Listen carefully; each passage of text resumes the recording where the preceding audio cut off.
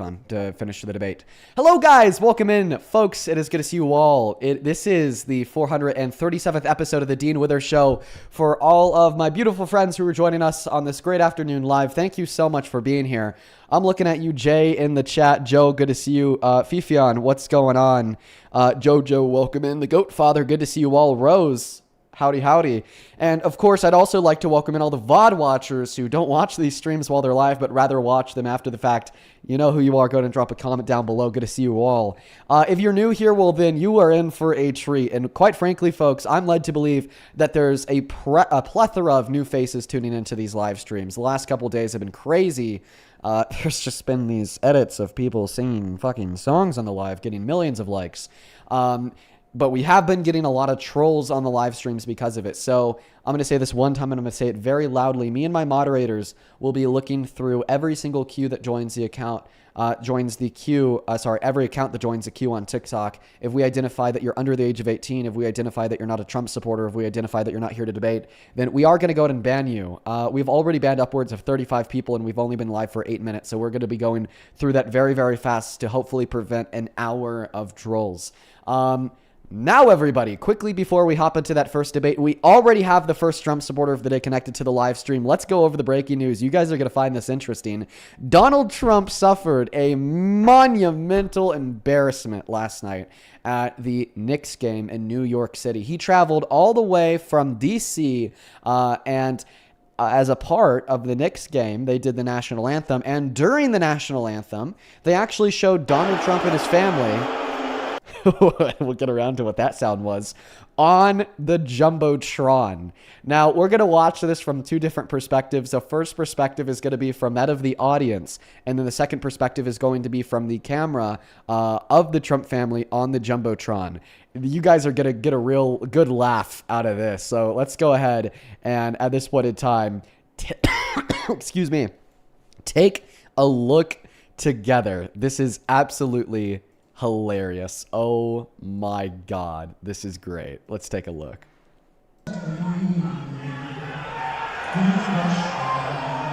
Keep a look at this Jumbotron. You can see that Donald Trump's face is coming on it right now. Wait to see the crowd's reaction. Let's start it from the beginning.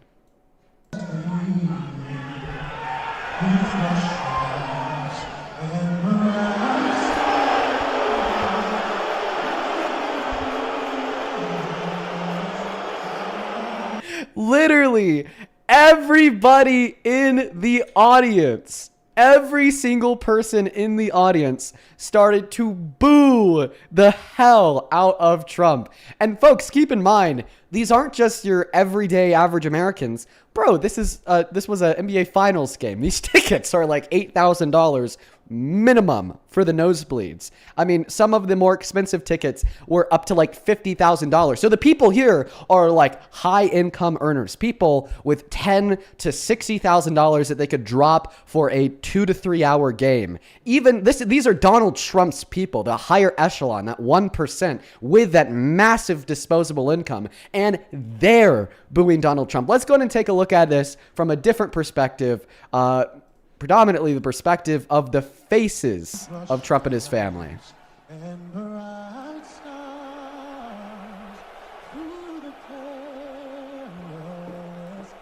Even with cutting the audio and focusing on the singer, you could still hear the boos from that higher place Donald Trump was sitting in. I forget what it's called, his box. And that means that they heard the boos. And that's great. We love that. We love that a lot. We love knowing that Trump knows that we hate his guts. And midway through the game, he fell fucking asleep. So he inconvenienced thousands of New Yorkers, shut blocks down, made all the patrons of that went to the game in person wait 2 hours just so he could take a fucking nap. That's wild, folks. We're going to go ahead and hop into that first debate. We already have the first debater of the day connected to the live stream. Let's go ahead and send them an invite to turn their mic on for the 11.4 thousand people tuning in on TikTok. Good to see you all. Make sure to drop a like on that stream. Make sure to share out this stream with a couple of your friends. Hit that repost button with that share button and say what's good in that comment section. Go ahead and take it away. Tell us how the hell you still support this utter embarrassment and failure of an administration. The mic and the floor are yours. Mass deportation and mass detention. It's great. Okay. Yeah, and let's see how this has made America great. So, what is one way that Trump's immigration policy, this mass deportation, has made America better in the last year and a half? Safety. So, you think it's made America safer? Why is that? Because people that aren't in our system is harder to catch. Okay. All right. So the first thing that I'll say here is, well, actually, is mass deportation is making our country less safe. This is because they're focusing less on the undocumented immigrants with the bad crimes on their records that do come to America to wreak havoc. Only around 5% of the deportations under Trump have been of undocumented immigrants with violent crimes on their record. Meanwhile, upwards of 20% of the deportation under Obama were of, once again, the undocumented immigrants with violent crimes on their record. So in other words, Trump is letting more of the bad undocumented immigrants roam around this country and hurt people. The second thing that I'll say here is because mass deportation destabilizes our economy and thereby increases poverty, we'd expect it to have an upward pressure on crime simply because poverty drives crime. That's just convictions. I think they're committing crimes but not getting caught because they're not in our system. Okay. Well, that's not true. You think that they're not in our system, quote unquote, because they're called undocumented, but that just means that they don't possess legal immigration statuses. They're still documented in the sense that many of them are on work permits, have IDs, have driver's license. And on top of that, maybe you could say that we don't have their fingerprints or whatever, but we also don't have the fingerprints or DNA of many citizens. So in all reality, it's actually not too much harder to catch an undocumented immigrant for a crime than it would be a natural U.S. born citizen. And this is reflected within the reported crime rates.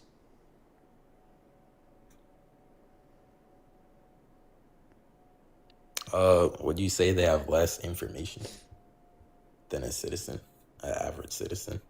Not all of them. In fact, a vast majority of undocumented immigrants are working on work permits. 8.3 million of them. So, no.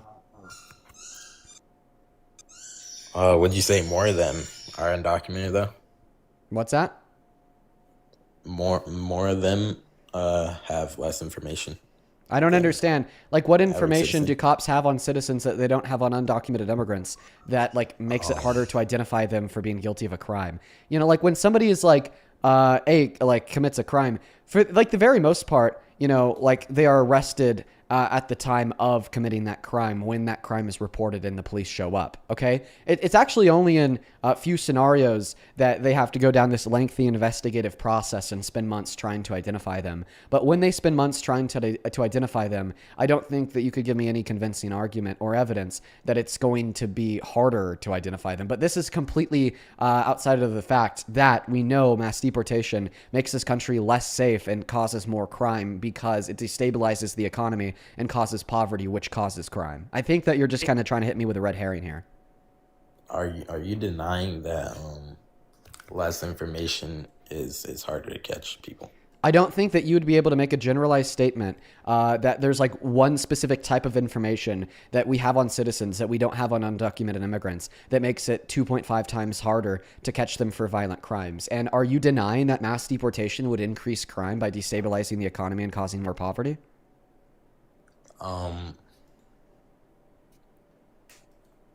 Not that much. Okay, so you're not denying that. So perfect. Given the fact that you don't deny Yeah, that but mass not that deportation will much, cause though. more poverty, well, then you just say that it does cause crime, but it just doesn't cause that much more crime.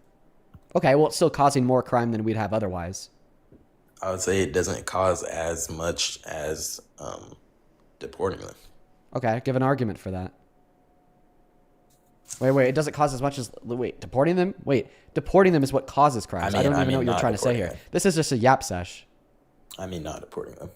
Okay, well, once again, undocumented immigrants are already 2.5 times less likely to commit violent crimes on American soil and 4 times less likely to commit nonviolent crimes on American soil than you, the average American citizen. Not to mention, you are a hypocrite because you made a criminal president. If you truly cared about crime and holding people accountable for what they do, then you wouldn't have made an adjudicated 34-count felon rapist the president of our country, who then used his presidency to turn around and defy Congress, break federal law to protect and cover up for the predators, rapists, and abusers inside of the Epstein files.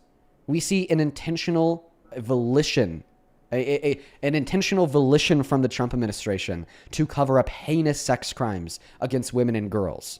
Not to mention he's guilty of them himself. But you're telling me you support him to expose crime, Wait, to can you prevent can you crime? expand on That's that? so totally contradictory. He's covering up heinous crimes against girls. Yeah, sure, because he's refusing to release all the Epstein files. He's busy. I don't think that he's busy is an excuse insofar as why him and his administration have been breaking the law for the last year. What's Bro, this he's bullshit? the president of the United States. Like, The president of the United States with a y'all want him Department to of release Justice some who has files. one fucking job, which is to follow the law and execute upon the enforcement of the law. And his Department of Justice has been refusing to release the Epstein files. there's more important stuff, such as deportation and There's getting more rid of important Iran. stuff, such as deportation. Okay, there's not anything more important than for the DOJ to follow the law because they're the ultimate enforcers of the law. And they are refusing to abide by the law passed by Congress by refusing to release the Epstein files. That's a dumb. Why is it a law to release some files?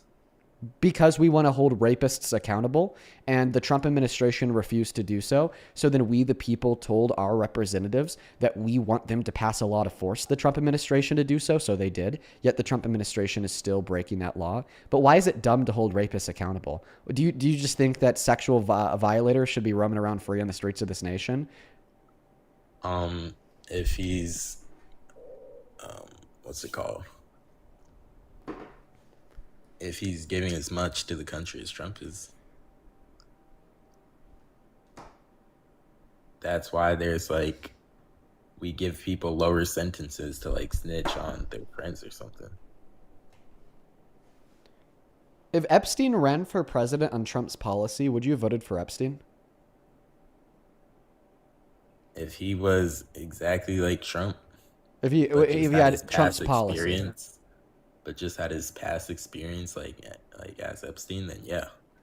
Yeah. 'Cause it's really Yeah. You would make a multi-count child rapist pedophile president. That's the issue with the Well, modern yeah, American that's right. why I made You Trump, are I admit absolutely Trump's a pedophile. disgusting.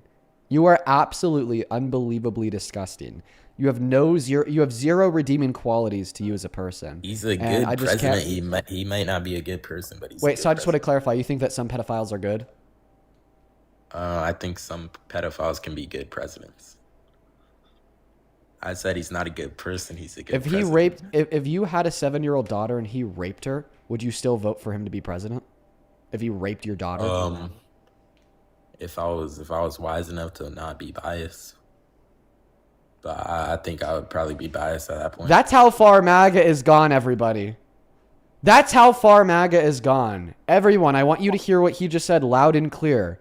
I would still vote for Trump if he raped my daughter. You are sick, bro. You are so sick. Get out of here. We're going to go to get that next Trump supporter loaded up into the queue right now. Get out of here. Holy fucking shit. So unbelievably vile. A lot of people in the comment section just said he's trolling. He could be. Or he couldn't be. Both are possibilities. But I think what's important to keep in mind is the more we have these debates, the worse Trump gets and the further his approval rating drops, the more likely we are to encounter crazies like him who are willing to cross that line. Because it's the explanation for why they still support him as president after all of the failures of the Trump administration. Do you support Trump? Yes. How old are you? 19. What year were you born in? 2007. What month? January. And why do you the support fifth. Trump?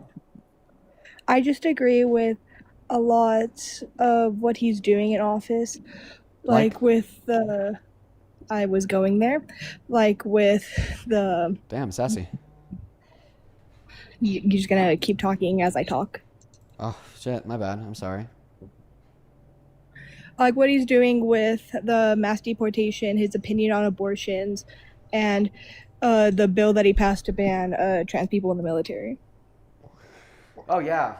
When the country is just crumbling around us, the economy is failing and everything is going to shit, well, at least he's hurt trans people, so he's a W. Which one do you want to start with? I want to start with the abortion one since you're a woman. Do you think that rape victims should be able to access abortion? Yes. Okay, you do think that rape victims should be able to access abortion. Sounds good. Let me thank 4 people, then I'll pass the mic to you so we can continue. Mr. Joseph, I appreciate you so much for the $30 on Venmo. Thank you so much, man. Let's get 300 Josephs W's down below in the comment section. Thank you so much for the love and support today, my friend. Joseph with the $30, like I said, that's very kind, who says, would you also like to point out that he wasn't saluting during the anthem up until the line, who brought stripes? Seems like he either physically can't hold his arm up that long or is just being unpatriotic and off-brand. I don't know, Joseph. Maybe it's both. Thank you for the $30. Haley, thank you for the $10. Who says, thank you for what you do. Please run for president. I don't know about that one, Haley. I like what I do here, though. Thank you for the $10. And then Joe with the $6. I appreciate you. And then Wes, thank you for the $5. I appreciate you for your kind words. Over on PayPal, thank you so much. Let's see here. Cammy, thank you so much for the $24 donation on PayPal. And Camille, thank you for the $10. 250 Cammy W's, 100 Camille W's. Cammy asks me to keep her message to myself. But just know, Cammy, I'm really proud of you. I am beyond proud of you, okay? Genuinely. And then Camille, Camille, with the $10 says, hey, Dean, my cat baby Loki licked some eucalyptus oil today and got sick. Oh, my goodness. Well, I'm sending all the love in the world. I hope that your cat turns out all right. That's sad. Glampire, thank you for the $10 over on Super Chat, who says, I don't think it matters that last guest was trolling. This is clearly a sign of social decay. We are unwell as a species. Yeah, abso-fucking-lutely. I couldn't agree with you more. Then Lucky Phil, thank you for the 10 Australian dollars, who says, check that last guest's hard drives now. Yeah, if they're going to be on the toe in the line defending pedophiles, sometimes the reason is that they're one of them. We are all caught up. If you want to support me, support the stream, ask me a question, get a message across. You could find the Venmo and the PayPal and the link tree in the bio on TikTok, pin message on the other place, and that's right there on top of the phone screen. Dean Withers without the Ian Withers. So why do you agree with Trump's opinion on abortion, Rosie? Well, people are just, whenever you're having intimate relationships, you know what you're doing willingly. This person said that they were 19 and they gave a birth date that lines up, but I don't know if I trust it. Do you promise that you're 19? Yes. All right. Do you work a job? Do you go to school? You work how many hours a week? I work a job and I go to college. Since I do full-time in college, I work part-time. Okay. And how many hours a week is that? Like 20 to 25 usually at my job. Okay. And how many credit hours do you do per semester per year at uni? I barely started my college last semester, and honestly, I'm not sure how many I need right now. Okay. What is a prerequisite? Oh, I don't know. Chat. But Okay. What's a BA? Oh, I go to a community college for a reason, bro. What's an associate's? That's a 2-year degree. Chat. I don't know, everybody. I don't know, everybody. She was pretty spot on. She said that she worked 20 hours a week, and she said that's part-time. That's true. How about this? How many classes are you taking per semester? Right now I have 4 classes. Yeah, I'm sorry. I'm lined up for. I just can't believe her because of the whole like prerequisite thing. I can't believe I honestly I think that every like freshman at college would definitely either know how many credit hours they're taking per year / semester or know what a prereq is. I don't think I don't really think it's possible for like a freshman to not know what either of those two things are. And she was actually 19, so I don't know. She could have been telling the truth and we could be wrong, but we're just going to err on the side of caution because her argument was about sex, and I don't really want to be talking about sex with a little kid. So welcome in. Do you support Trump? We're going to get, are they left, guys? Only hop inside of that queue if you happen to be an American adult that supports Donald J. Trump as president. Make sure that you are following the rules of the live stream. I'd really appreciate it. Let's go to get that next guest connected to the live stream. Only hop inside of that queue if you happen to be MAGA. Somebody in the chat says, are you crazy? Freshmen are clueless. Oh, listen, I agree. Freshmen, like uni freshmen are pretty stupid. And I know this because I was one. But not that clueless. Hey, welcome in. Do you support Trump? Baldy Ballistics 2, you got around 5 seconds here to give us a response before we move on. Baldy Ballistics, we could hear you. Hello. Can you hear me? We can hear you. You have to come back to the TikTok app. It sounds like you're doing a lot. I hear the keys jangling in the background. I hear your phone scruffing on your pocket, and now you're on pause. You need to come back to the live, take a seat. I'll give you maybe 10 seconds. It looks like you're back. All right, are you ready to go, sir? Yeah, how's it going? It's going all right. Are you driving? No, I actually just stopped. That's why I was having a hard time with my vehicle disconnecting from the... Yeah, no worries. No worries. No worries at all. Isabel, thank you so much for the $4 on Venmo, who says, I watched the Jubilee video earlier today, and I'm so glad you and Parker were there to moderate the debate between the other two. Bro, that was a crazy, crazy video. Holy. Thank you for the $4, Isabel. Go to take it away, sir. Tell us how the hell you still support this tyrannical mess, Mr. Trump, destroying our economy, destroying our foreign relations, starting needless wars of choice, gutting essential social services, defending the execution of citizens in broad daylight, calling for the execution of Democrats in Congress. What's the argument? Well, the whole calling for executions of Congress is bullshit, unfactual. Okay, how so? What do you mean, how so? You just claimed that he called for the execution of Congress. Oh, yeah. Do you want evidence? You mean your, The President of the United States of America, Donald Trump, Take a look at the has now tweets. used, quote unquote, hang them, George Oh, Washington. sorry, would. skipped a little ahead. This is the most dystopian thing I've There ever we go. seen. Donald Trump is becoming a dick. You need to know. Donald Trump posted this on Truth Social. He responded to a post published by the Washington Examiner titled, Democratic Veterans in Congress urge service members to refuse unspecified unlawful orders, by saying that this is really bad and dangerous to our country and that their words cannot be allowed to stand. He then followed that up with a second post that reads, this is seditious behavior, punishable by death. And then he reposted a comment that reads, quote unquote, hang them, George Washington would. So what was that about? You calling it bullshit that Donald Trump had called for the execution of sitting Democrats in Congress? Do you want to go ahead and take that one back, Baldy? No, because he didn't come out and say, well, for one, you can sit here and twist it however you want, but he didn't say, all right, we're going to hang them. He reposted what somebody else posted, that George Washington would hang somebody that was charged with treason, but obviously it would have to be a charge, would have to be going through the court system. They'd be charged with treason, correct? Well, I mean, in that tweet, it just said, hang them. I mean, Well, if this was, let me clarify something. If this had anything to do with a genuine legal process, well, then there'd be the legal preassumption that you're innocent until proven guilty. Okay, but like in the tweets that we saw from Donald Trump, we didn't say, well, they're innocent until proven guilty. Let's try to find them guilty. No, it just said they're guilty. So he preassumed their guilt. We need to hang them because George Washington would. Oh, he said that? Yeah, that's what he reposted. And You said. actually... So you he actually said that they is- were guilty, and then he reposted that we need to hang them. But see, that repost is no different than him saying it since he reposted it. And it was directly in alignment and correlation to the two other statements that he had made just moments before in his own words. I think that a lot of people will join this live stream and try to make the argument that because he reposted the whole hang 'em part, that therefore he didn't say it, that therefore this isn't an argument. I just think that therefore you don't have a brain and you're one of the densest motherfuckers alive because you have to contort yourself into pretzels to attempt to continually justify your support of the madman. But listen, if I were to go on my Instagram account and I were to say that Baldy's is a rapist and I think that all rapists deserve to die, and then I repost somebody's comment that says, well, we need to kill Baldy because he's a rapist. Okay, well, clearly I'm calling for your death, regardless if you are or are not a rapist.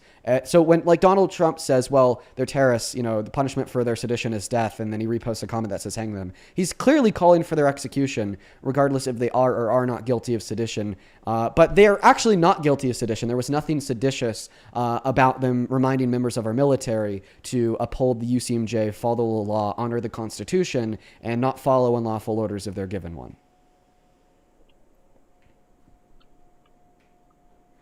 So them trying to create context out of something, out of what? They're over here. They want to throw a PSA out to the military, tell them, don't follow illegal orders. Yeah. So what illegal orders supposedly were they not supposed to follow? Okay. Well, they actually never claimed Donald Trump gave you this order. It was illegal. Don't follow it. No, they just said, well, if he does give you an illegal order, don't follow it. And when one of the women that were in that video were actually asked by a journalist, well, what specific illegal orders do you think Trump has given to members of the military? She said, well, there hasn't been any yet. It's just like a general precautionary reminder. Now, I say something differently, okay, because the Supreme Court gave their opinion that he did illegally deploy the National Guard in Illinois. But, I mean, that point aside, it's not illegal, it's not seditious, and it's not treasonous to invoke your First Amendment right to freedom of speech to give a legal and lawful reminder to the military of their oath to the Constitution. Well, it was also his protected First Amendment, ability to post that seditious behavior is punishable by death. So yeah, him calling for their execution was a First Amendment protected. So he did, but his post, him calling for their execution, was indeed protected by the First Amendment. Okay, but it would also have been like protected by the First Amendment if he said "Hail Hitler" N-word. Does this mean that you wouldn't stop supporting him if he said "Hail Hitler" N-word? Why would he say that? We're not asking why would he say this. We're saying if he did say it, it would be protected by the First Amendment. But does that mean that you shouldn't stop supporting him over his words? Listen, Kanye does it, and look freedom at of the speech does not mean freedom of consequences. And clearly when our president demonstrates their inability and incompetence to lead, or their straight up dictatorial authoritarian like remarks, beliefs, or personality traits, right? Like calling for the execution of members of the political opposition. Well, then of course we should stop supporting them, even if they had a free right to freedom of speech to do so. You keep saying he's calling for the execution, but I have yet for you to show me any evidence based upon that. So then you're just playing. Either you're playing dumb or you are dumb. You're either playing dumb or you are dumb. Yeah, I did show you where he said that they're guilty of a crime that's punishable by death, and then he reposted a comment that said hang them. Either you're dumb or you're playing dumb, but it's really annoying. Well, you also put the word "this" in there, and with it, I'm gonna go along with. What? I don't even know what this. You put the word "this." I don't even know what this like fuck out is saying. He is like, once again, you're just twisting yourself into about a billion different pretzels. Legitimately, no one understands what you're. What do you mean? Oh, Dean, you put the word "this" in there, therefore the argument doesn't follow. What? Because his tweet was seditious behavior, punishable by death. You said and you paraphrased, or at least tried to attempt to put words into his mouth. This is seditious behavior, punishable by death. Yeah, and. So you were trying to make more. Wait. And wait. I'm so sorry. And what's the big deal? Oh, you're over here adding words to things that don't. And exist. wait, I'm so sorry. And it's not like I changed the semantic content of the statement Donald Trump made. It's not like I added additional false context that like shifts like the proposition provided. Okay, right? Like for instance, if I were to say sky's blue. And then you quoted me by saying the sky is blue. Okay, well, you would be inserting the word the and is, because I just said sky's blue. But the statement, the sky is blue, is identical to the statement sky's blue. So it's like if you were to quote me and add this and is in, like I wouldn't really care. No one would care because you're not changing the content of the statement. So very similarly, when he says seditious content punishable by death, and then I quote him as saying, this is seditious content, seditious, whatever, like punishable by death. Okay, well, that doesn't matter because it's not changing anything about like the concepts that's being like conveyed. I just think that you're being incredibly like generationally dense and just idiotic. Well, I mean, that's kind of what you do on a daily basis when you get up here and hoo-ha to your. Yeah, now I understand. You're just going to project your own failures and insecurities onto the real man. I get it. It happens often. It's not insecurities. It's just facts. Yeah, I'm so sorry. No, they're not. I don't think that you would know a fact if it slapped you in the face. I mean, I could say the same about you because you like to twist information an awful lot.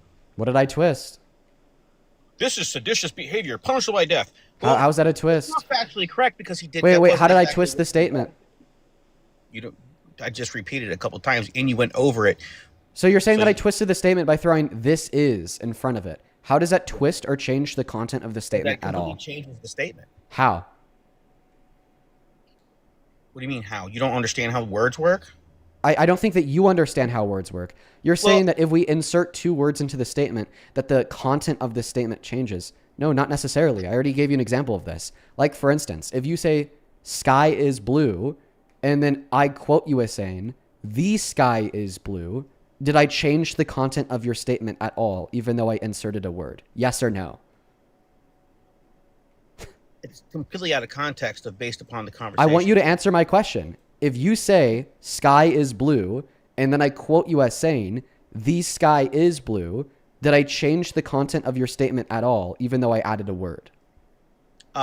The sky is blue is different than this. I need you to answer my question. So if you say let's sky make it is relevant. blue, and no, it's not irrelevant. You're mad because I got your ass. You said that I you didn't completely got changed the content of the statement because I added the word this is. No. You could add on descriptor words such as the or this or into statements without changing the this content of the is statement. specifically Baldy, talking I'm about going to give you and your bald ass one last opportunity here. If you say sky is blue, and then I quote you as saying the sky is blue, did I change the content of your statement? Yes, context of the statement matters. I'm not saying context. It also wouldn't change the context, but I said content. It would change the context, which would be based upon what I is didn't being say referred to. context, not only, but it wouldn't be changed in context. But I said content. You're not listening to me closely. If you said sky is blue, and then I quoted you as saying the sky is blue, would I be changing the content of your statement? Yes, you'd be changing. Okay. What an insane position to defend, and I'll show you how it's insane. Can I we will show agree? you how it's Can we insane for agree you. that the content of the statement, sky is blue, the content of that statement is just pointing out the fact that the sky is blue? Can we agree that's the content of the statement? That is like you saying, I don't want a question. I want a yes or no. I can sit here and say that in general, the sky, let's say sky is blue. And then you would change it to this sky is blue. But I could be talking about a sky in a different day. I could be making just a general blanket statement. Sky is blue. Kind of like grass is green. But you made it into like changing Trump's statement as this is Okay. seditious. I don't think that like this guy's tracking. So if you were to say sky's blue, I'm sky is totally blue. tracking. It's just you're not Okay, tracking. when you're outside, can you agree that the content of that statement would be pointing out the fact that the sky is blue? Bro, your entire base is all about college, all right? This should guy's be fucking asking- stupid. You should be asking your Wow. followers that Wow, have this guy's actually like insanely unintelligent. Full band, I appreciate you so much for the $20 over on Super Chat who says yes, Dean, but have you considered nuh-uh? I guess I haven't considered nuh-uh, Full Band. Let's get 200 Full Band W's down below in that comment section. I really appreciate you. Show some love to Full Band down below. By the way, for everybody watching, I just want y'all to know that like the concepts that I'm like discussing and debating with this guest is just like a kindergarten class on like language. Like Trump supporters are legitimately less educated than kindergarteners on the English language, and it's insane. Okay, one last question for you here. How many branches of government are there? 3. Name them.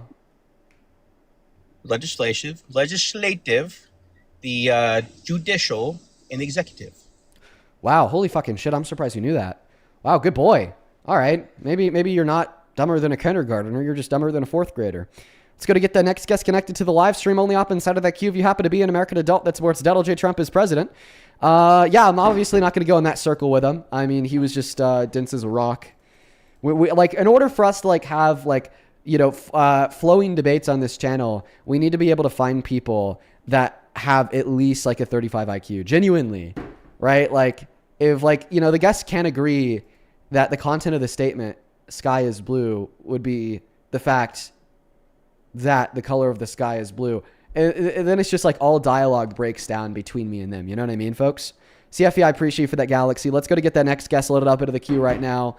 Over on Super Chat. Oh my God. Humanity Matters. Thank you so much for the $50. I really appreciate you so much for that love. That is beyond kind of you. Thank you so very much. You are awesome, Humanity.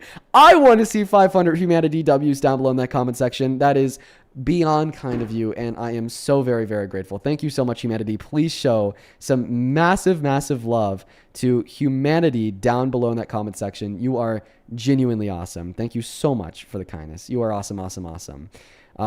Thank you, Humanity, for the $50. All right, everybody. We have run into yet another issue. Again, I'm so fucking mad at TikTok for this. I am unbelievably, unfathomably mad at TikTok for this. Guys, just make sure that we're double tapping away on that phone screen, sharing out this live with a handful of friends. So I woke up to another live restriction, and it looks like, oh my goodness. I woke up to another live restriction and I got it appealed, but then it just like reapplied. It is like absolutely insane. We went through the same issue yesterday. It is actually like a glitch. It is absolutely terrible. Now this should take around 20 minutes to fix. I think that we kind of want to continue the debates here, so we just have to find a pretty easy way to. I think that we can on Discord. I'm going to make a debate Discord, then I'm going to drop the link to it in my link tree. And then if you're a Trump supporter, you could join up, and that's just the way that we're going to be hosting the debates for the next 20 minutes. We're going to be hosting the debates that way for the next 20 minutes while I get this resolved. That's fine, by the way.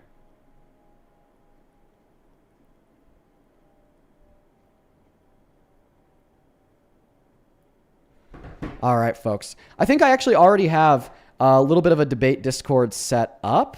Debate Dean. I do have a debate Discord set up. Okay, so this is actually like really, really easy. Nice. All right, folks. If you want to debate me, you could find a link to the debate Discord in the link tree in my bio. Just hold on, though, because I think that the current link to the Discord is to my main Discord. I don't want a bunch of Trump supporters to spam that. Unicorn, thank you so much for that for that galaxy. That's very kind of you. That's very kind of you. So I'm actually going to take the current Discord out of the bio, and I'm just going to put the debate Discord in. And folks, this is temporary. This is temporary as hell. This is only going to be something that we need to do for around 20 minutes while I have TikTok fix this terrible, terrible, terrible glitch. All right. Debate Discord. Perfect. So if you go to my link tree, you'll be able to find the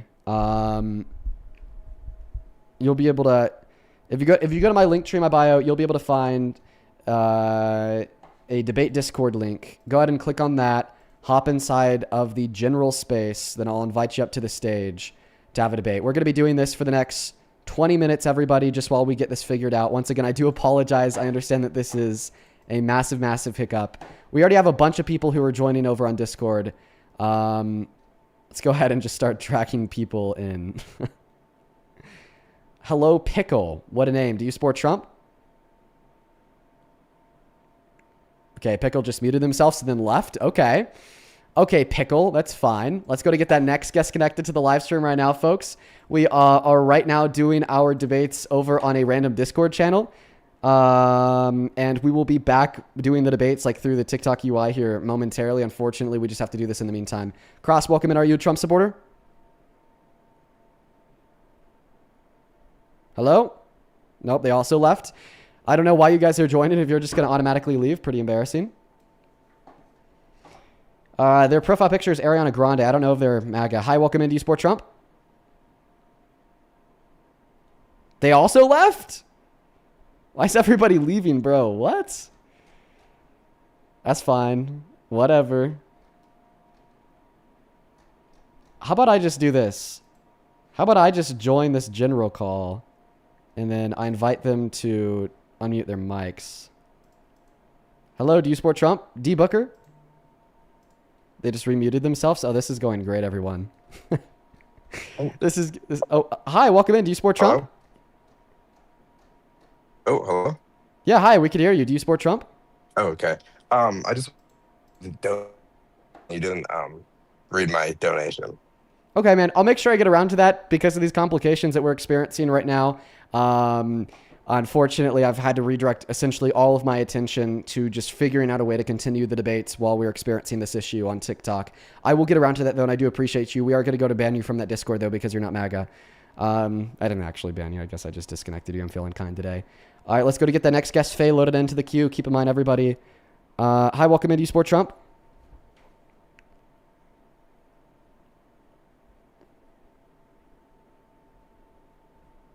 Hi, welcome in. Do you support Trump? Oh, nope, they're gone. Let's go to get that next guest loaded up into the queue. Only up inside of that box if you happen to be an American adult that supports Trump as president. Right now, we are only doing debates over on the Dean Debate Discord link tree in bio. The reason why we got to do that right now is because we have a temporary guest ban from TikTok. All right, they're not here. Let's go ahead and unmute Dinosaur. Dinosaur, hi, do you support Trump? Nope, Dinosaur just left. Looks like a lot of people are joining in, like getting, like, you know, expecting to get an unmute to debate, but then as soon as I do unmute them, they just leave. Bria, hi, welcome in. Do you support Trump? Bria, we can hear you. Bria. Okay, Bria's not talking. We're going to go to get her a disconnect. All right, let's go to get the next guest. Faye, unmuted. Hi, Faye. Welcome in. Do you support Trump? I'm just here to listen. Okay. You could actually listen on TikTok or YT. So I'm going to disconnect you. Let's go to get that next guest loaded up into that queue. Only hop inside of that box if you happen to be MAGA. Italy, welcome in. Do you support Trump? Question if that's fine. Right now, we are just looking for Trump supporters. I do hope you have a good rest of your day, though. Take care. Holy, holy, holy. Let's go to get that next guest loaded up into that queue. Guys, only hop inside of that queue if you are MAGA. Blix, welcome in. Do you support Trump? Yeah. Your mic's lagging, though. The mic is lagging? Okay. How old are you? I'm 18. December 7th, 2007. All right, why do you support Trump? I agree with, the immigration stuff. Oh, the immigration stuff. Is mass deportation? Are you speaking? I think it might be lagging. Holy crap, I don't think that this guy's a good connection. Can you hear me all right? It, keeps going in and out. All right, man. Unfortunately, I think that's you. Unfortunately, I think that's... Can I try to rejoin? Yeah. Unfortunately, I think that's you. For those on Discord, let me know. Let me know if there's a big issue with the mic or anything, and I'll try to fix that because it could just be gating audio. Let's go ahead and unmute that next guest, guys. I'm already on the chat with an agent, so we should actually get our guest request back on TikTok in a couple minutes. Hey, do you support Trump, Emery? Emery, hello. All right, we're going to move on to our next guest, Fayist. Fayist, hi, do you support Trump? Yes, I do. Okay, how old are you? I'm 18. What year were you born in? 2007. Okay, and why do you support Trump? I think I just agree with You agree with what? his immigration policies. Okay, which ones? All of them. Low-key, ICE needs getting people out. Oh, okay. So what's one positive impact or outcome of mass deportation on our country? I feel like there's just more jobs for us white folk. All right, I think that you're a troll. Get out of here. We're going to go to get that next guest loaded up inside of that queue right now, folks. By the way, we are actually getting really fast help from TikTok today, everybody. I already have a senior specialist on the line. They are already aware of the issue, and they're actively working on fixing it. So we should be good to go really, really soon. Catty Kitty, do you support Trump?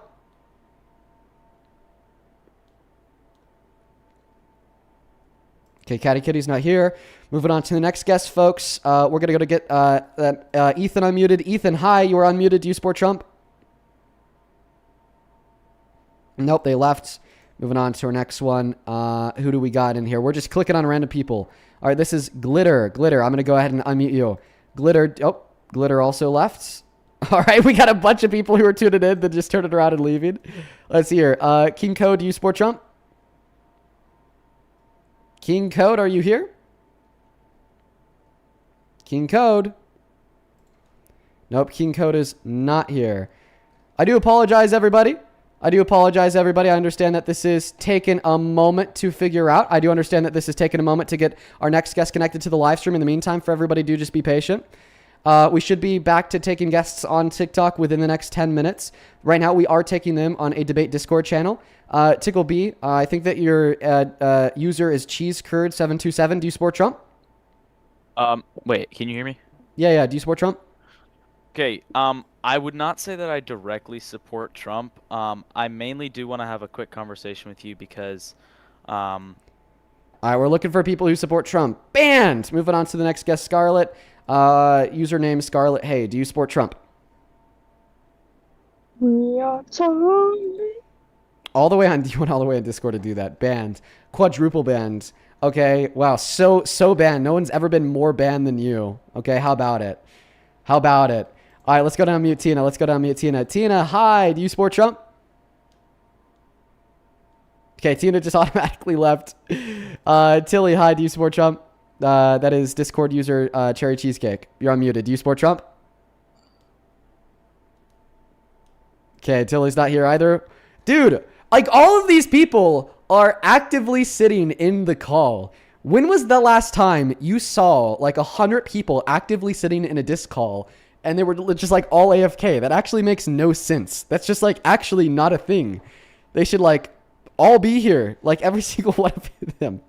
They should all be here. It's fine. It's whatever. We're going to go ahead and unmute Nolan. That's going to be user Nolan likes to vibe. We can hear you. Do you support Trump? Oh, yes, Daddy Dean. Yes, Daddy Dean. All right. Goodbye, Nolan. You're banned. That's fine. Moving on to the next guest. Pagey. That's going to be user Pagey0387. Do you support Trump?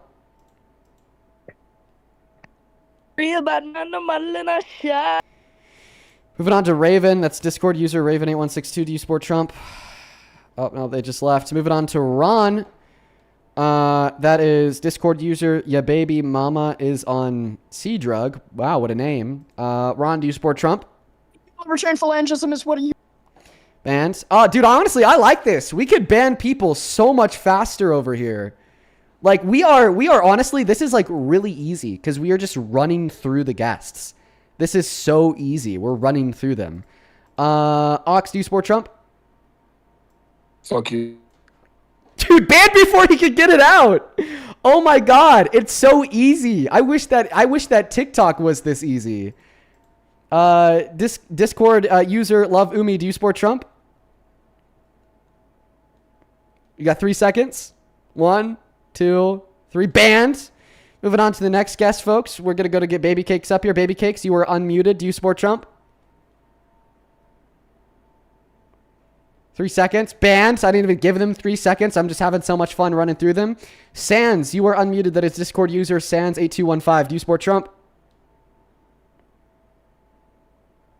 Okay, I guess they don't want to talk. Whatever. Let's go to move on to the next guest, Scar. Hi, Scar. Do you support Trump? Yes, I do. How old are you? I'm 18. Okay, what year were you born in? 2008. And why do you support Trump?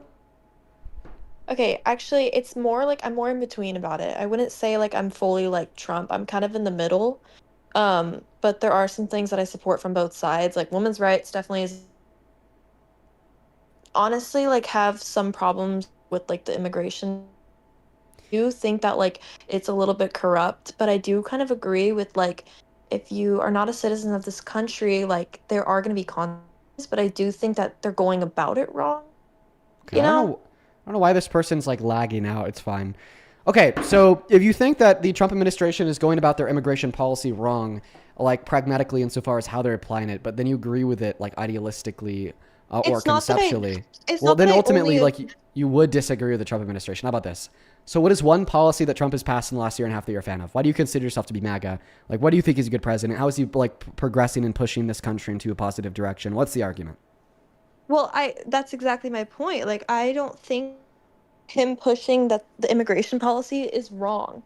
I do think that it's right, but I don't think necessarily like the police and everything are doing it correctly. Yeah, I'm not that educated, but I do think that it's a very like interesting topic to speak on, and also like there's a bunch of other things that I would agree with from both sides, but I'm just saying like this. So listen, regardless of like, let me tell you why I think that their immigration policy is wrong. It's really easy. Because it hurts people. It hurts a lot. It hurts a lot of people. It hurts more people than it helps. I think that Donald Trump's mass deportation is wrong because it has included the deportation of undocumented immigrants in violation of their constitutional and natural right to due process. He deported 300 Venezuelan immigrants to Sicat in El Salvador, where they were literally tortured, beaten, and starved with no due process. He had a federal judge rule as such. And then after that federal judge ruling, the Trump administration said, we don't care. We're going to send them down there anyways. I also think that his deportation is wrong because it includes the literal torture of humans. They illegally deported Abrigo Garcia via the baseless accusation of him being a gang member, which they had no evidence for. And then when he was in Sicat, he was forced to kneel from 9 p.m. until 6 a.m. And when he fell out of exhaustion, he was literally beat by the guards. So do you think that people should be freely let into the United States? So even if they're not a citizen? So I think that we should have processes of immigration to ensure that the people who want to come into the United States of America are being vetted to ensure that they don't have bad crimes on their records. But you're setting up like a false dichotomy here. It's not either that we like torture, beat, and starve people, or we have like freely open borders. I think that there's a pretty good medium. So you do think that if immigration policy was done very differently and like a more like calm way, that it wasn't aggressive and it wasn't hurting people, would you be in more support of it? I would be in support of immigration effort to give amnesty, or in other words, a pathway to residency or citizenship, to all the undocumented immigrants who are in the country without bad crimes on their records. Then for everybody who does have a bad crime on the record, to identify them, find them, throw them in jail if they committed that crime in our jurisdiction. If they didn't, deport them to their home country. That's what I would support. I absolutely do not support going after every single undocumented immigrant, including the children, including the unaccompanied minors, including some legal immigrants like asylum seekers, demonizing them all by saying that they're all crazy, violent criminals who escape mental institutions and prisons to be here. Then, I mean, execute citizens in their names like Alex Preddy, Keith Porter, Renee Good, and then illegally deport them to a place in El Salvador where they are literally being beaten, tortured, and starved. Okay, and then I have one more question for you. Okay. So this is going to be about the Epstein files. So I'm like, okay, a lot of my family is Republican, so it's like I only really hear Republican sides. Everybody I've talked to has told me that Trump was never actually found guilty for anything in the Epstein files, and everyone's trying to pin this on him when he wasn't involved in it. And I hadn't seen anything that he actually done anything wrong. I know he was friends with Epstein and stuff, but I didn't understand. Also, another thing is if they were trying to get like stuff against Trump, then why wouldn't like Biden release those files? Sure. Is my question. So to answer why your first wouldn't he question, release his? there's a take on that statement. Donald Trump has been found guilty of things in the Epstein files that I think I could like defend pretty easily, right? What's something in the Epstein file? Rape. What's something Donald Trump has been found guilty of? Rape. A 2023 court held him civilly liable for raping a woman by the name of E. Jean Carroll, not to mention that he does have credible accusations in the e-files. To your second argument, that, well, if there's anything damning on Trump in the files, then Biden or Harris would have released them. We already know that's a lie, because there has been damning things on Trump released from the files in the last year and a half. Okay, like the letter he sent to Epstein in 2003 depicting the naked body of a little girl with a statement, "May every new day be another wonderful secret," or the letter that Epstein had sent to Larry Nassar, another child rapist, saying that Donald Trump shares their affiliation for young, nubile, or sexually attractive girls, or the credible accusation from a Jane Doe number 4 who we know is trafficked by Epstein, that also accused of being trafficked by the Big E to the Big T. Right? These are all very, like, regardless if you think they're true or not, they're all very damning things on Donald Trump. Yet the Biden-Harris administration did not release them. Why? Well, the explanation for why they didn't release them is that they viewed the DOJ as a completely independent entity that they did not want to meddle within. Well, I don't agree, because if they're trying to pin this so much on Trump, wouldn't they do anything they could to ruin his reputation? No, because they're principled. And one of the principles in which they held to was that they think that the DOJ is completely independent of themselves. And in fact, because of the level of independence that they like granted to the DOJ to operate completely separate from themselves, they likely didn't even like look into the Epstein files kept by the DOJ to try to even find incriminating documents on Trump. And we know that that's true, or else they would have released the documents that have been released in the last year and a half that genuinely do make them look bad. In fact, my takeaway is I wish they would have meddled with the DOJ just a little bit and released all these documents that obviously make Trump look bad before the election, because maybe then he would have lost. And okay, and I have one more question. Did you support Biden when he was in office? Yeah, I thought that he was the best possible option that we had at the time, 110%.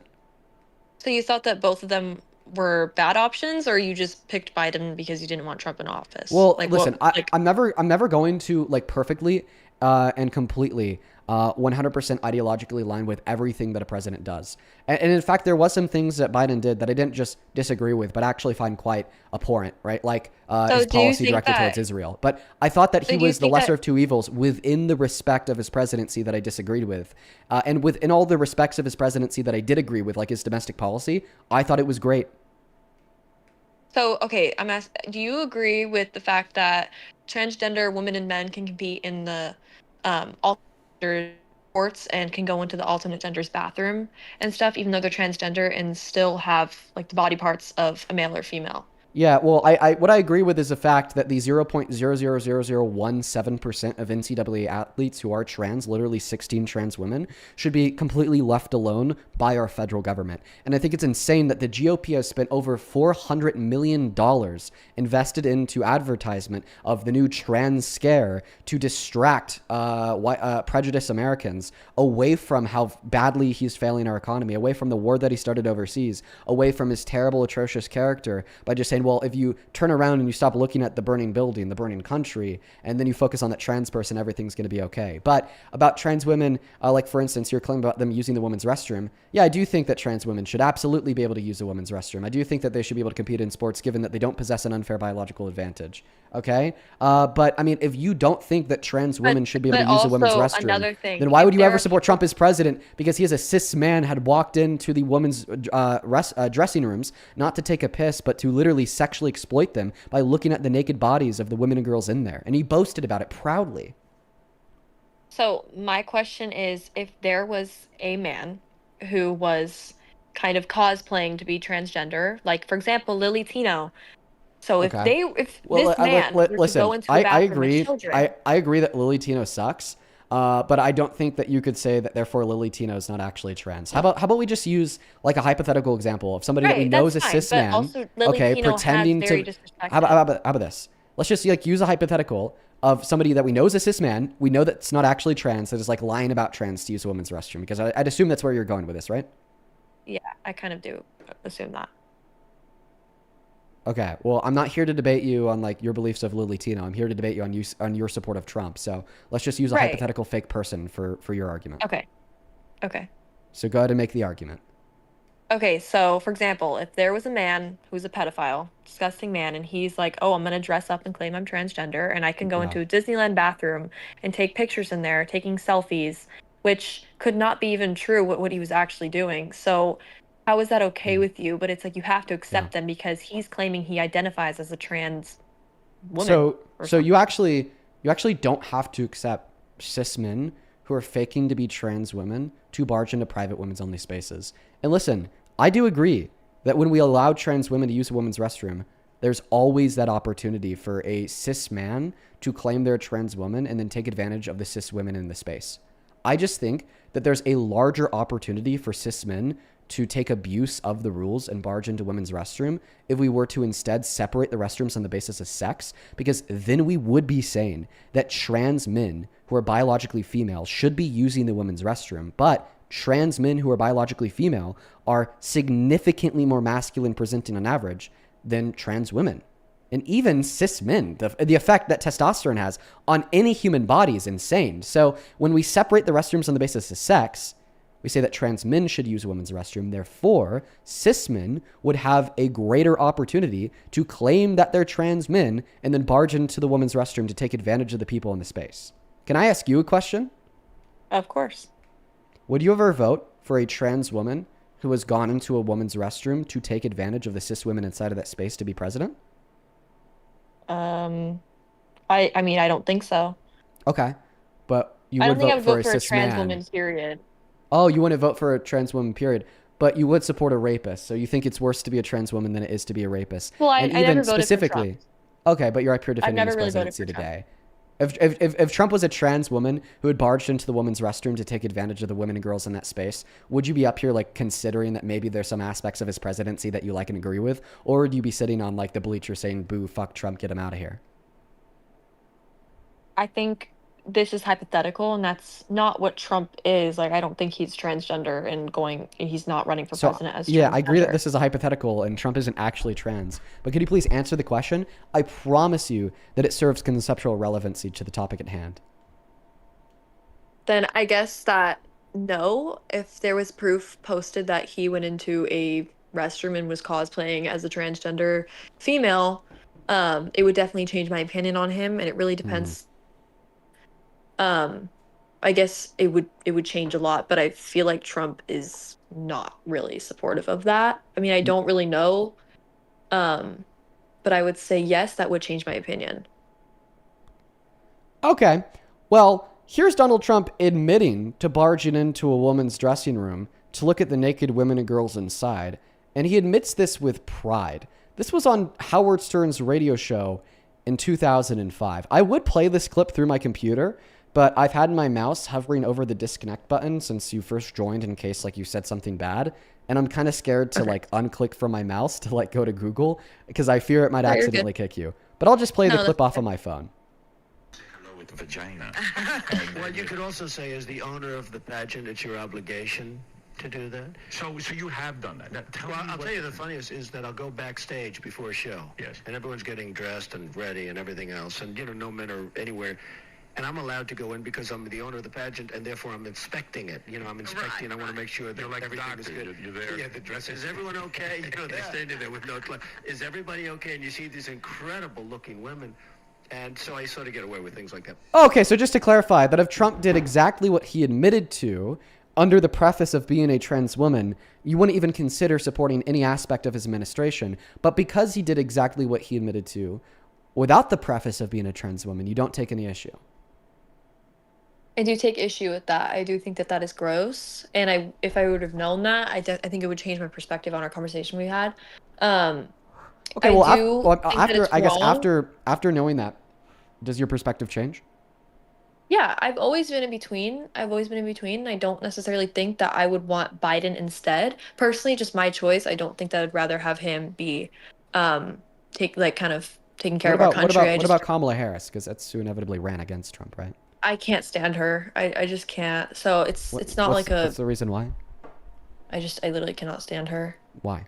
I haven't been able to stand her the whole time. Why? And I would definitely lean more. It's also the other fact is that I just lean more right. I would say I was raised right. I'm gonna need an argument here. Because if you're saying that you could stand the adjudicated rapist felon who you just heard admit to sexual exploitation of naked women and girls more than Kamala Harris, clearly there must be a really compelling reason, okay, that motivates you to believe that Kamala Harris is worse than him. So what is it? What are the very compelling reasons, right? I would say that you have to demonstrate that she's worse than Trump. The only thing that I've really seen mainstream from Kamala doing anything is bullshit, kind of, and she's been just supporting kind of just like gay rights, which okay, I think that people should be equal. I don't believe in hate, but only thing I've seen minor issues, and I don't see her really acting on things that actually need to happen and stuff, and I just don't necessarily agree with that. When her and Biden were in office, it was literally I feel like all I would see is pride flags, and they were all just support. It was just about gay people and these people who are saying that they are being targeted and shit. A pride flag at the White House 3 times during Pride Month. In the 4 years they were in the Oval Office. You didn't pay attention. You didn't pay attention when they passed the infrastructure bill to invest $1 trillion into our roads or bridges and our infrastructure across this nation. You didn't pay attention when they passed the CHIPS and Science Act, which was a $220 billion investment that created 500,000 new jobs in 4 years.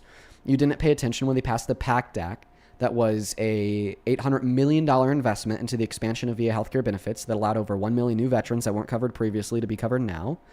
You were not paying attention when they were able to effectively reduce the inflation that was onset by the pandemic in America faster than any other country in the G7.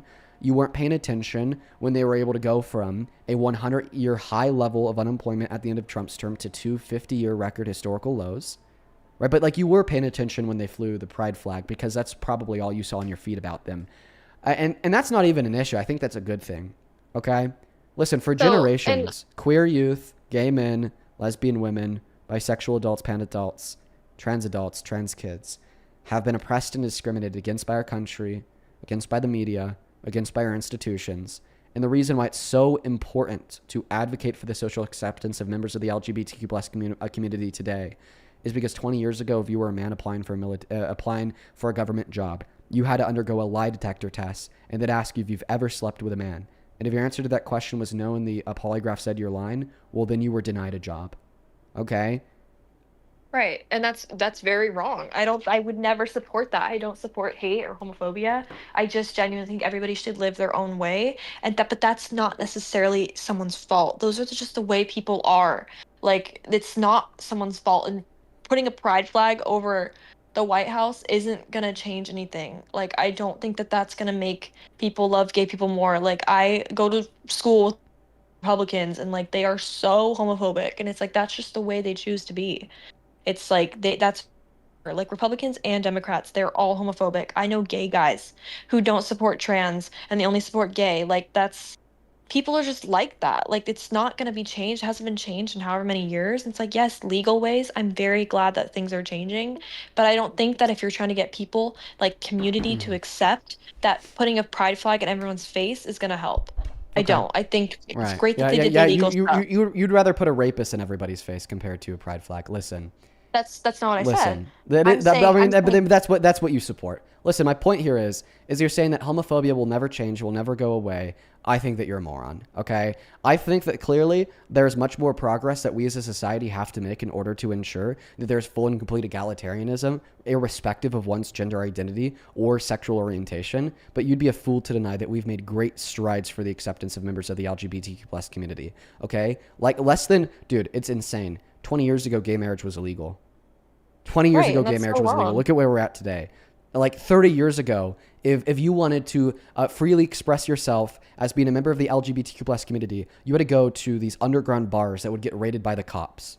Okay? Well, look at where we're at today. All right? I mean, 4,000 years ago, according to the scripture of the Christian Bible, all right, if you were gay, you'd get stoned to death. Take a look at the Old Testament, right? Look at where we're at today. The point is, of course we have made progress. Of course we have made progress. So when you say people are homophobic, that's never going to change. It already has to an extent. So my other question is if this is okay, yes, it is important. Homophobia is important. It's not good. Like it's not. But is that more important than the amount of people that Biden opened up the borders and stuff and was letting people in? And do you think that was like better? Like was that something that he should have been doing? Ma'am, do you have TikTok? Yeah, I do. What's your at? Because we just got access back on TikTok, so I'm actually going to send you over there. Here, wait. Let me read it out to you. I'm on my private account. Are you in the queue? I think I am. Wait, I don't know. Join that queue. Describe like your. It's champagne. Mommy. What's that? Champagne mommy. Okay, is that your username or like display name? Because I'm looking for your display name. That's like my use. I have like Drake as my Drake. Drake is your profile picture? Yeah. Okay, are you in the queue? Yes, I am. Let me take a look. Everybody give us one moment, because I'm going to continue this dialogue with her, but we did get guest access back. Shout out TikTok. Shout out TikTok. I'm not seeing you. Are you in Discord on your phone? Yeah, I am. Okay, and then you said your PFP was Drake? What is like the Drake picture look like? He's holding like money, and like he's like on the left side of the screen. It's like kind of purple. Okay, holding money. Okay, I'm gonna go to disconnect you from this call. Just go hop inside of that queue for me, okay? All right, thank you. Perfect. Okay. All right, everybody. So we're actually gonna go back to TikTok now. Shout out to TikTok for like resolving the issues that we are experiencing incredibly quickly. For everybody in the Discord, we are gonna go ahead and end it. Appreciate you guys for joining. All right, everyone. All right, we're back on TikTok, everybody. Beautiful. Beautiful, everyone. Love it, love it, love it. All right, we are looking for one specific guess.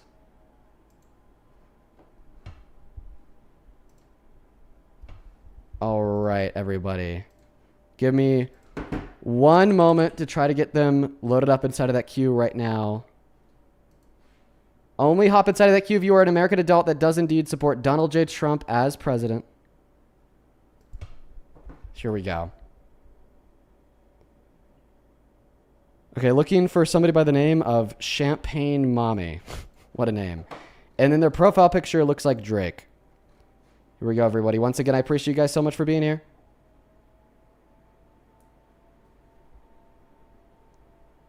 We are looking for her in that queue, everybody. If we can't find her, we are just going to go to move on to the next guest.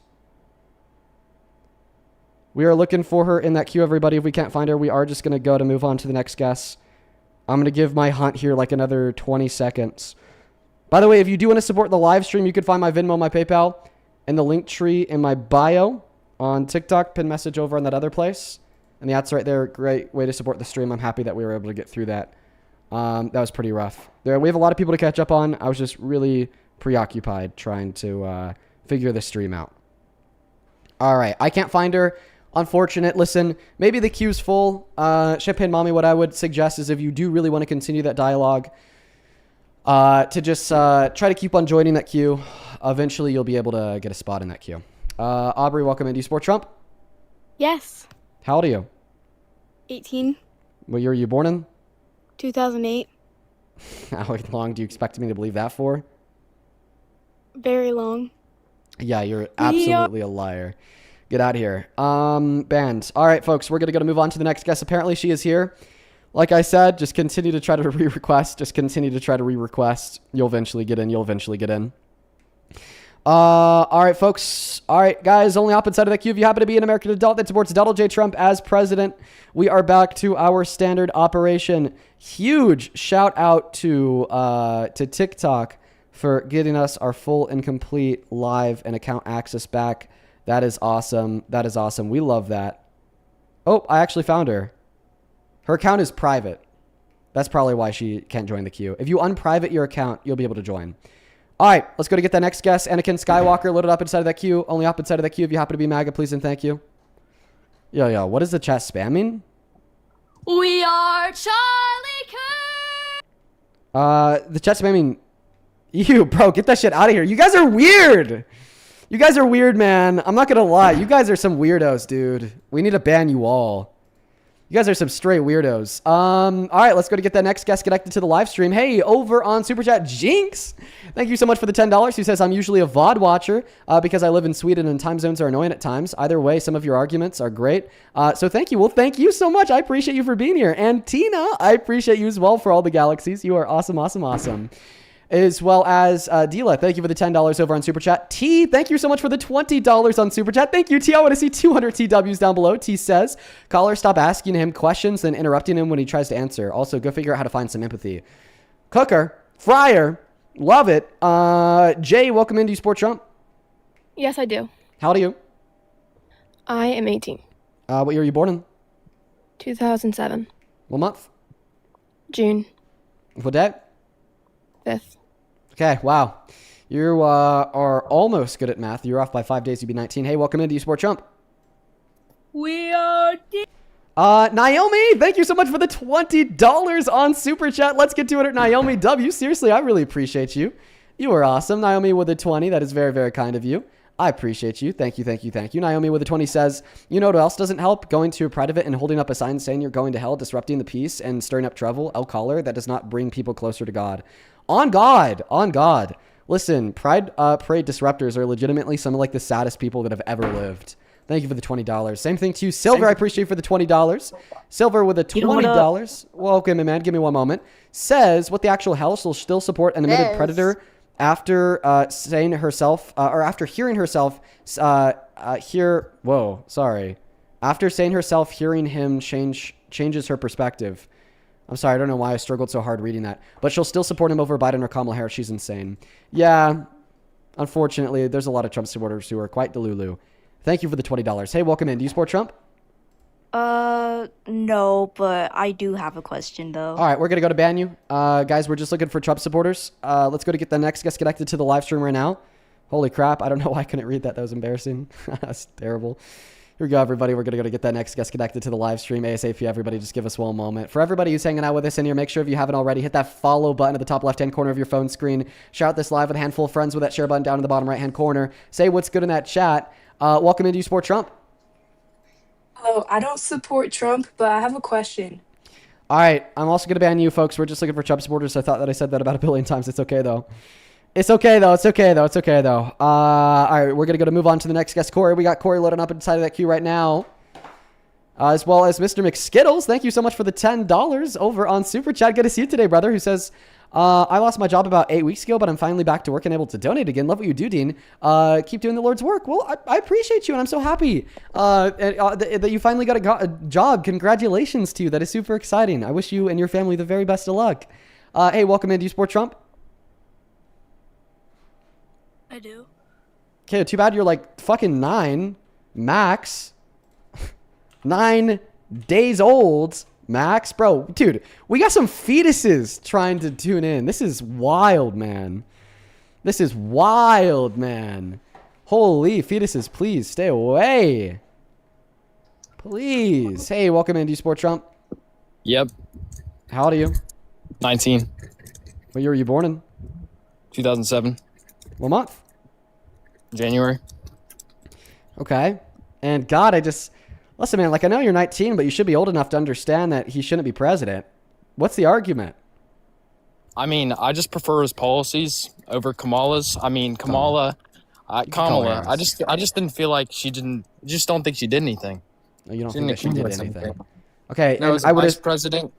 I would assume that your argument is that she didn't do anything as vice president because you don't know anything she did. No. Then what's the argument that she didn't do anything? Joe Biden didn't do anything either. Okay. What's the argument that Joe Biden didn't do anything? I mean, he just kind of sat around, slept. And what's the argument for that? Do you have an argument for that? Or is that just kind of one of your emotions? Can you persuade me and why I should support? Should I persuade Kamala? your emotions? Okay, well, like I just want to let you know that you'd have the burden to demonstrate that your emotions are an accurate measure of reality, which you can't. But B, I could definitely refute them. Of course, Biden and Harris did things as P and VP. They're one of the most successful and active administrations in modern American history. They passed some of the most monumental legislation in the last 25 years, from the PACT Act to the Chips and Science Act to the Infrastructure Bill to the to many others. I want to go ahead and play a game with you. So if your argument is Biden and Harris literally did nothing, okay, yet Donald Trump did a whole lot, let's go ban for ban. Let's go policy for policy. Name one policy that Donald Trump passed and signed into law that benefited this nation. And then I'll do the same for Biden and Harris. And we'll see who runs out first, because whoever runs out first is supporting the president that did less with their time. I mean, I don't really know anything. I don't have ball knowledge. If you don't know anything, then why do you hold your political opinions with such confidence? I just prefer Trump. For literally no reason, right? Well, I prefer Trump. Meanwhile, your gas prices are increasing the most in a month since Vietnam. I prefer Trump. Meanwhile, the economy's crashing. We're getting terrible jobs reports, and we have the most bankruptcies for manufacturers since the tail end of the Great Recession in 2010. I just support Trump. Meanwhile, he's like protecting and covering up for pedophiles and predators and pedophiles. I just support Trump. Meanwhile, he started a new needless war of choice overseas that killed 160 girls and is costing us $1 billion a day. Come on, man. I don't really have anything to say. I have something to say. I hope that you tune into the live stream, hear me out, and maybe take it as constructive criticism insofar as why you might be wrong about your presuppositions on American politics. Have a good one, Jake. Let's go to get that next guest connected to that live stream. Only hop inside of that queue if you happen to be an American adult that supports Trump as president. Folks, let's go ahead and read off a couple of the dono messages. Thank you so much, Aaron, for the $5. Your fucking pussy, you stupid ass. Aaron with a $5 says, what do you think about the 14-year-old running for governor in Vermont? Can you give me some insight on this? Love you, bro. Love you too, Aaron. I know a little bit about that 14-year-old. His name's Dean. I saw a post about him pop up on my For You page, and I said, way to go, Lil Dean, because his name was literally Dean. But then I had to delete it because a lot of people thought I was just being like some cocky, pompous, egotistical a-hole, like saying he was a little me. But like, no, not at all. I don't really know much about him beyond that. Probably shouldn't make a 14-year-old governor, but I do really think that his umph is pretty powerful. Fassi, thank you for the $10 on Venmo, who says, hey, Dean, just curious, have you tried this app called Upscrolled? I feel like that's better than TikTok. I've heard of it. I don't have it, though. Let's go and get that next guest loaded up inside the queue. Thank you so much for the love and support, by the way, Fassi. Show some love to the goat in that chat while we're working on getting that next guest connected to the live stream. Who's next? Who's next? I'm looking for some true patriotic MAGA Americans. Where are you guys at? Oh yeah, what's up, Snow Bunny? I saw you in the chat said we need to make America great again. Is live. Yeah, Are let's you- make America great again. Are you a Trump supporter? Absolutely. Oh, absolutely not. You're fucking insane. Do you want to have a little debate? Sure, let's do it. Okay, do you mind if I take a moment to thank a couple of the donors before we hop into things? Sure, go ahead. Thank you. Mary, thank you so much for the $15 donation over on Venmo. Who says, I would like to donate this to your girlfriend and for being sweet and supportive. Oh, that's kind of you, Mary. You know I love you. Thank you for the $15. Show some love to Mary down below. Lali, thank you for the $20. Thank you. Let's show some love to Lali down below. That is Lelii. Thank you so much for the love. Genuinely, that is so kind of you, and it really does support the stream. And then same thing to you, Blake, Blayke. Thank you so much for the $30 donation. Blake with the 30 says, I've been watching you for a while now, and you're a big reason why I have the views I do, and a big reason why I've started to get into politics more. Hard to believe some of the people on here are real. Oh my goodness, Blake. I tell myself that same thing every day. They're legitimately nuts. Thank you so very much for the $30 dono. That is a shit ton of money, and I'm very, very, very grateful for you. Over on PayPal, thank you so much for the $1 Amy, $1 Hamza. Thank you, guys. Ryan, thank you so much for the $10. That'd be a pretty good idea, Ryan. Manuel, thank you for the $10. Marissa, thank you for the $5. And then A, thank you for the $10. Who says, are you aware of what's going on in Belfast? And if so, what are your thoughts? I'm not. Would you like to send me some resources on it? And then Heather, thank you for the $15 donation over on PayPal. And I believe with all that being said, we are ready to go.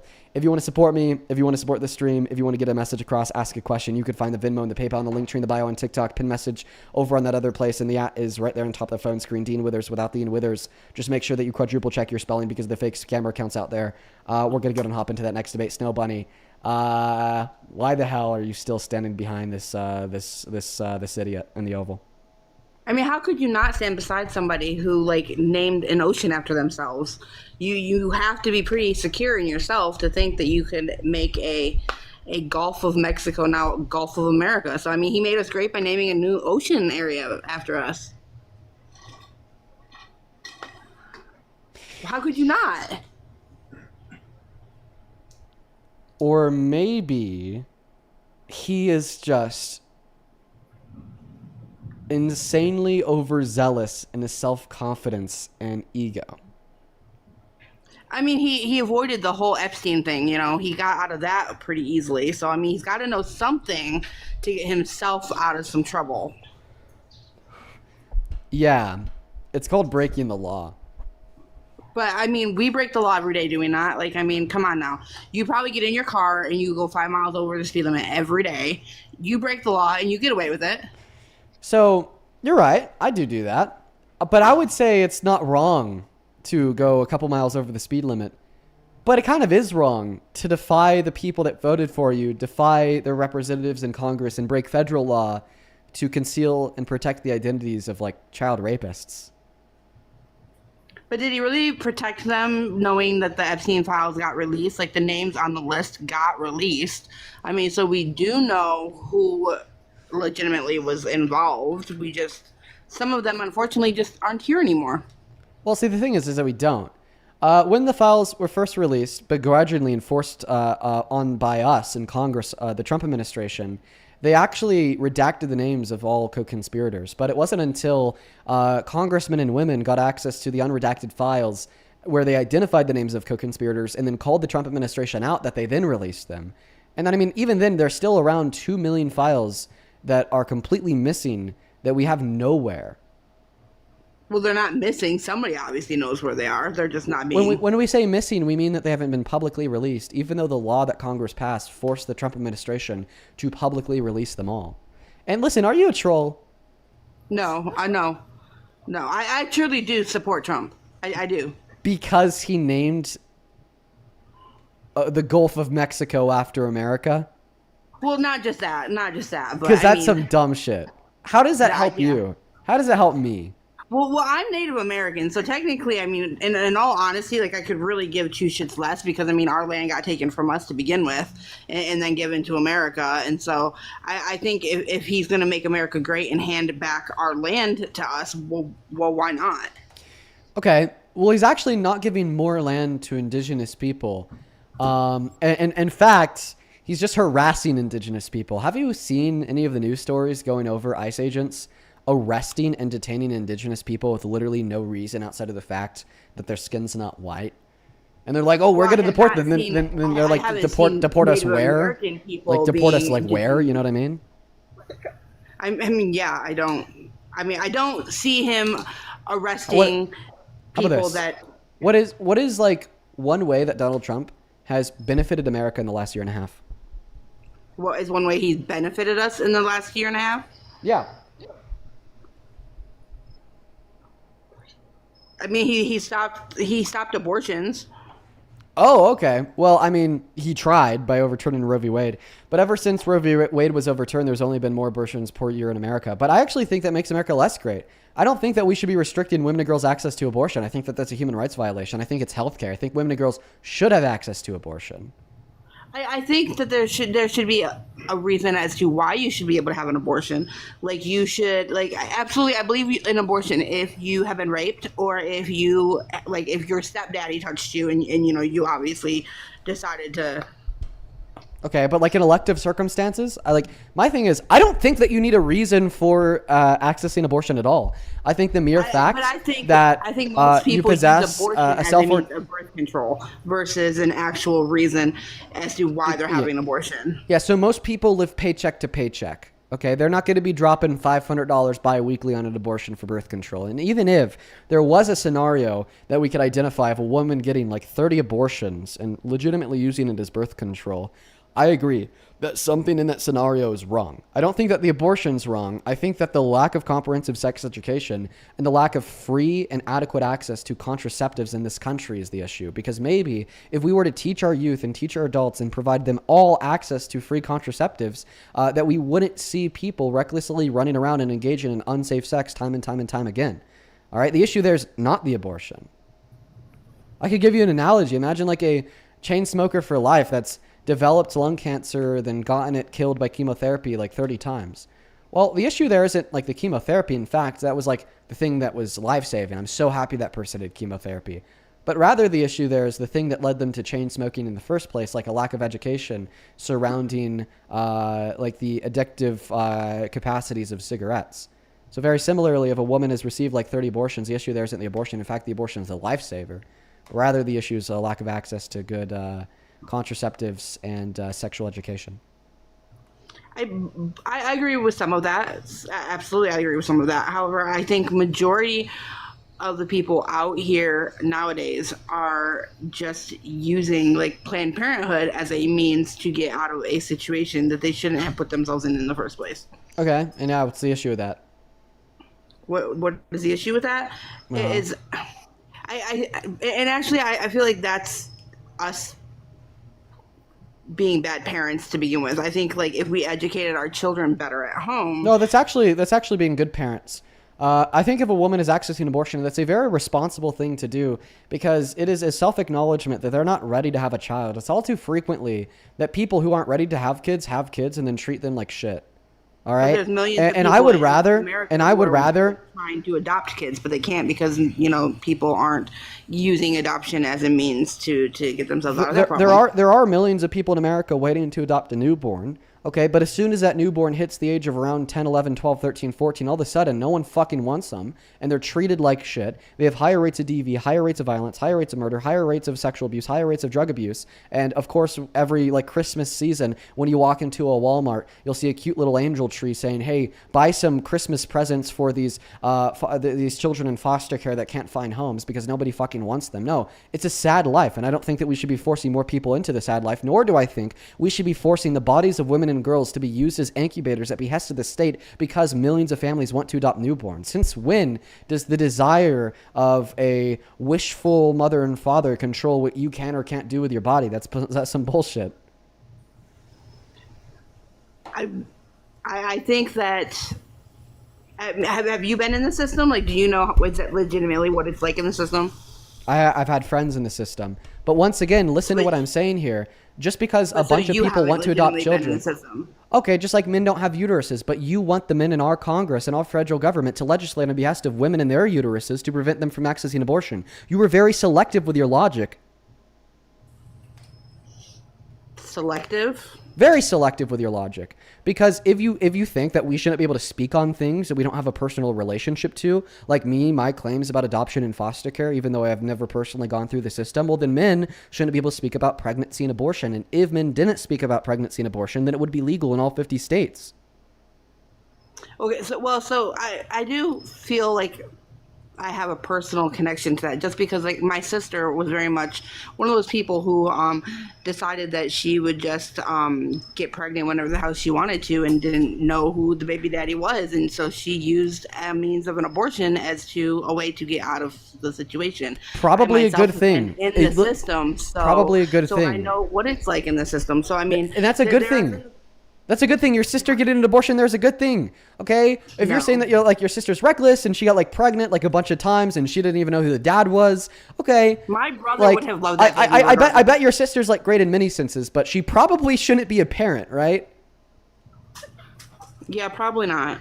Right, and that's the thing, because when we like restrict access to abortion, okay, and we no longer allow women and girls to hold themselves accountable and make an appropriate and responsible acknowledgement that they're not ready to be a parent, well, then we're forcing unwanted children into unready households, and we see lower levels of education, we see lower wages, we see higher levels of poverty and lower qualities of lives. But listen, I don't think that literally anything that you've said the entire time that you've been on this live has been relevant to the topic of abortion in the slightest. One thing that you haven't mentioned any moment while on my live stream is the fetus, or the innate intrinsic value that the life of that fetus possesses. So what that tells me is that when pro-lifers say that they're pro-life because they want to save more babies, that is a baseless virtue signal that they use as a shield, okay, to conceal their true motives of wanting to control and punish women and girls who uphold different values in the context of romance, intimacy, and sex than they do. This whole time you've been saying, oh, but the irresponsible actions of the women. Oh, but like all of the men and women who want children. Oh, but if they didn't want that outcome, they shouldn't have laid down in the first place. Oh, well, now they're pregnant and they got to deal with it. Okay, woman this, woman that. We haven't heard about the fetus one point in this convo.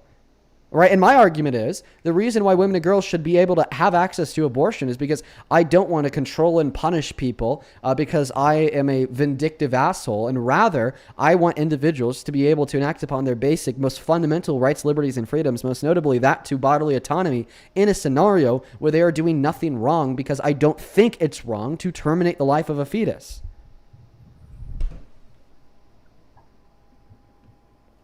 But, I mean... I think you lost me like when you first started rambling, to be perfectly honest. I'll sum it up. You pointed out parents that want to adopt, and maybe this should change my mind on women's access to abortion. It doesn't. Because although there are so many families that want to adopt newborns, that doesn't change the fact that women have bodily autonomy and fetuses don't have the right to life. But they're fetuses. They're not like... They can't vote for anything right now. So they have no say. They have no opinion. They're just there. They don't. Yeah, precisely why I don't think they have a right to life. They're not a person. They don't have a mind. They can't express sentience. They can't express consciousness. They're just there. No different than the bacteria living in your gut or the rocks in your front yard, which is exactly why I think that there is no wrongdoing in terminating that life for the sake of the autonomy of the pregnant woman or girl.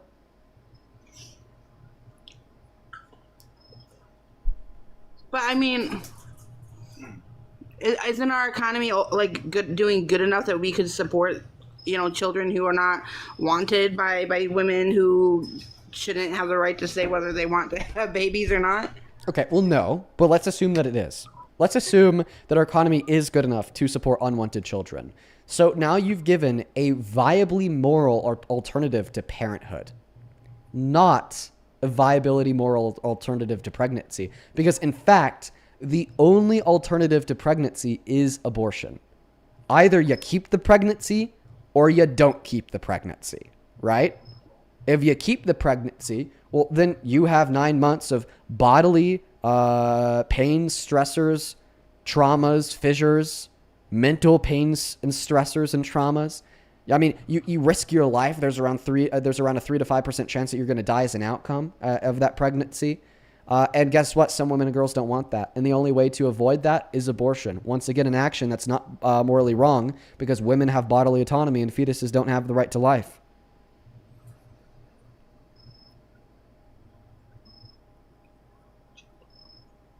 Hold on, I'm reading some of these comments. I would prefer you to focus on me compared to the comment section, low-key.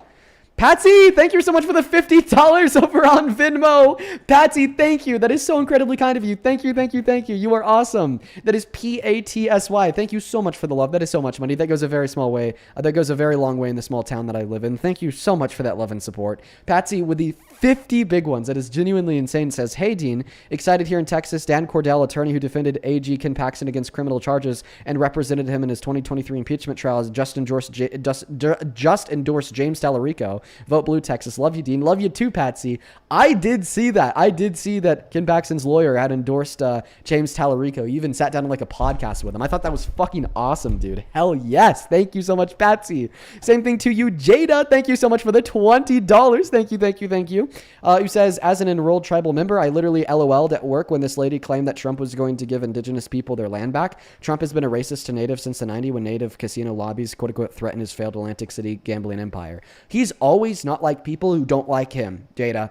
That's a fact. Thank you for the $20 and the absolute truth nuke. Show some love to Jada down below. Same thing to you, Adam. Thank you for the $10 over on Venmo. Thank you so much, man. Brianna, thank you for the $5. I appreciate you. Fussy, thank you for the $9. Who says, oh, just saw that your TikTok is back. Fantastic. Always good to have you back on live. Hell yeah, I know. I'm excited that we're back. And then Danielle with the $10 for the stream. Love your debates. Keep it up. Thank you, Danielle. And then Aiden, thank you for the $10. You're awesome, my friend. Thank you, thank you, thank you. Do you have a response to any of the arguments that I've given you? And just keep in mind, the argument here is simple.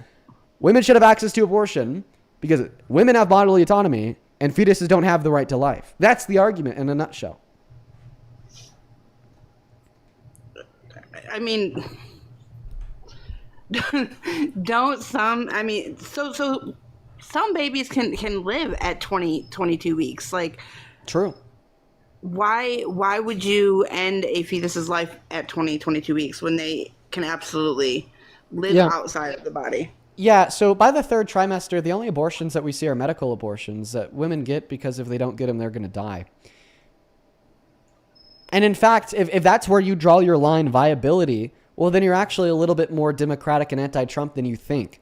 Because the protections that he overturned, Roe v. Wade, only protected elective legal access to abortion in all 50 states until viability. And then after that, only protected access in scenarios of rape, incest, or life of the mother. Okay, well, I said from the beginning that I understood the reason as to like there should be abortion in certain situations. But you said the reason why you support Trump is because you thought it was a good thing when he repealed abortion protections. But the abortion protections that he repealed are something that you actually agree with. No, not kinda. Full-heartedly. Wouldn't I be supporting him if I agreed with the terms that he set forth? That would be me agreeing with Trump. That would be me supporting Trump because he said, like you just said, he supports them. No. Everything that I just said was the Democratic policy. He completely repealed any and all federal protections for access to abortion. You're confused. You're dazed and confused. No, that's a movie. It's you. That was definitely a movie. It's a movie and you. I don't know. I have a child who was born at 28 weeks who suffers from a whole lot of medical problems myself. So like I feel like in some certain situations there absolutely should be all right, man. A reason to. I appreciate you for coming up. I'm kind of done going in the circle. Is there anything else that you wanted to talk about? Nope. Have a good one. The whole time. Okay. Well, that's like pretty annoying. Actually, I don't believe her. I think that maybe she was trolling about being a Trump supporter. I don't think that she was trolling about being anti-abortion. So maybe she didn't support Trump, but she was genuinely like anti-abortion. Welcome in. Do you support Trump?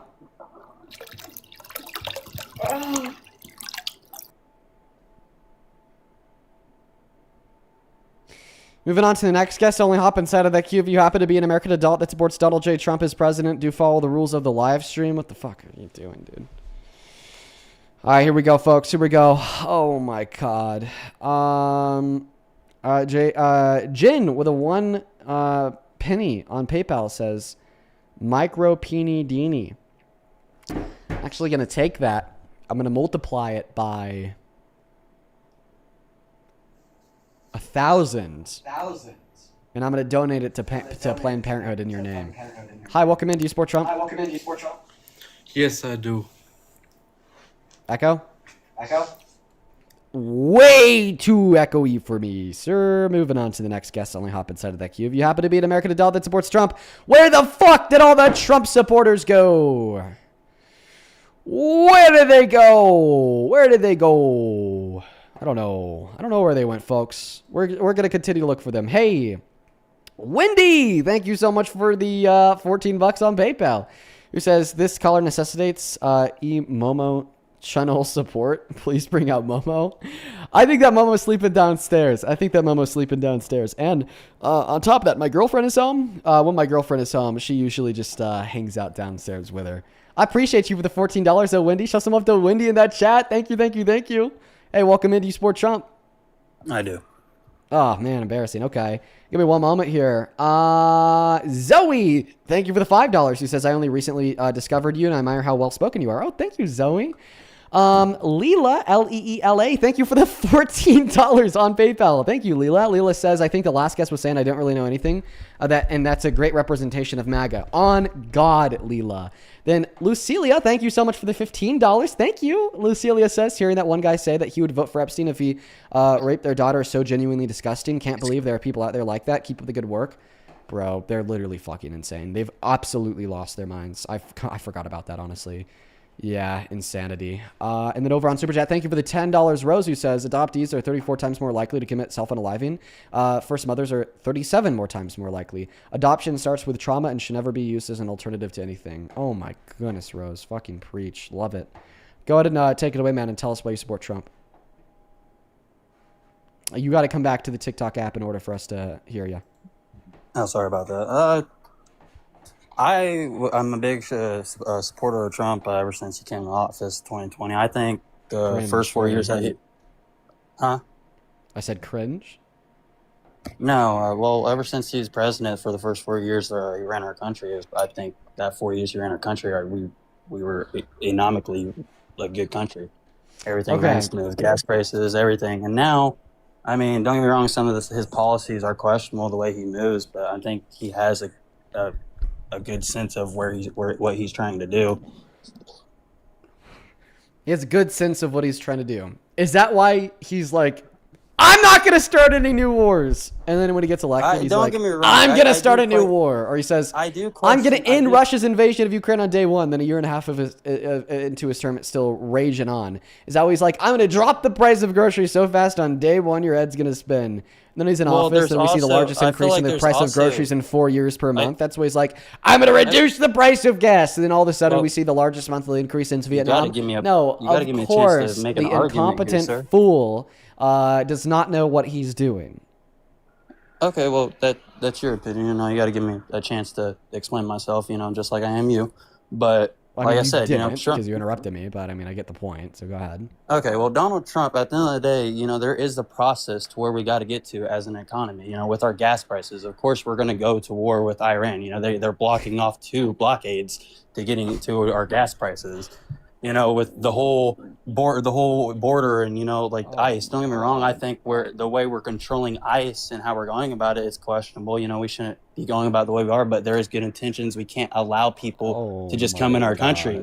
I gotta cut you off there. I gotta cut you off there. By the way, You can't got okay, but you got to give me a chance to explain why. Like, you know, yeah, there is the process. no, to all for this. sure. But like the first point that you just made was so insanely wrong that I have a moral obligation to address it immediately. You Okay, well, let's address said it. that the reason why Donald Trump went to war with Iran is because they were restricting the flow of oil entry into the market. You couldn't be more incorrect. You know what? Give me a second. But I did just say correctly, sir, that some of the ways he's been going about it, you know, and everything like that, it is questionable. I'm not saying that I'm starting, but I'm a firm. Wrong! Donald Trump did not start the war in Iran because they were restricting the flow of gas into the global market. In fact, they only started restricting the flow of gas into the global market in response to Donald Trump going to war in Iran. No, listen, this is literally insane. So imagine, okay, that you walk up to some random motherfucker on the street and you punch him in the face and then you spit on him while he's on the ground. Then he gets up off the ground and then he fucking, uppercuts you in the jaw, and the next thing you know, you're in the hospital. And then you, like, a month later, once you're out of the hospital, turn around and spin the story to say that the reason why you punched him in the face and spit on him is because he uppercutted you and put him in the hospital. You are changing the provocation and with the reaction to the provocation. No, we did not go to war because they shut down the Strait of Hormuz, restricting the oil entry into the global market. No, they restricted the global entry in the oil market because we went to war in Iran. Okay, so but I say our gas prices are still going. That's still going to affect us. Our gas prices are still going to affect us no matter what happened with Iran. That's a foreign country. There's always going to be some type of war with Iran. What? As far as the human fetus. Wait, I'm so sorry. Wait, no. I'm so sorry. The first time they shut down the Strait of Hormuz and prevented the oil from going into the global market was literally the day after Donald Trump started this war. Literally, the first time since the IRGC came to control and power over the country, the first time they restricted the entry of oil was on February 30th. You are wrong. And how do you expect us to sit back as Americans and deal with the fact that, even if Donald Trump is in the wrong, we're still going to go to war over it? Donald Trump, let me find a really easy way to re-explain this. This is insanity. I can't even believe what I'm hearing. Trump went to war, and then in response, they shut down the Strait of Hormuz. All right, let's move on from the subject. No! We're not seeing eye to eye with that. Let's talk about immigrants. Let's talk about the reason why we're not seeing eye to eye. By the way, there's not 30 days in February. What a blunder. No, there's 28, buddy. The reason why we're not seeing eye to eye here is because you're dazed and confused and lost. Like a small little puppy dog in the rain in the middle of the night. Listen to me closely. You're self-respectful as whatever the hell you are, a Democrat. No, I'm not. You're not really giving the other side a chance to talk. You just keep talking. True. I'm trying to get you to see this point. Okay, but you disrespect people to get to see your point, and how do you expect to get respect back if you're not letting the other party get their argument in? As far as, I'm not saying Trump has not went a weird way about what he's been doing. Okay, I'm just saying. Right. I guess what I'm trying to say is maybe there is reasons to why we are to where we are, but it doesn't mean that I fully support his decisions all the time. It's more in the middle. Right. It's the more days as go by.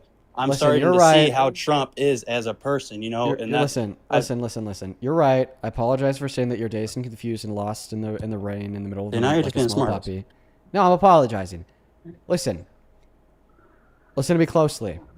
You continue to repeat that we started this war because they shut down the oil supply. Okay. No. We started this war before they shut down the oil supply. And the only reason why they did shut down the oil supply is because we started this war. But we went to war, as far as if I'm incorrect, tell me I'm wrong. But at the end of the day, from what I know, it's hard getting real news any time nowadays. But from what I've heard is because we didn't want Iran to get some type of missile or nuke or what it was, because you know how Iran is. Well, actually, no, we know how Trump is. So we already stopped Iran from getting a nuke. We got them to agree to an agreement called the JCPOA, in which they pledged to never construct a nuke again, and they proved it every 3 months. Now, Donald Trump pulled us out of that agreement because it was made by a Democrat. Donald Trump. Are you saying like he's more bullying, and that's what's caused us to get to where we are today with the war and everything? He's just more bullying the country. Donald Trump is directly responsible for where we are at today because he tore up the agreement that stopped them from building nukes. So then they started trying to build nukes. Okay, I could see eye to eye with that. All right, like I said, I'd have to look more into that. I'm not saying you're wrong at all, but from what I've been told, from what I've seen, like I said, I'm still trying to more understand of like, you know, see who he is as a man. Like I said, the whole the Epstein files, you know, that's a little bit questionable. You don't get me wrong. Like I supported Trump from the very beginning, but over time, as Trump supporters, I think we're beginning to see, okay, like, you know, maybe some ways he's going about this is wrong. Maybe some ways he's going about this wrong. But in general, I feel like he's had somewhat of a good vision, if that kind of makes sense. Like, you know, like for an instance, like let's talk about the border and like, you know, ICE and all that. Don't get me wrong. We should not just let anybody come in our country. We should there should be a process. Everybody should be able to come to America, but the way we're going about it, ripping people out of their homes, shooting people, whatever it is, I think that's very wrong. It's not as controlled as what Trump said it would be. But his vision to making America safe, I firmly believe he's trying to do that. Okay, listen. I disagree with Trump's vision, but let's just assume that it's a good one. Okay. Visions don't matter. Action matters. Because action is tangible. And that's where I said now you're starting to see really, and that's what I'm saying. Action produces material results. Vision is not tangible. Vision does not have consequences. Vision does not produce material results. Okay? Right? It is the action based on the vision that we should care about, not the vision in of itself. It doesn't matter if Donald Trump's vision is to make America the best it's ever been, for where everyone is super rich and wealthy and we all have our, you know, bare minimums cared for and everybody's doing great and we are the happiest and most thriving country on the face of planet Earth. I'm going to mute you now. Starting to see if his action based on that vision does not produce those outcomes and instead does the opposite, okay, well then he's a bad president because there's no participation trophies for the Oval Office.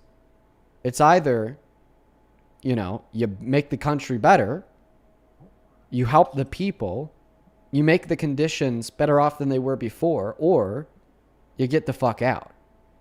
No participation trophies.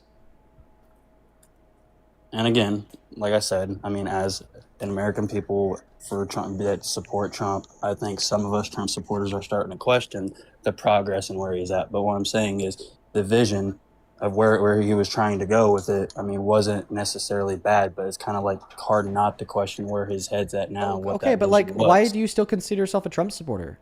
Like, because I want you to I'm waiting. I'm more waiting just to see like how this is all unfolding. You know, like they said, the gas prices are supposed to progress. Okay, well, I mean, not really seeing that on our end. So you're a Trump supporter because of faith? I mean, like I said, I mean, the first 4 years he was president, our country ran well. I mean, it really What was one good policy that he passed in his first 4 years as president? This is an annoying debate. Like, I mean, I support Trump because I have faith. Like, I'm so sorry. That's it's just not like about faith. There's multiple things. Oh, it's not about faith. Done. Okay, then okay. If it's not about faith, if it's not about faith, then give me a cogent, cohesive macroeconomic argument. Okay, to explain how and why, although his policy is hurting us today, it will benefit us in the long term. If you cannot give me a reasonably justified macroeconomic argument to prove that conclusion, then you are predicating your positions on faith. That's your opinion.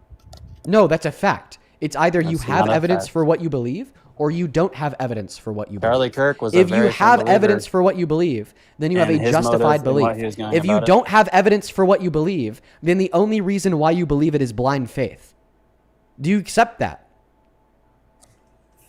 Not entirely, no, I don't. So you think that you could hold a belief with no evidence without I think we that should belief give being our held in president blind faith? time. I think we should. I give want our you to president answer my time. question. Do Things you do not believe happen that you could overnight. hold a belief with no evidence I think and your not problem call is that you're dealing blind with faith? some- No, that's not, sir, at all. Okay, so you think, okay, then so explain to me how you could, wow, this is crazy. For everybody watching, I need you all to listen to exactly what this guy is saying. His argument is that you could hold beliefs with zero evidence and be justified in doing so. No, that's not what I said at all. Yes, but you just said that it wasn't blind faith to believe I things like how with you no like evidence. to flip the words around. Do you, okay, so we agree that it's a bad thing to hold beliefs with no evidence? Yes, and no. Yeah, I can't argue that. Yeah. Oh, okay, so you do accept that it's a bad thing to hold beliefs without evidence. So then give me the evidence by providing me with a cohesive macroeconomic argument to demonstrate how, although Donald Trump's policy is hurting us today, it will benefit us in the future. I'm not saying anything that he's done is benefiting us right now. I'm saying at the end of the day, we just can't give up on our president as American people, just like with you supporting Biden and Kamala Okay, so just to Harris. clarify, just to clarify, do You can't you expect have an actions to argument? happen No, overnight. listen to what I'm saying here. I did in the Yes or beginning until no? we came to this. Do you have an argument to demonstrate how and why, although his policy is hurting us right now, it will benefit us in the future? I just want to know, do you have an argument or do you not have an argument? Yes, I do. At the end of the day, with So what what we're is going it? through Iran, we may not be happy with it and everything, but there is a process. Our gas prices will get better. With What's the ICE, argument Don't for get me that? wrong. Don't get me wrong. With ICE, how we're moving about it, and people may not like it, but there is Baltimore, Chicago. You've watched the crime rate go down slowly with ICE. What's the being there. argument that mass deportation caused it? By letting people just come into our country without doing it the proper way. That's why Trump put up borders. That's why What's Trump the, is going what's about the it argument the way it is. that Donald Trump's immigration just policy has told you reduced crime about rates? it. Respectfully, this conversation's not going anywhere. I appreciate Because you what can't you're provide an doing. argument. Appreciate your time. All right. Because you can't provide an argument. You can't provide any You argument can't provide that an Donald argument Trump. either. You're going to bash our president. I'm so sorry. That is a burden shift. You can't expect me to provide That's evidence not- against your no. claim when you have the burden to No, provide sir. evidence for it. But I absolutely can provide evidence against It's your crazy belief. how you The had a hard evidence. time arguing with Charlie Kirk when he. The evidence against your belief that mass deportation reduces crime rates is that we have seen a continual downtrend in the crime rates for the last 3 years under the Biden-Harris administration. You like to say that Biden did nothing about immigrants, let them flood the border, and then let them stay here. Okay, well, then explain why murder rates went down 15% from 2023 until 2024. That on its own is evidence against your hypothesis that mass deportation reduces crime rates. Other evidence against your hypothesis that mass deportation reduces crime rates would be the fact that, well, we know mass deportation destabilizes the economy and increases poverty by cutting our GDP growth by $1.1 through $1.7 trillion per year, cutting taxable revenue by over $100 billion per year, on top of forcefully expelling 8.3 million of our laborers We and have to 14 give our million of our president time. consumers, okay, and which hurts the economy, thereby increasing poverty, thereby increasing crime, because more poverty leads We to did more the same crime. thing with Biden. So I just gave you two arguments against your belief that mass deportation has a downward pressure on crime rates. So now answer my question. What evidence supports the belief that mass deportation reduces crime rates? This guy mutes me every time to get his argument across, people. Yeah, I do mute you to get my argument Okay, across when well, you're I'll do interrupting it. me. Based. You would not like if this flip was switched if you were on a live with a Republican Party and we were trying to explain our argument. You have to give our president time, just like Charlie Kirk said. You What's had the no argument argument for when that? Charlie Kirk. You had no argument when Charlie Kirk was trying to explain Trump's policy and the way of going about it. We may not I never like it, but debated there is- Donald. I never debated Charlie Kirk on Trump's policy. You I debated him Charlie on Kirk a abortion. lot. No, I debated him once on Because abortion. at the end You of the day, lost. the human fetus is still a baby. At the end of the day, there's no right to the fact that we should have abortion. Okay, At the end of the day. we could talk about that next, but right now, what's the argument that mass deportation reduces crime? You just said that we have to give our president time. Because the at the statement end of the that day, we we have to give we the have- president time is not at an the end of the argument day, that we mass have- deportation reduces crime. Because I'm gonna get a little bit touchy with this subject. Like I said, I'm not a racist person at all, but let's be for real. We cannot just allow Mexicans and foreign people just coming into our country. We have, like I said, we've watched Chicago and Baltimore crime rates slowly drag down. At the end of the day, I mean, look at the percentage. You know, you have black males that usually either end up dead or in prison, bro. I mean, or they're barely around their kids. You know, there's the reason why we are going about deporting in the crime rate. ICE, we're ripping people out of their homes. We may not like it, but it is slowly bringing our country to where we need to be as far as, you know, the crime.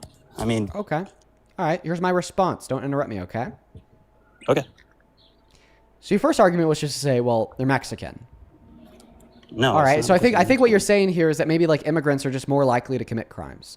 Well, that couldn't be further from the. Us white people can commit crimes too. Okay. If your argument is not that Mexicans and black people are more likely to commit crimes, then what is your argument? White, blacks, Mexicans, Native Americans can commit crimes just as anybody else. We're all equal. At the end of the day, that's just how the percentage. Okay. That's how. I'm so sorry. We're in America. You're already interrupting me. Like genuinely, bro. You're waffling. What the fuck are you even saying? Like, listen. Like, I asked you for what the argument is that mass deportation reduces crime, and then you say Mexicans and black people. Okay, well, like, I would assume that the argument there would therefore be that Mexicans and black people are more likely to commit crimes, right? Although it's an argument that's terrible, an argument that's false, it's like still an argument. All right, but then I clarified on that with you, and you said, no, that's not what I'm saying at all. So we've actually made no progress in the last 10 minutes. I'm literally just trying to get an argument out of you. Answer the following question. Give me an argument for the belief that mass deportation reduces crime. Because if you look at the numbers and you give me a chance to explain, we are in America. America is mainly white people. At the end of the day, most of our crime rates come from immigration or crime that are African American, whatever you are, just as much as white people. I'm saying, but at the end of the day, that's okay. So your argument is that immigrants are more likely to commit crimes. False. It's a touchy subject. It's actually not. It's just it's a really easy subject, right? That is very easy to debunk. Your claim is that immigrants are more likely to commit crimes. Survey says false. Why? Because the data indicates that immigrants are 2.5 times less likely to commit violent crimes on American soil than natural U.S.-born citizens, and 4 times less likely to commit non-violent crimes on American soil in comparison to natural U.S.-born citizens. There's absolutely no data to support the belief that immigrants are more likely than natural U.S.-born citizens or white people, as you said, immigrants, right, in this country. In fact, why don't I go ahead and show you that I'm getting on? I'm just going through the argument. Buddy. Calm down and sit down and shut up. The same thing too, dude. You made the claim that immigrants commit most of the crime in the country. Because that's what we are dealing with. That's what we have a lot of right now. We have a lot of people coming into the border. Cortisol this vaccine. guy's a total loser, bro. Yeah, and you're a total fucking dumbass with no brain. Bro. No, Holy you don't like shit! The argument that I'm giving, bro. No, because I have data to I've data to refute it. You're just getting heated because you have somebody well spoken. I'm getting heated because I have over 23 sources to prove you wrong. Okay, listen, I'm gonna show you. This is from the and of course he left. What a fucking donut. Okay, I just want to show you guys all of the data that I have to prove this guy wrong. Here's a study done by the American Immigration Council that concludes that immigrants are less likely than natural U.S.-born citizens to commit crimes. Here's a study done by S. Pozo, CB, and then CA, published in the IZA Journal of Developmental and Migration, proving that immigrants are less likely to commit crimes. Here's a study published in the International Migration Review that proves that immigrants are less likely to commit crimes. Here's a study published by Cato that proves that immigrants are less likely to commit crimes. Here's a study published in the Oxford Economic Papers that proves that immigrants are less likely to commit crimes. Here's a study published in the Journal of Economic Behavior and Organization organizations that proves that immigrants are less likely to commit crimes. Here's a study published in the Proceedings of the National Academy of Science that proves that immigrants are less likely to commit crimes. Here's a study published in Youth Justice that proves that immigrants are less likely to commit crimes. Here's a study published once again by the Cato Institute that proves that immigrants are less likely to commit crimes. Here's a study published by World Development that proves that immigrants are less likely to commit crimes. Here's a study published in Criminology that proves that immigrants are less likely to commit crimes. Here's a study published by the Proceedings of the National Academy of Science that proves that immigrants are less likely to commit crimes. Here's a study published by the National Institute of Justice that proves that immigrants are less likely to commit crimes. Here's a study published by Crime and Delinquency that proves that immigrants are less likely to commit crimes. Here's a study published by the Journal of Economic Behavior and Organization that proves that immigrants are less likely to commit crimes. A study conducted by the Journalistic Economic of Behavior Organization that proves that immigrants are less likely to commit crimes. A study published by Sociology Compass that proves that immigrants are less likely to commit crimes. A study published by the International Journal of Offender Therapy and Comparative Criminology that proves that immigrants are less likely to commit crimes. A study published by Deviant Behavior that proves that immigrants are less likely to commit crimes. A study done by the U.S. Department of Justice that proves that immigrants are less likely to commit crimes. And I could go through this time and time and time again. Once again, I have 23 studies that prove that that last guess was wrong. And he only had his emotions. Because Trump supporters are emotional thinkers. They either have a brain and they don't use it, or they don't have a brain to begin with. And when you press them on their bullshit, they do exactly what that spineless coward did, and they run away and they refuse to engage in further dialogue because they are all fucking spineless cowards that stand for nothing except for bigotry, racism, and hate. And if you attempt to refuse to accept their bigotry, racism, and hate because of the facts, well, they don't want to hear you out. They're just going to call you a loser. They're going to project their insecurities onto you, and then they're going to run away. Let's go to move on to the next guest. Only hop inside of that queue if you happen to be an American adult that supports Donald J. Trump as president. MAGA cowards. CGI kid, do you support Trump? We are charged. Amen. Do you support Trump?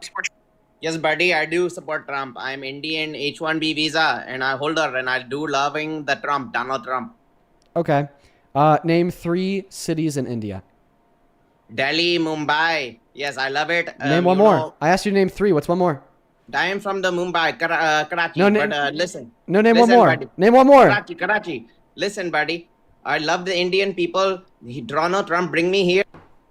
Let's take a look at his videos. Listen, buddy. For Friday. Indian going hard. I'm in India. Yeah, get the fuck out of here. Only hop inside of that queue if you happen to be an American adult that supports Donald J. Trump as president, please and thank you. Folks, if you want to support the stream, I'll pay for my therapy because clearly I need it. These Trump supporters are cortisol maxing me. You could find my Venmo, my PayPal, and the link tree in my bio on TikTok. Put a message on the other place, and yes, at the top of the phone screen. You could attach a message. It's a really good way to get a message across. There's a couple people that I have to thank here. First and foremost, Miss McKinsey, thank you so much for these 70 Canadian dollars over on Super Chat. Oh my God. Thank you so much for that love and support, McKinsey. You are the absolute GOAT. Thank you, thank you, thank you. Show some love to McKinsey in that chat for these 70 Canadian dollars.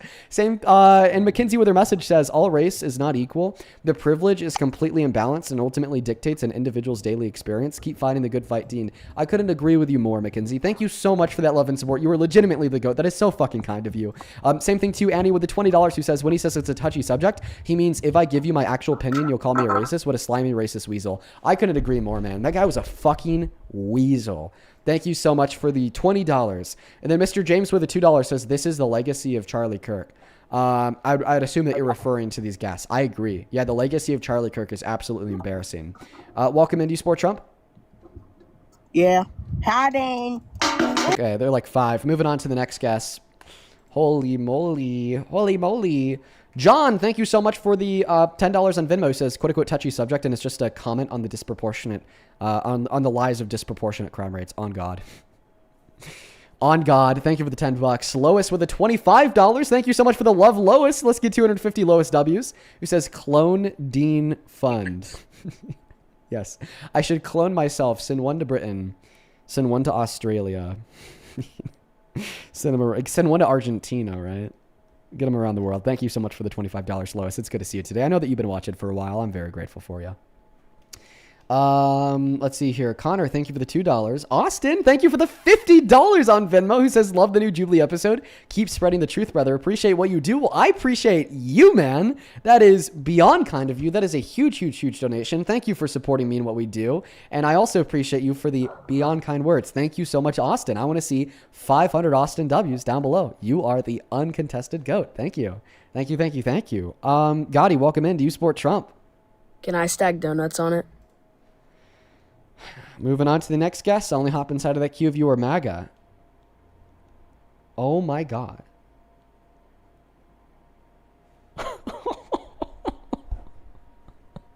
Yo, bro, that is crazy. Let me make sure this is real. Oh, dude, oh my God. MGB.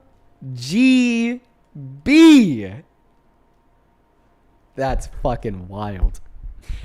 Thank you so fucking much for the $500 donation on Venmo. Holy shit. MGB. MGB says, longtime Gen X fan. And they sent a bit more, but they asked me to keep it to myself. MGB, you are the fucking GOAT. Let me... Jesus, I'm kind of lost for words. Let me get this straight. I am so beyond grateful for you. And that incredibly, incredibly generous and kind donation. I accept it in humility and with an acknowledgement that I don't deserve a penny of it. I will never understand why you and many others choose to be so incredibly kind to me. And I'm just so grateful, genuinely. I mean, there's not even words to describe it, MGB. Thank you from the very bottom of my heart to the moon and back for the just fucking hell, insane love. $50 would have worked. $5 would have worked. No dollars and a like on the live stream would have worked. But you decided to send a $500 donation. Just know that I'm beyond grateful for you. Thank you so much. I want to see so much love. I want to see so much love for MGB in the comment section. Dude, light up that chat with some W's for MGB because that is insane. Genuinely, thank you so much. We're going to go ahead and head back into the debates. But holy goat. Absolutely nuts. Thank you, thank you, thank you. Welcome in. Do you support Trump? We are Charlie Kirk.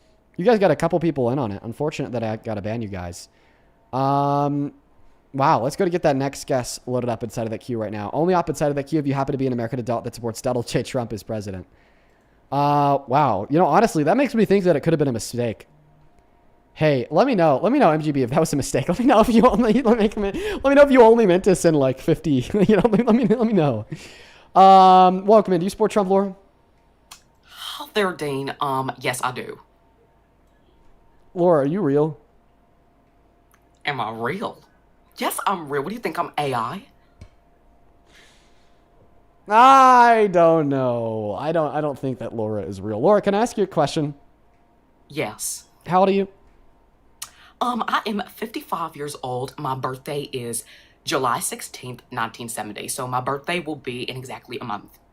So why are you as a 55-year-old posting Splatoon edits on your TikTok account? Just out of curiosity? Because, Dean, we are Charlie Kirk. Oh my God, they actually almost hit it. Yo, dude, if they hit that Kirk, if they hit that Kirk, I would have honestly let them stay to rip it. Unfortunately, they didn't. Let's go to get that next guest connected to the live stream right now. Only up inside of that queue if you happen to be an American adult that supports Trump as president. Some people in the chat are saying Duncan. I don't know who Duncan is, but there's like a lot of people on YT and TikTok saying Duncan. Who's Duncan? Let me know. Let's go to get that next guest connected to the live stream. Only hop inside of the queue if you happen to be an American adult that supports Trump as president. A YouTuber? Cool. All right, folks. We're going to go to get that next guest, Jacob, connected to the live stream right now. Yo, can you hear me? Yeah. Do you support Trump? Nah, but can I like rap?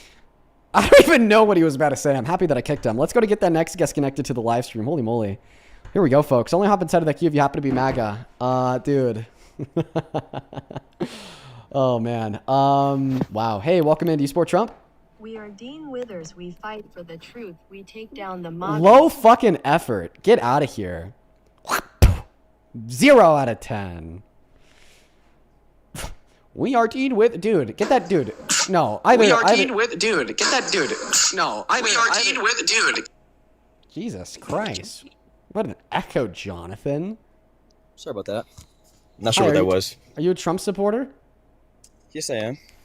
Okay, we'll hop into our conversation here in a moment. Let me catch up on a couple donos and read a couple messages here. Hey, Matthew, thank you for the $25 donation over on Venmo for the therapy fund. Hey, Matthew, thank you. Show some love to Matthew in that chat. Matthew, by the way, I hope that you've been doing well recently. I know that you've been watching these streams for a while. Just know that I appreciate you.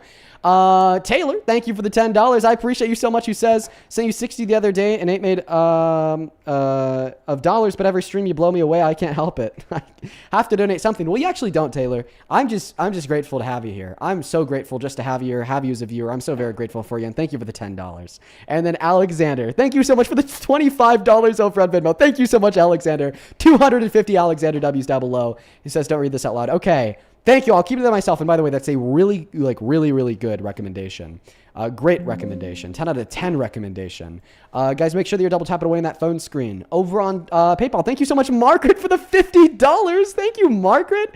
Holy cow. Thank you so much for that love and support, bro. You know you're the best. Margaret with the 50 says, you give us hope for the future. Keep it up. I hear that from a lot of people. I'm very happy that these live streams give people hope. I don't understand why or how, but they do, and that's the outcome I want. Thank you for the $50. Show some love to Margaret in the chat. Seriously, thank you so much. Please show them some love. That's very, very kind. And then Caitlin, thank you so much for the $10 over on PayPal. True, it is a very convenient argument. SJ with the $10 who's asking me to keep that message to myself. You know I will. I appreciate you, though. And Nathan, thank you for the $10 who says, hey, Dean, I'm supporting you since the beginning of your lives. And TBH, I feel like most people who support Trump don't even realize how manipulated they are and how wrong the current government is.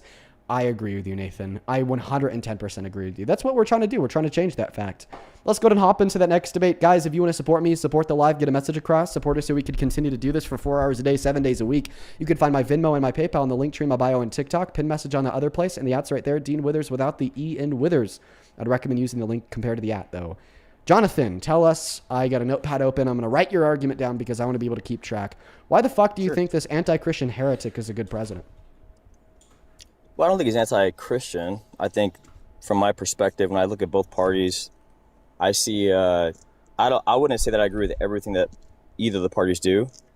When I look at just a lot of those simple Christian values, now you can't say. Of course, you're going to say, well, Donald Trump has done bad things, and we can say that both of them has done bad things.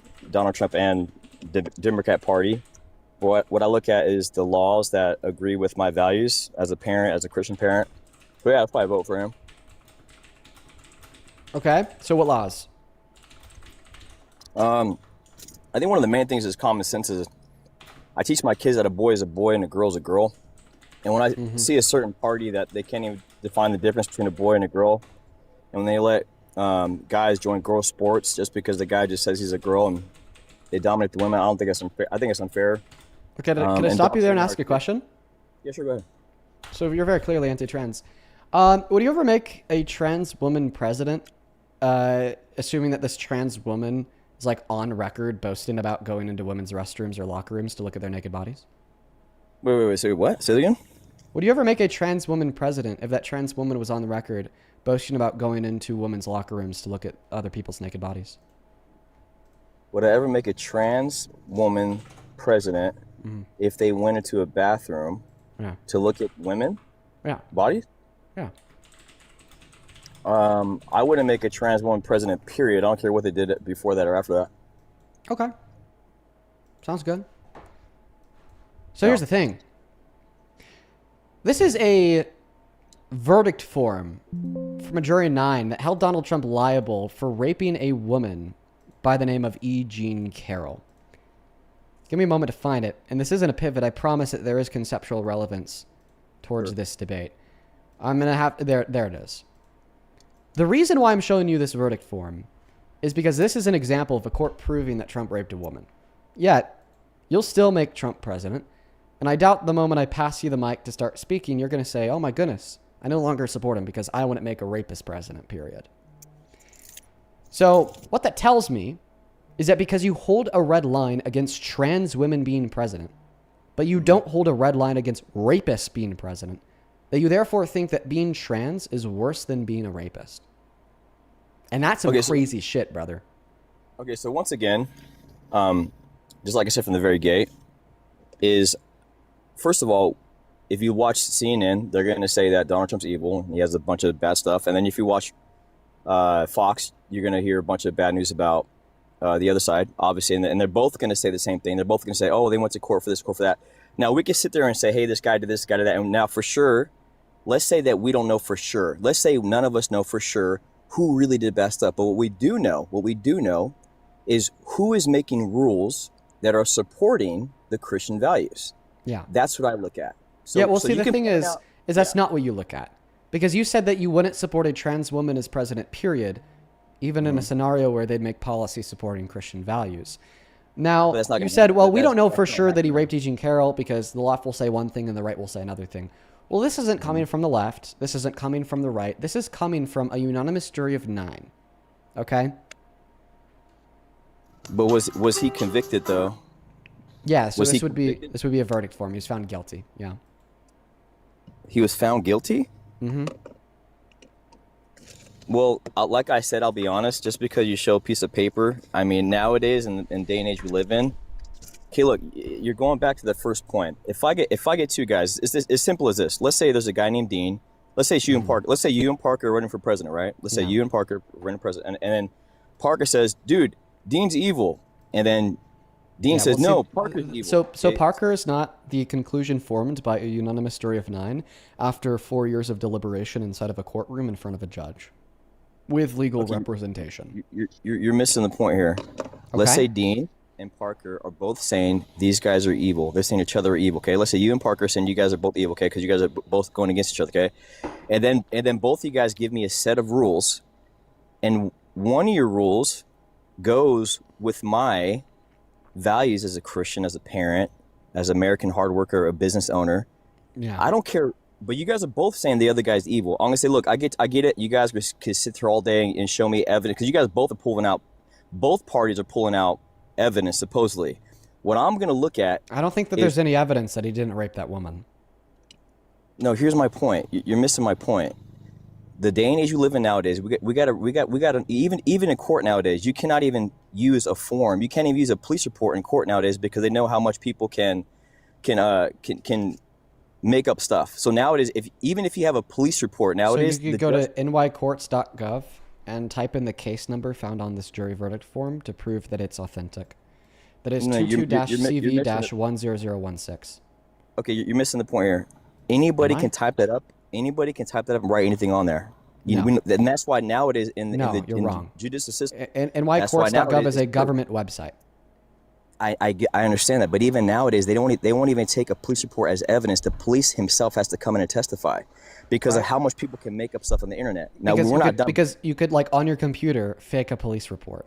Exactly, you could do anything. But I couldn't on my computer fake a nycourts.gov website that you're googling on your own. It's an official government website.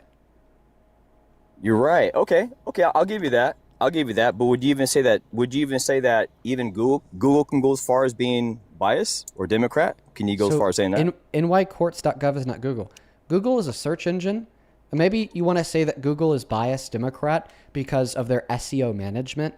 Like they'll give higher ranking preference to institutions on the left compared to that on the right. By the way, that's false. That's completely conspiratorial. But like regardless, right? That's like the function or the mechanism that Google could be biased. Okay. Google can't be biased by like uploading fake information to nycourts.gov. Okay. Well, because nycourts.gov is like an independent entity from Google. Like you could find nycourts.gov on Bing. You could find nycourts.gov on DuckDuckGo because it's just a publicly hosted website by the government. Gotcha. Okay, so I'm just gonna go with what you're saying. Let's just say Donald Trump did a bunch of crimes. Okay, I'm gonna go with that. Okay. Okay. Still, it doesn't change the fact that the rules that he make are good values compared to the rules that the other party makes. It's still not going to change. So would you vote for a trans woman that ran on his policy? I don't care who runs for what. All I care is that your policies. So would you vote for a trans woman who ran on his policy? No, because a trans person is obviously not going to be Christian values. They're going to try to indoctrinate our kids to you can be a boy and a girl when they're 9 years Perfect. old. I'm not gonna So do then that. a rapist obviously isn't going to have Christian values. To be honest, do you think that a rapist can have Christian values? If the guy actually really raped somebody, yeah, but I know he could be. I know that even in court. So wait, I just want a yes or no. Can a Christian have rapist values? No, absolutely not. Okay, so you just said that you never vote for a trans woman, regardless of the policy that they ran on, because a trans woman can't have Christian valuus. Here's the Therefore, difference. you would never vote for a rapist, regardless of the policy that they ran on, because Here's the rapists can't difference. have Christian values. Here's the this is what you're doing. This is what you're doing. A trans is somebody who's saying it's okay to be trans, right? Obviously, they're making it very, very open. They're saying I'm trans and this is who I am. They're openly saying I'm deciding to sin against God and I don't care. Trump, if you ask Trump, are you a rapist? You think he's going to say, yes, I do. I'm a rapist and I don't care. I'll go against God. Of course not. That's the difference. A trans is someone who's saying I'm a trans. I don't care what anybody says. If you ask Donald Trump, did you rape the girl? He's going to say no. So do you think it's worse to be trans than it is to be a rapist, since you think that one is openly going against God and the other isn't? You're missing the point. You're missing the point. They're both wrong. Wait. They're both wrong. Do rapists openly go against God? Absolutely, but you're still missing the point. So wait, I am. I'm definitely missing the point. This is the point. When somebody says that being trans is okay, and somebody says being trans is not okay. Do you think it's like difference. worse to say that being trans is okay than it is to rape a woman and never tell a soul? They're both wrong. They're Okay, both can you tell wrong. me which one's worse? Is it worse to say that being trans is okay, or is it worse to rape a woman and never tell a soul? Only God knows that, but I say they're both wrong. I say they're both wrong. So, would you prefer your son to tell Don't you bring up that my he son. thinks it's Hey, okay hey, to be hey, bro. trans, Hey, or to bro. Don't rape bring a up my woman son, and bro. never tell a soul? Don't bring in my son, bro. Out of respect. Don't bring in my son. Do you have a daughter? Don't bring in my daughter, bro. Just Well, telling you shit, that. you have a bunch of kids. Let's Is your just son's keep name it- Derek? My son named Derek. No. What's the point of that question? Because now you have a hypothetical son named Derek. Because I don't want you to get all emotional over me. No, I just don't want you to. So if your start bringing my hypothetical son named Derek, okay, would you prefer your son named Derek to tell you that he thinks it's okay to be trans, or would you prefer your son named Derek to rape a woman and never tell a soul? Both are wrong. Okay, you're Both not are wrong. answering my question. That is the answer. They're both wrong. No. Oh my God. Would you, like, gun to your head, you got to choose one. Would you prefer for Derek to rape somebody and never tell a soul, or to tell you that he thinks it's okay to be trans? Of course, the trans. I would go with that. Okay, so you course. think it's like, dude, this is like the insidious nonsense of fucking the right worldview. Dude, it took me like 5 minutes to get you to say that it's worse to rape a woman and never tell a soul. Okay. So earlier you said you would never vote for a trans woman, Would not. regardless of the policy they ran on, because that's anti-Christian. And so then I said, do you okay, think? well, is it anti-Christian to be a rapist? okay, And then look. you said yes. Okay, look. So then I Here's the made an point. equivalent This is why. analogy. Therefore, you never vote for a rapist regardless of the policy that they ran on because it's anti-Christian. Okay, well, then you try to make a point that like the trans person is openly saying that it's okay to be trans and the rapist isn't telling anybody about the fact that they raped somebody. All right, well, then we just determined that it's still yet worse to rape a woman and never tell a soul than it is for a trans person to say it's okay to be trans. Duh.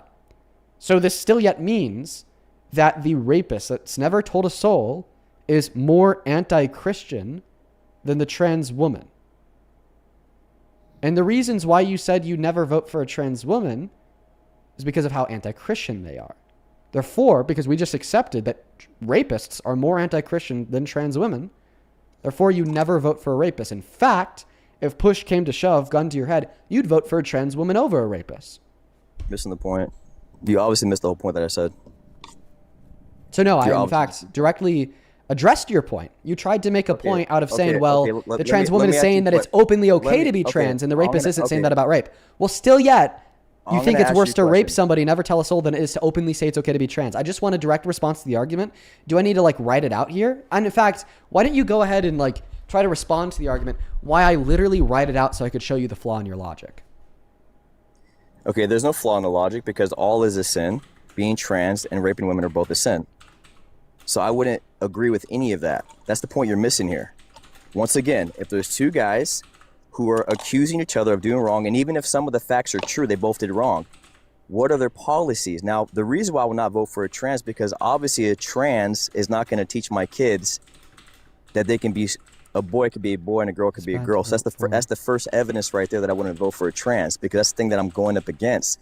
I don't want my kids to be taught in elementary school that they can change their sex parts and change who they are when they're not even ready to learn about sex ed. I just want to see if I'm like correctly representing your argument here.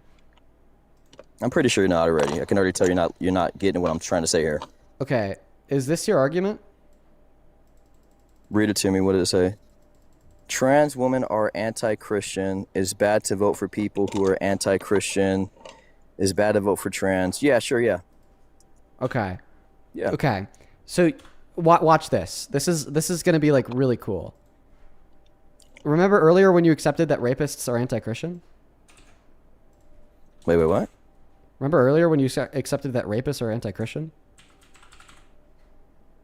Yeah, I agree with that. I agree with your writing here, but what you're writing proves that even when you're taking notes, you're still not paying attention. Well, even taking notes, you miss my point. I literally just had you. Wait. I just had you affirm that this is your argument. Like literally, I mean, I could roll back the VOD. It would be like 30 seconds. How about No. I literally just asked you if this was your argument. Focus, bro. Okay. I literally just asked you if your argument is P1, trans women are anti-Christian. P2, it's bad to vote for people who are anti-Christian. Conclusion, it's bad to vote for trans women. And then I asked you, Dean, is this your argument? You said yes. Okay, so then I literally copied and pasted it. That's not my argument. Okay. What should we change about this argument? Let's focus in on this part about trans women. Okay, put another line in there. Okay, where? Right here? We'll make it clear. No, do after C on the bottom. Okay, well, that's not how that's not how argumentation works. Let me quickly give you a crash course on how argumentation works. So P1, I bet you don't know what that means. I think you're the one who doesn't know how argumentation works. Okay, so what's P1 mean? P1? That's what I thought. You don't know how argumentation works. It's fine. I'm not even trying to like dog on you. I'm trying to be like do a little educational moment here. And then your response is, so P1 stands for premise 1, because you're interrupting me while I'm trying to educate you. So P1 stands for premise. At all, bro. Okay. You're totally missing the point. Okay. So then what does P1 stand for? You're still missing the point, bro. Okay. What is P1? Hey, bad boy. You're crashing out because you're getting pushed on your argument. I got a whiteboard up and everything pushing you on your nonsense. So you're going to calm down. You're going to stop acting like a bad little boy. Stop crashing, getting all emotional and shit. It's annoying as fuck, honestly. What a baby. And we're just going to like reform the argument so it is better representative of your internal thought processes. Right? Because in good faith, I tried to write out your argument for you. Then in good faith, I asked you if that was your argument and you said yes. And then in good faith, I showed you how that could be mirrored onto rapists, therefore mirrored onto Trump. But then in bad faith, you were like, no, that's not my argument, even though you just said it was. So then I, in good faith, said, okay, let's change this argument so it's better representative of how you actually feel. And now you're like crashing out. So let me just quickly give you a crash course on how the basics of formal argumentation work, so we could better adapt this argument to your internal thought processes. Just let me educate you. It's fine, bro. I went to school for this for 2 years, then I dropped out. So it's not like I have too much authority. Okay, so P1 stands for premise 1. Okay, what's a premise? A premise is a statement that is either true or false. All right? And it's a statement that is either true or false that you are using to build the justification for a conclusion. So when we have what is called a syllogism, this is called a syllogism, by the way, a conclusion that follows two premises. Bro, you're totally going off track here, bro. You're totally going off track, bro. No, I'm explaining to you the basis of formal argumentation, so we could like better. This is not an English course. This is a simple debate, and you totally missed my point, bro. Exactly, debate. You debate with arguments. You're pivoting, bro. I'm not pivoting. I'm just trying to understand what your argument is. Okay, so let me make it clear. I'll try to make it like baby terms. Okay, once again. How do you change this argument? Okay, you want to write it down? Or want me to tell you how do you want to do it? I just want to know the other reasons why it's wrong to vote for trans women. Okay, if a trans, would you admit, or can you see with Dean's logic? So, how long you go to school for? Wait. You got a degree in what? An What do you have a degree in? an argument doesn't include questions, right? I'm just simply asking you, what would I you debate change a about lot. this argument? I debate a lot, and you can do whatever you want to debate. Well, I mean, no, you literally can't, because questions can't be true or false, and you use statements that are true or false to build. You use statements that are true or false to build justification for a belief. Like, for instance, if I'm trying to justify the conclusion that the Earth is round, well, I'd say the Earth is round because it's true that there are images of the Earth and it's round. All right. You use true statements. You use true statements of fact to create justification for your beliefs. So the reason why questions cannot be justification for your belief is because questions can't be true or false. All right. So like restart it. Yeah. I'm just educating you on like your massive blunders here, buddy. So let's restart it now. Let's like revise this argument so it's better representative of how you feel. What would you change about this argument? Are you gonna mute me or you gonna let me talk? I'll let you talk. You muted me this whole time, bro. This whole time, dude. Because you've been interrupting me like a little fucking child. Once again, I don't care to learn what you learn in whatever your school. Simple logic here. I know. Trump supporters don't care to learn at all because you are all dumbasses. My life proves it on a daily basis. Thank you. Ding, ding, ding, ding. Now, what would you change about this argument so it's better representative of your internal thought processes? Holy fuck. Okay, once again, if there's a guy that calls himself a trans, would you say that he agrees? Okay, would you agree that he believes in being trans if he calls himself that? Would you agree? Okay, so I'm going to like restructure. I'm going to restructure your sentence in a way that makes it actually simple logic, bro. Can I speak? Simple logic, man. Sure, go ahead. I'm going to restructure your sentence in a way that makes sense because that was gibberish.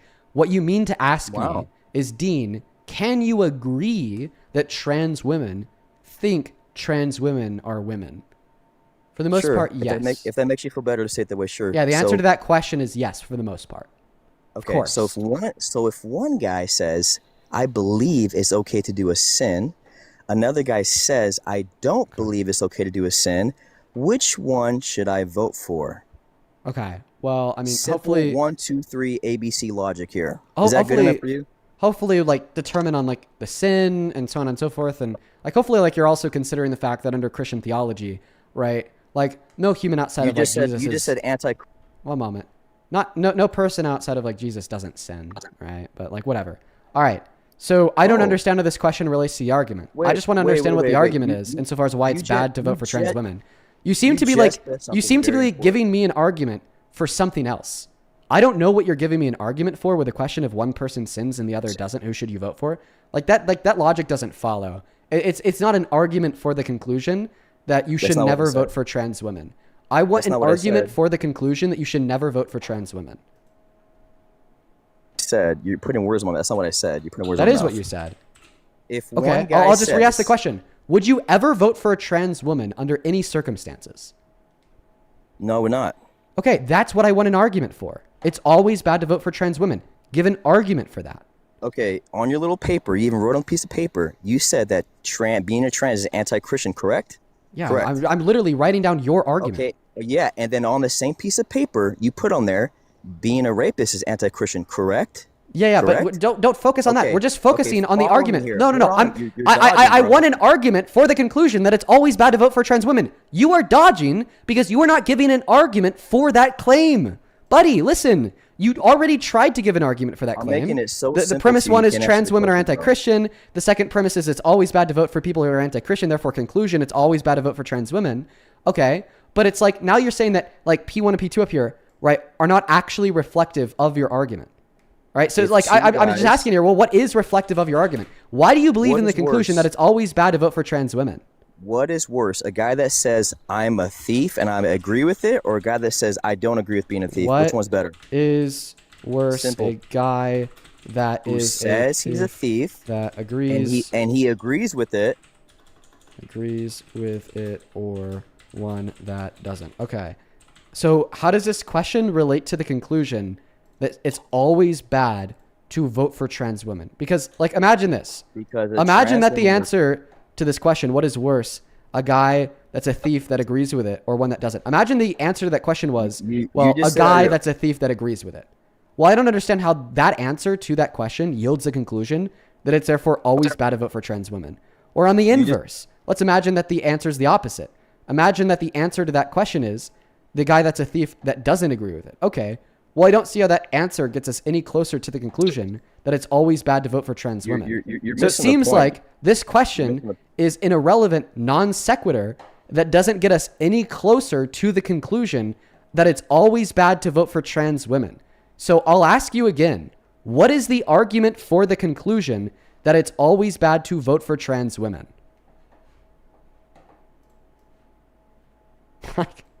This is actually insufferable. I just want an argument for the claim that it's always bad to vote for trans women.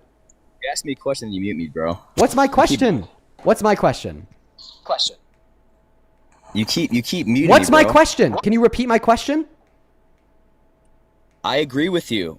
Rape is worse than being a trans. But that's not my fucking... Well, dude, my question is, what is the argument for the claim that it's always bad to vote for trans women? You are actually a donut. You, the guest before you, the guest before them, and every single person that we've spoken to for 3 hours has an average IQ of maybe 17. And that's me being generous. Like, this is unreal. Let me clarify what I'm asking you for. I am asking you for an argument that it is always wrong to vote for trans women. Rapists have nothing to do with an argument for the claim that it's always wrong to vote for trans women. Donald Trump has nothing to do with the argument that it's always wrong to vote for trans women. So stop mentioning rape, stop mentioning rapists, stop mentioning Donald Trump, and give an argument for the claim that it's always wrong to vote for trans women.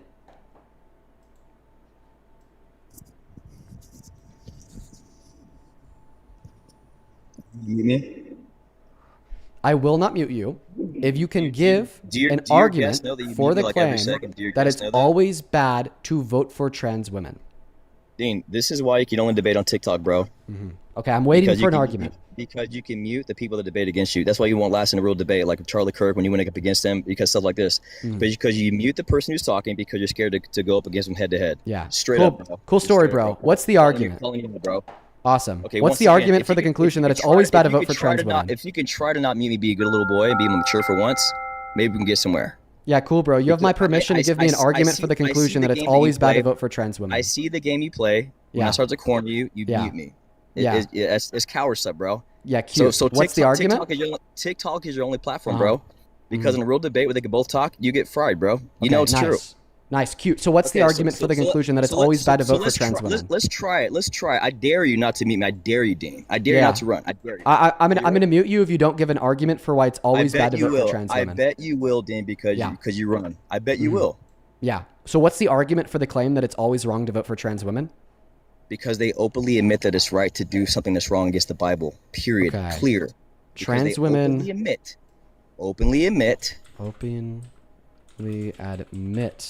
They openly admit it's wrong. That sin is okay. That's the difference. Okay That's the difference.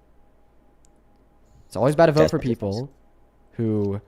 If anyone says that any sin is okay and they openly admit it, obviously a Christian is not going to vote for them.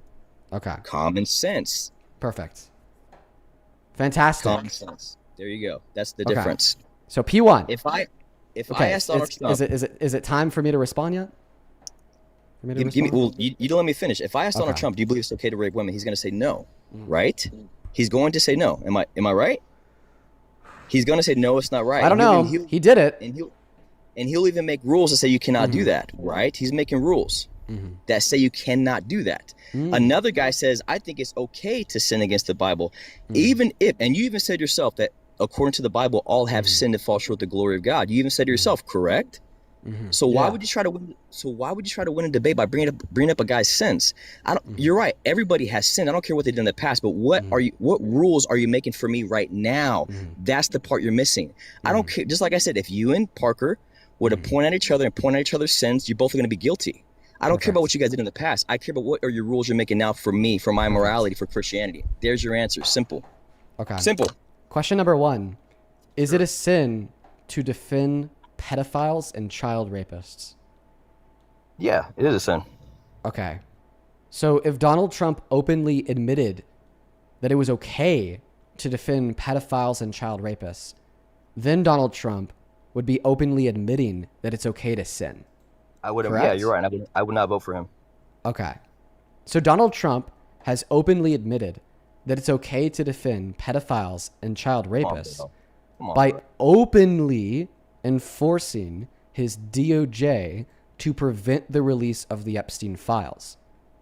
My argument that Donald Trump has openly admitted that it's okay for the DOJ to not release the Epstein files is by calling Republicans who wanted the files to get released dumb, by having his administration label it an act of hostility against their administration to vote for the release of the Epstein files in Congress, by personally having his name redacted from the files over 1 million times, including an accusation from a minor trafficked by Epstein, J. Doe number 4.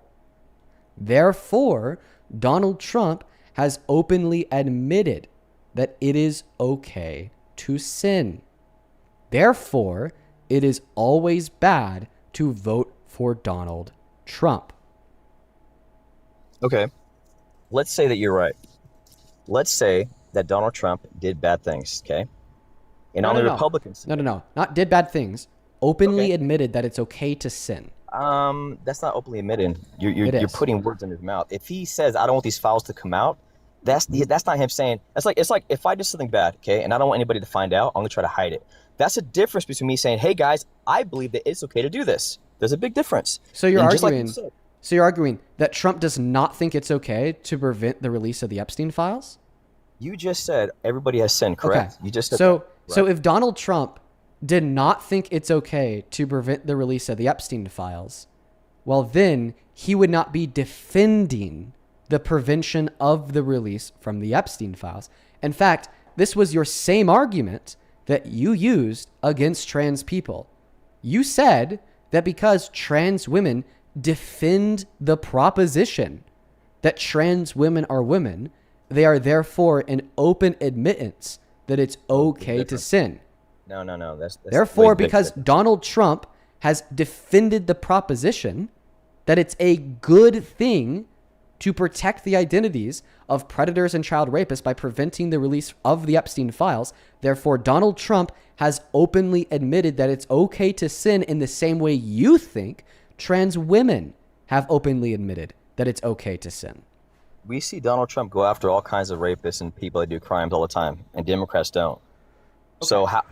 So that's what we call a red herring to the argument. So I'll describe how that's a red herring. You're attempting to shift the goalposts of the line of argumentation away from the original premise of reason.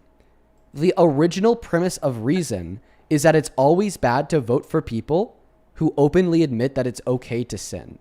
And you think that somebody has openly admitted that it's okay to sin if they defend sins, right? You're still dodging, bro. Because you're saying that trans women openly admit that it's okay to defend sins by defending that trans women are women.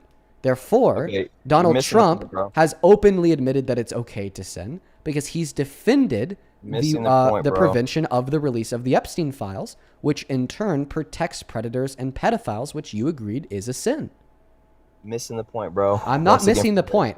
I know that I'm not missing the point because I had you write out your argument. I know that I'm not missing the point because we spent 20 minutes going back and forth trying to identify the reasons why you think that it's always bad for trans women. I know that I'm not missing the point because not only did we confirm that you verbally stated that you think it's always wrong to vote for people, okay, that admit it's okay to sin, but also because then I wrote that down and it's in the middle of your screen right now. He left. Get pushed. Get fucking pushed. Get absolutely unbelievably pushed. Folks, that's what we do to the annoying ones. I usually don't do that we usually don't whip out the formal argumentation. We usually don't whip out the goddamn notes pad. We usually don't whip out the fucking Google Doc writing down their argument line by line, premise by premise.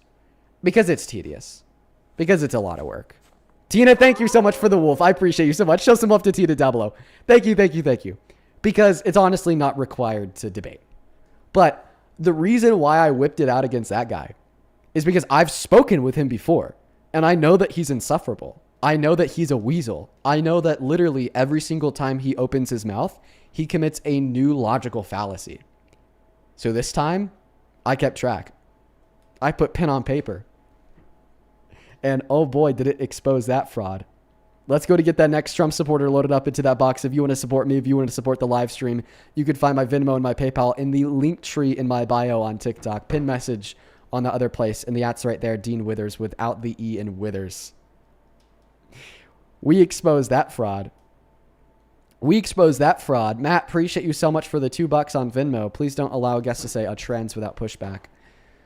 Listen, the thing that gets difficult is when every single word that leaves their mouth is bigoted.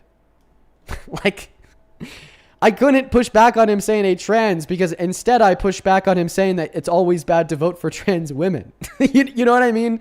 Right. And it was like on my radar and I was going to get around to it, but then he crashed out and left. Let's go to get that next guest connected to the live stream. Folks, we have a temporary restriction here on TikTok. It'll be up in around 5 minutes. Let's go to get that next guest connected to the live stream right now. Only hop inside of that queue if you happen to be MAGA. Only hop inside of that queue if you happen to be MAGA. That was really embarrassing for him. Blindsided, thank you for the $10. He says Google Docs can be a good substitute for a whiteboard at the moment. True. So true. And then Blindsided with another $10 says Dean for Supreme Court Justice. Maybe in another life, bro. I don't know. I don't know, bruh. Yo, Jose, thank you so much for the $100 over on Super Chat. Jose, you're an absolute mad lad. Thank you so much for that love and support. Holy crap, you are the absolute go. And you know it. I want to see 1,000 Jose W's down below. Genuinely, that is beyond kind of you. And I am so fucking grateful for the love and support. So grateful, my friend. That is beyond kind. Jose with the $100 says, Collar is a bigoted MAGA heretic. He would probably eat shit before accepting his child as trans. How can a true Christian judge an entire population when Jesus never spoke about trans people? Scared little MAGA boy. Leave them alone, you snowflake. Yeah, listen, obviously we didn't change his mind, but at least we just left him mentally perturbed. Like, yeah, we ruined his day. I mean, what more can he ask, right? We ruined their day at least. Mackenzie, thank you for the 28 Canadian dollars. Let's get 300 Mackenzie W's. Mackenzie with the $30 says, is this that guy that said he'd send his kid to a conversion camp? I don't even remember who you're talking about. Maybe that was on Parker's stream. Appreciate you for the love. And Black Unity, thank you so much for the $50 on Super Chat. Thank you, Black Unity. 1,000 Jose W's, 300 Mackenzie W's, and now 500 Black Unity W's. We're going to go to call you Unity. Thank you so much for the love and support. That is ridiculously kind of you. Unity with the $50 says, Dean, search FUSD answers concerns about LGBTQ plus themed books in school libraries. Jonathan Guevara is featured discussing LGBTQ plus books, parental rights, and gender identity in schools. I'll have to check that out, Unity. Thank you so much for the great recommendation. Taffybot with the $10 says, we love notepad time. Please do it more with callers. It seems to help them see themselves better. Yeah, it does. Right? Like, he knew he was wrong because he could see how he was wrong. Alyssa, welcome in. Do you support Trump? Yes, I do, actually. Thank you for asking. I would like to have a couple questions about the gas prices. Are you running from the debate? Oh, okay. I have a couple questions about the gas prices. I just need to know why you keep saying that it'd be going up $5, like whoop-de-doo, like, is it good? Like, I don't know what you want me to say to that. With that That is bad for the environment, and you as a liberal, a stinky liberal who don't wash his clothes, should not be doing that on this live stream. It's absolutely disgusting. Uzbekistan. Australia. Are Kazakhstan, you familiar? Turkmenistan. Are you familiar? Sudan, Morocco, are you familiar Libya. You know too many countries in Africa to be a Trump Antarctica. supporter. No, that's not true, actually. Djibouti, Kenya. Get off my stream, bro. Let's go to move on to the next guest. Only hop inside of that queue if you happen to be an American adult that supports Donald J. Trump as president, please and thank you. Let's go to get the next guest, Dawson Cole connected. Daria, thank you so much for the $2 on Venmo. Appreciate you. Kyler, thank you for the $20 dono on Venmo. Let's get 200 Kyler W's. I'm so very grateful for you. Thank you so much for that love, Kyler. Kyler with the 20 says, so many bigoted Christians miss the point of John 8. Jesus didn't join the crowd condemning the woman caught in adultery. He challenged the hypocrisy of her accusers. Let he who is without sin cast the first stone. Be better, Jonathan. On God. They all get it wrong. They all miss the mark with Christianity, and it's so sad. Thank you for the $20, Kyler. You're the GOAT. Do you support Trump? Yes. Oh, Dawson. Hey, listen, man. You got to be at least 18 to join. I'm going to disconnect you. But just know that not everything is as it seems. Not everything is as it seems, my young friend. Not everything is as it seems. Spend your time outside having fun. Not worrying about politics. And also, don't get mad at people when they disagree with you, Jonathan. You know? You can't have everything right at 12 years old. Keep that in mind. Keep an open mind. I wish somebody would have given me that advice when I was, 13, 14. Let's go to get that next guest connected to the live stream. We got Molly loading up. Thank you, Mallory, for the 1 penny on PayPal. I appreciate you. Kira, thank you for the $5. Who says, longtime listener, genuinely donated and said that was the most insufferable caller ever. Bro, yeah, he was pretty bad. I'm gonna keep it a buck. Matt, thank you so much for the $2. I appreciate you. Charlotte, thank you so much for the $10. Who says, what the fuck is this guy saying? I'm a trans woman / elementary teacher considering a school board run. This chud will try to defend a trans woman. Try to deny a trans woman with a MAED from a top university with a teacher of the year finalist finish from running for office in a relevant field. This is why I run. And all of the power to you, Charlotte. If I was in your district, I would fucking vote for you. W Charlotte's in that chat. Love it. Ashley, thank you so much for the $25 on Venmo. Thank you. Please show some love to Ashley down below. Ashley with the 25 says, oh, how I hope you see this before he runs away. I'm a Christian and have gender dysphoria. My gender dysphoria has nothing to do with the love for my Savior. There are tons of things that we could be born with on this earth. He has no right to tell me who I do and do not serve. And just know that you have the same way anybody else has the ability to practice and share a common religion, Ashley. Don't listen to that fake Christian heretic. Thank you for the $25. All the love in the world to you. Presley, thank you for the 4 pennies. Abri, thank you for the $10 saying we are Dean Withers holy. And then Bridget, thank you so much for the $25 on Venmo, who says thank you for saying the silent stuff out loud. I try my best, Bridget. Over on PayPal, Eli, thank you for the $20, who says get pushed. Appreciate you, Eli. Michael, thank you for the $25, who says this guy's insufferable. Here's $25 to kick him. We made him run instead. Michael, thank you for the $25. Same thing to you, Layla. Thank you so much for the $12. Like I said earlier, I will take a look. Fatima, thank you for the $1. Mark, thank you for the $2. Zachary, thank you for the $5. And Anthony with a 1 and Shannon with a 2. We're all caught up. If you want to support me, support the live stream, ask a question, get a message across, you can find the Venmo and the PayPal and the link tree in my bio and my TikTok account. The at's at the top of the phone screen. Make sure to double check your spelling there. Dean Withers without the Ian Withers. Bunch of scamming accounts out there. And they're also in the pin message over in that other place. Welcome in, user. Do you support Trump? I love you, Dean. I have a flag in my room. All right. I won't ban you because they don't have the rules in the middle of the phone screen, but we're just looking to talk to Trump supporters. Mackenzie, thank you for the $2 on Venmo. Says, Dean, you're the GOAT. No, you. Let's go to get that next guest connected. Here we go. We got Mac loading up into the queue. Everyone. Mac, do you support Trump? Yes, I do. How old are you? I'm 19. Want to hear some jazz, everyone? Let me play some quick jazz.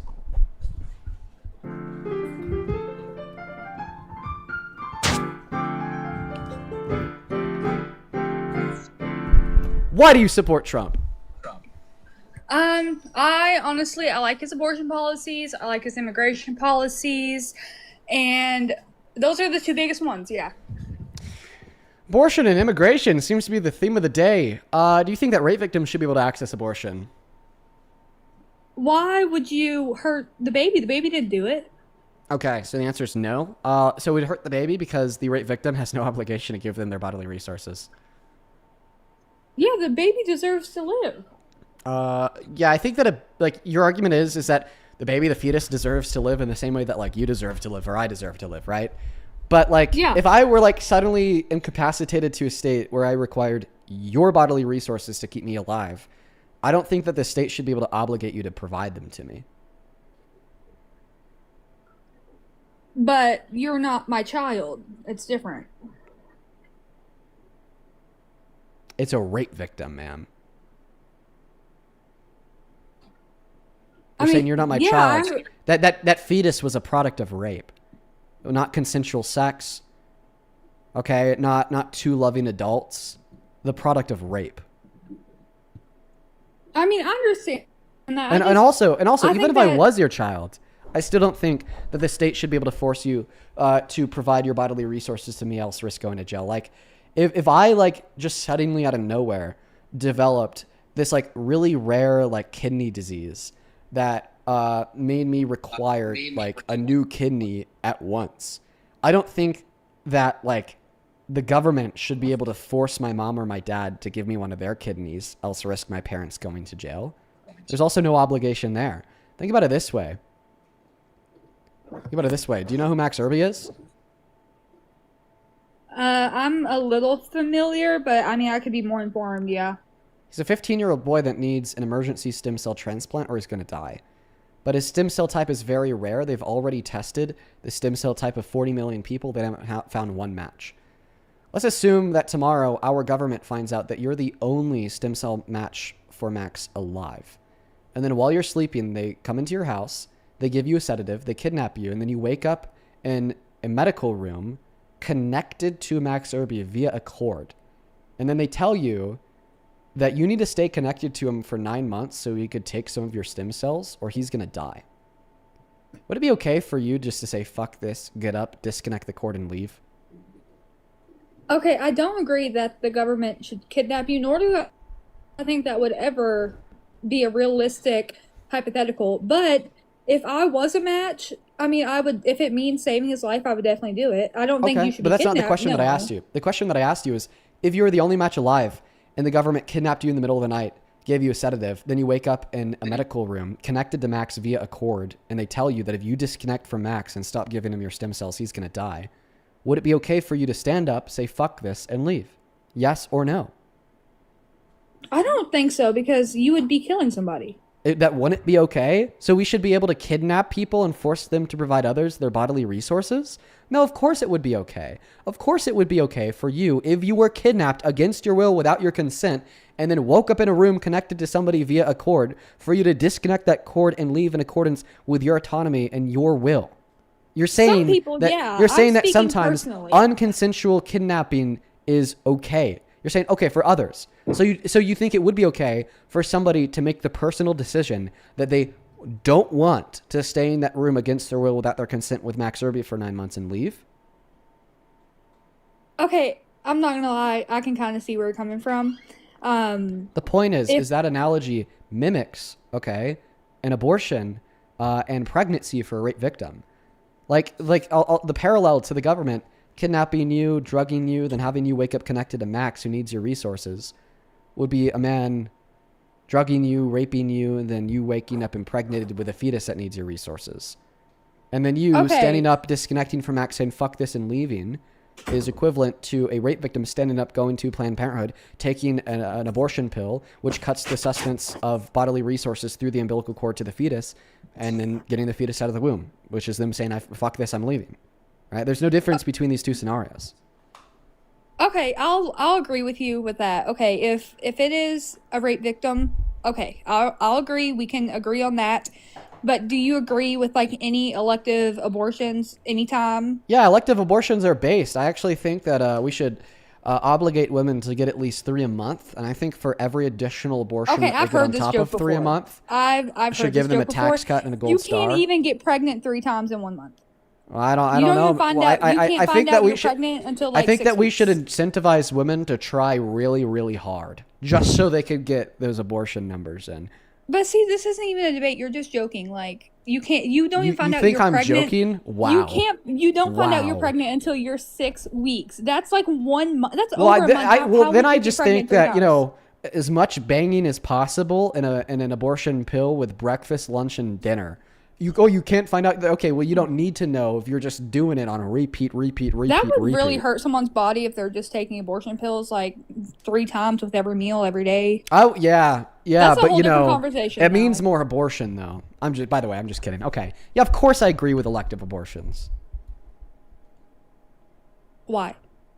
because I can't identify anything that's wrong with them. If I can't identify anything that's bad about an action, then I'm not going to think that that action is bad. So, oh my gosh. Okay.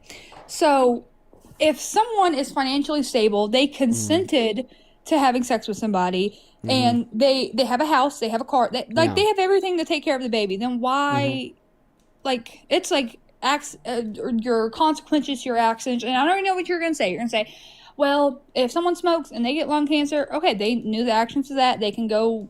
I'm so I know sorry. this will argue. A consequence to the action of me accepting you on this live stream is having to listen to this putrid yap sesh. That doesn't mean I can't disconnect you if I want to.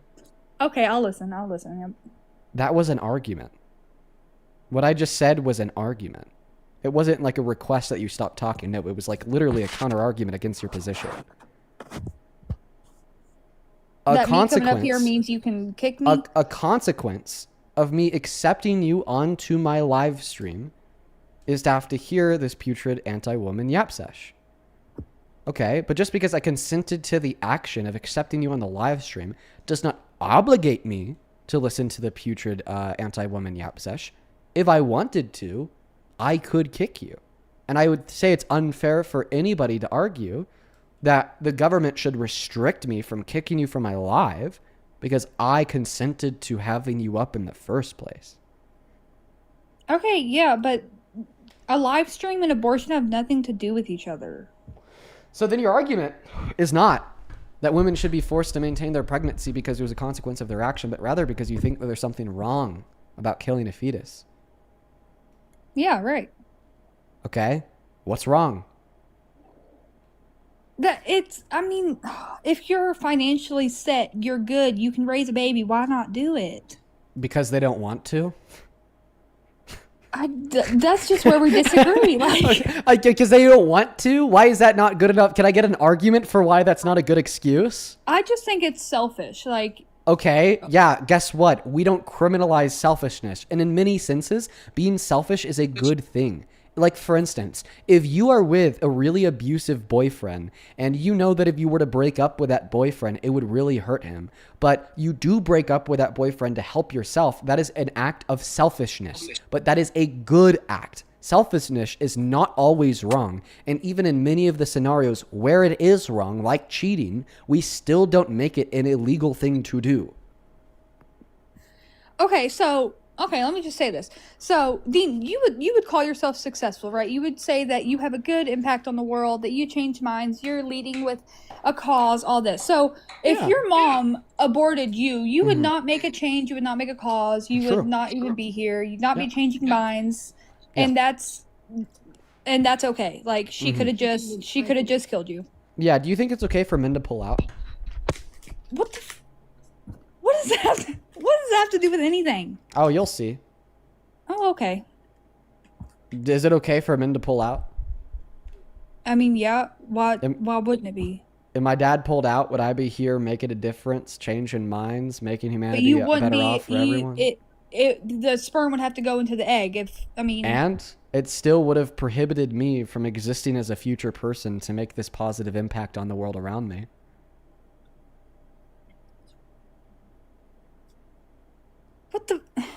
Okay, I'm just not following, maybe. Then you're not tracking your own. You just said abortion bad because it could have prevented me from running these live streams and doing good. Yeah, that same outcome would have been true if my dad pulled out. But with your dad pulling out, that wouldn't physically take a life because sperm is not a baby. You're right, but your argument wasn't abortion bad because it takes a life. But rather your argument... That's exactly what my argument was. No, your argument is that abortion is bad because it would have prevented me from existing as a future person to make a positive change in the world around me. But if you want to now, reframe the argument to being that abortion's bad because it's ending a life. Okay, why is it wrong to end the life of the fetus? Because if that's selfish, why would you end the life of a baby just because? Okay, what's again? Is it wrong for a girlfriend with an abusive boyfriend that knows that boyfriend will be hurt by breaking up with him? Is it wrong for her to break up with him? There are many resources for that. Is it wrong for her to break up with him? You can break up with who you want to break up with. Okay, but that's you have selfish. the right I thought that you resources. just said if something is selfish, then it's wrong. So you're saying the boyfriend's gonna like unalive himself if she breaks up with him? No, just be really sad or unalive himself. I mean, even in that doesn't- scenario, it's still not wrong to break up with him. Being sad and unaliving yourself are two totally different things. But what I'm saying is, regardless if it just makes the boyfriend sad or makes the boyfriend self-unalive, it's still not wrong to do, and it's still selfish. Selfishness, by definition, is just acting in accordance with your self-interests. All right? So I asked you why it's wrong to kill the fetus, and then you said because it's a selfish action. So in other words, your argument is it's wrong to kill a fetus because it's acting in accordance with your self-interests. So on like a principled level, you just fundamentally think that it's wrong for people to act in accordance with their self-interests? Absolutely fucking not. Right? No, I think what you mean to say, self-interest- I think what you mean to say is that it's wrong to act in accordance with your self-interests at a grave moral expense of others. Right? Yeah, That's good job, generally yeah. wrong to do. But see, Yeah, the good thing job. is, it's about an abortion. There's no grave moral expense because a fetus is not a person, does not have a mind, okay, does not exhibit or possess sentience, a higher level of rationale or consciousness, and you were just merely terminating a very small scale, not too complex clump of cells, right? It doesn't have a well-being, it can't experience pain, it can't experience pleasure, it fundamentally doesn't have sentience or a can mind. experience pain at 7 weeks. No, actually, that science is outdated. The current neurodoctrine consensus is 27 weeks. Okay, find me a source. You're good at that, right? Yeah, the National Institute of Health. Okay, pull it up. Okay? Let me do what you do. What's the article name? How about I just give you the PMID? Sure. Yeah, I bet you don't. Do you know what a PMID is? No, okay. That's fine. Okay. Awesome. Let's see here.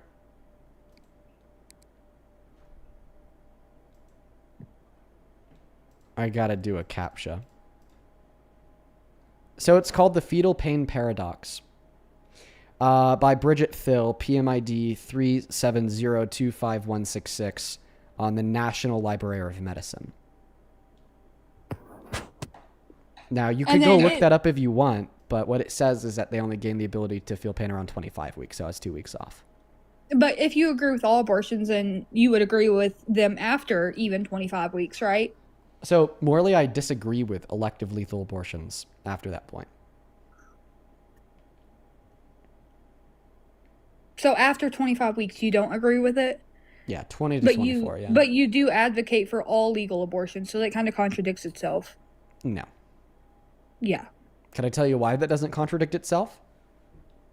Okay, so tell me why. Oh, all abortions, any abortions, all the time, any day, any week. And then, oh, no, elective abortions not after my 25 position. weeks are bad. I But think that's that what you just said. I think that it's gravely immoral to get an elective lethal abortion after around 24 weeks. I think that it's gravely immoral, a very bad thing to do. But the reason why I think it should be legal isn't to incentivize women to get elective lethal abortions after that point, but rather because when it is legal, women don't get elective lethal abortions after that point. The Then only why is lethal it- abortions that we see after that point are ones born out of medical necessity. But the reason why elective abortion should still be legal at that point is because when they're not, then doctors hesitate. And when doctors hesitate, women die. I'll give you an example. Texas, since they implemented their total abortion ban after around 6 weeks in elective circumstances, the mortality rate of pregnant women has doubled. Right? Because so in they're other doing, words, their right? own thing. In other words, when it's legal to get elective abortions in the 3rd trimester, no fetuses unjustly die from elective abortions, but a bunch of women unjustly die because they couldn't get medically necessary abortions. When abortions are illegal in the 3rd trimester, no fetuses unjustly die because of elective abortions.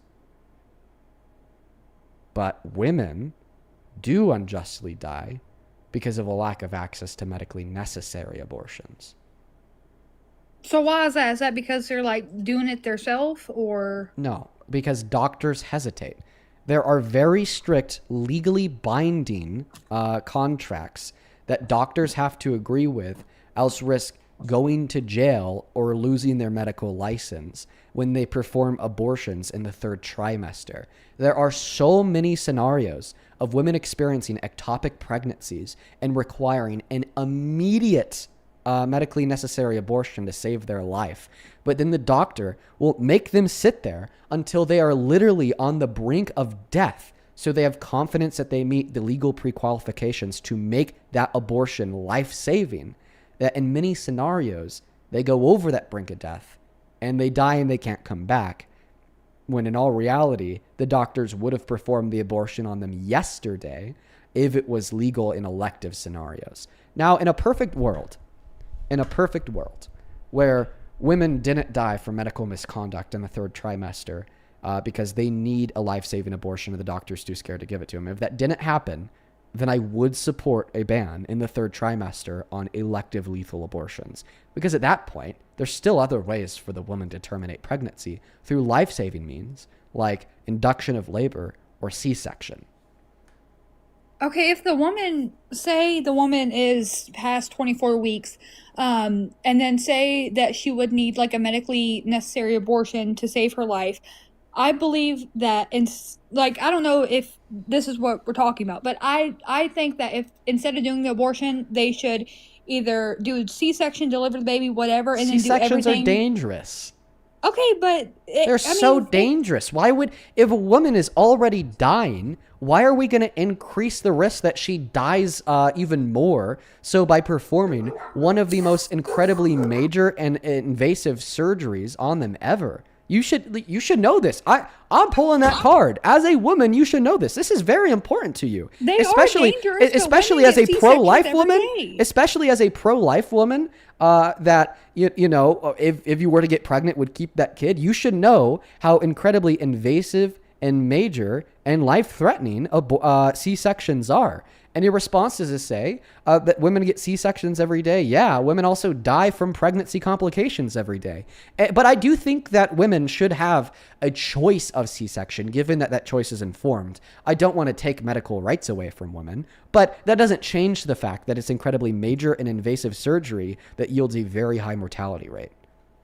It does. I'll give you that. C-sections aren't, they're not like a little thing to look past. But I feel like the doctor should do, even like the viability of a fetus is, I think, 22 weeks. So why not do everything you can to deliver the baby? And there's NICUs, there's so many because doing medications. Everything you can to deliver the baby only puts the life of the mother further on the line. And I value the life of the mother significantly more than the life of the fetus, even after that point of viability where I do value the fetus, right? Like we were talking about this earlier. Admittedly, like per my position, that it's sentience that I value. If sentience emerges in the life of the fetus at like 20 through 24 weeks, after that point, I find that life valuable, but significantly less valuable than a person like you or I. Yeah, I get where you're coming from. I do, because we have a lot more sentience than the unborn fetus. But okay, so if they have to do an abortion to save the woman's life, let's just say that, and it's 25, 26, whatever, the 3rd trimester. Yeah. So and just keep in mind, by the way, I'm letting you guide this argument and ask whatever questions you want. But notice how you can't defend your pro-life position. You're just like asking me about 1,000,000,001 questions about my pro-choice position, in which I've defended quite successfully. So how about this? I'm going to give you 5 more questions, and then we're going to go back to interrogating your pro-life argument. And that's like very kind. And that's very kind. Like I've already given you like 20. 5 more, that's a lot.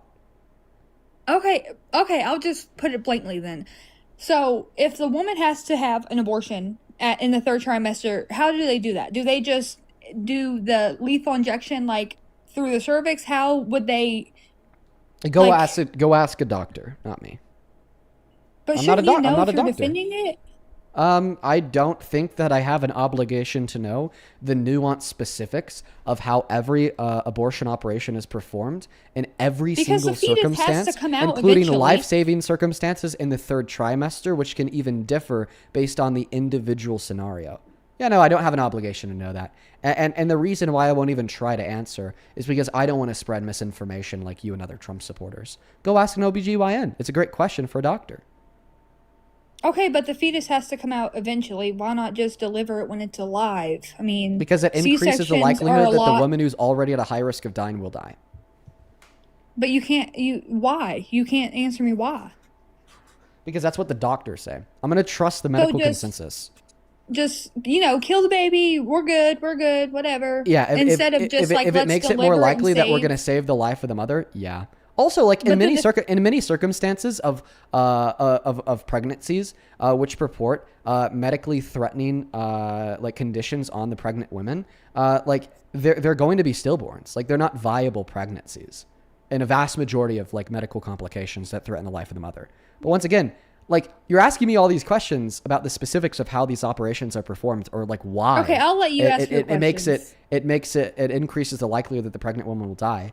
Okay, go ask a doctor those questions, because I don't know the answer to them. I just know, well, actually, no, I don't know the explanation for the answer, but I do know the answer, and I trust that answer because it is the vast consensus of the medical community.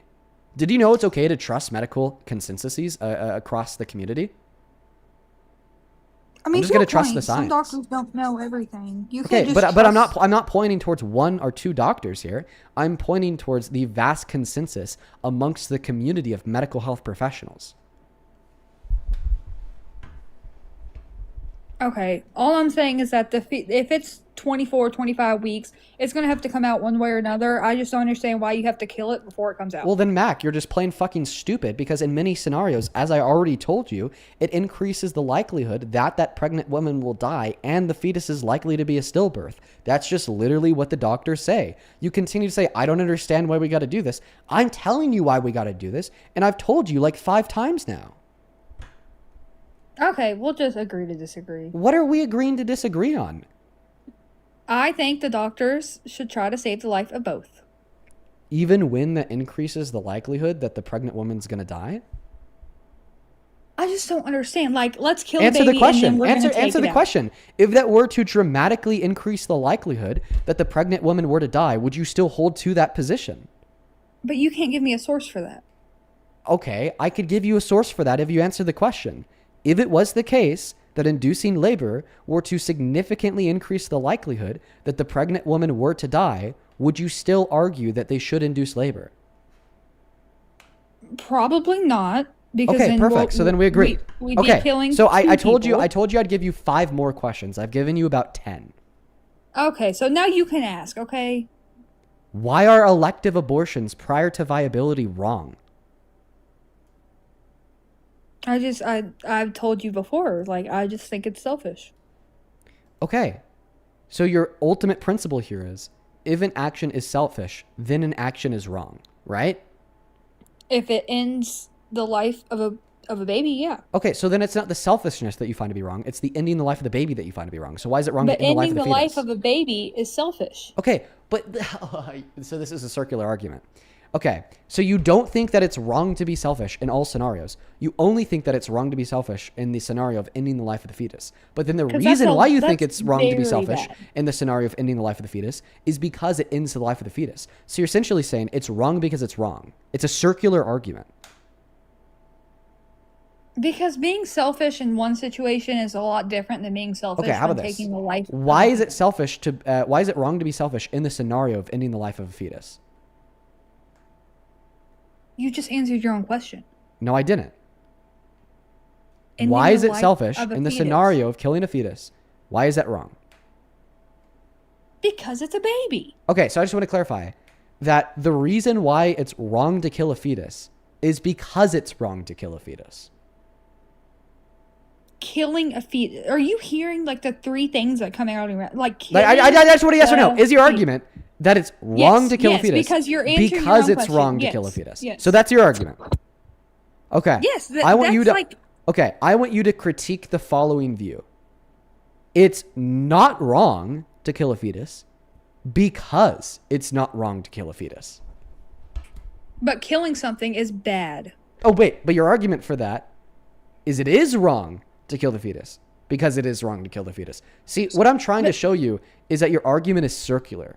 You cannot self-justify a claim. You can't say that a claim is true because the claim is true.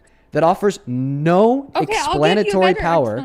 Going on mute. That offers no explanatory power for why you believe in what you do. You have to offer me explanatory power for your position. Okay, I'll give you what you want. Okay, I think it's selfish because it's not your choice to take the life of somebody else. Why? Okay, so if you go on the street and you just kill some guy. We're just gonna test that as a principle on its own. It's wrong because it's just wrong to kill humans. Okay.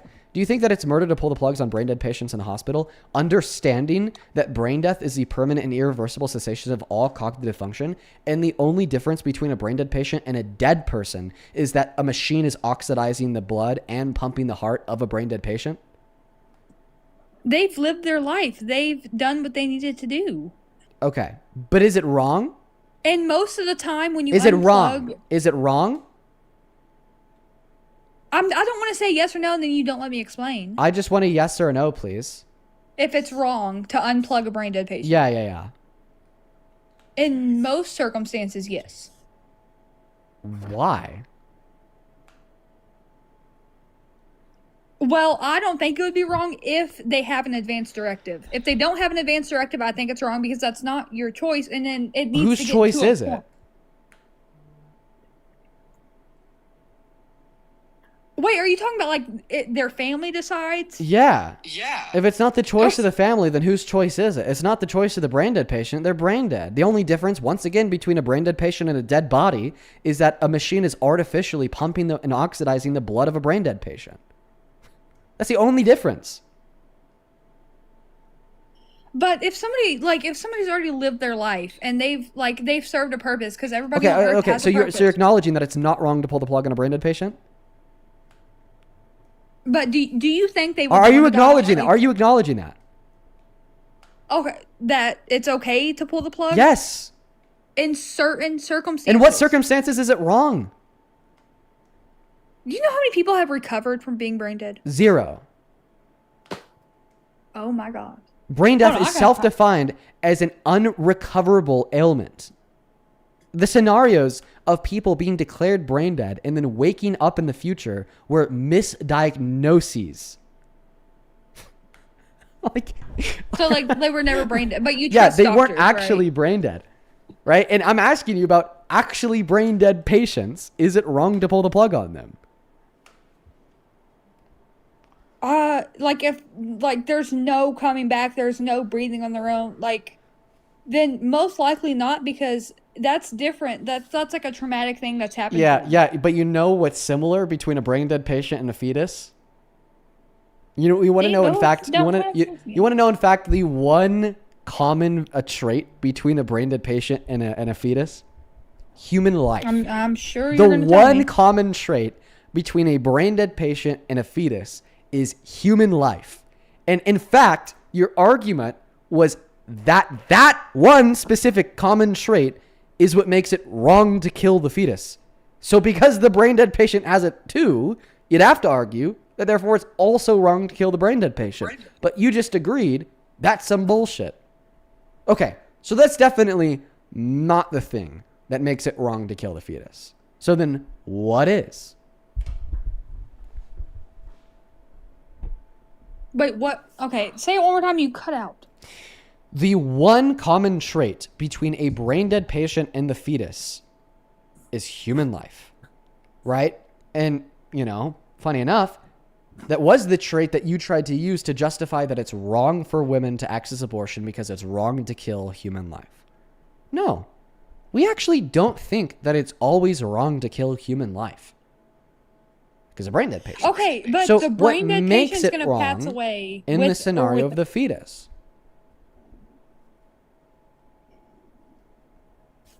The brain dead patient has no chance to live a regular life. The fetus does. Okay, so the argument is now That it's wrong to kill a fetus. No, I have multiple arguments. I'm not changing my argument. I'm adding on to my argument.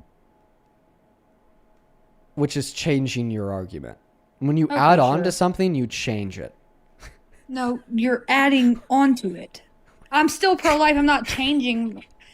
I have a question. Okay. So if I'm painting a painting, okay, and then I add on around a year's worth of painting onto the painting, did the painting change?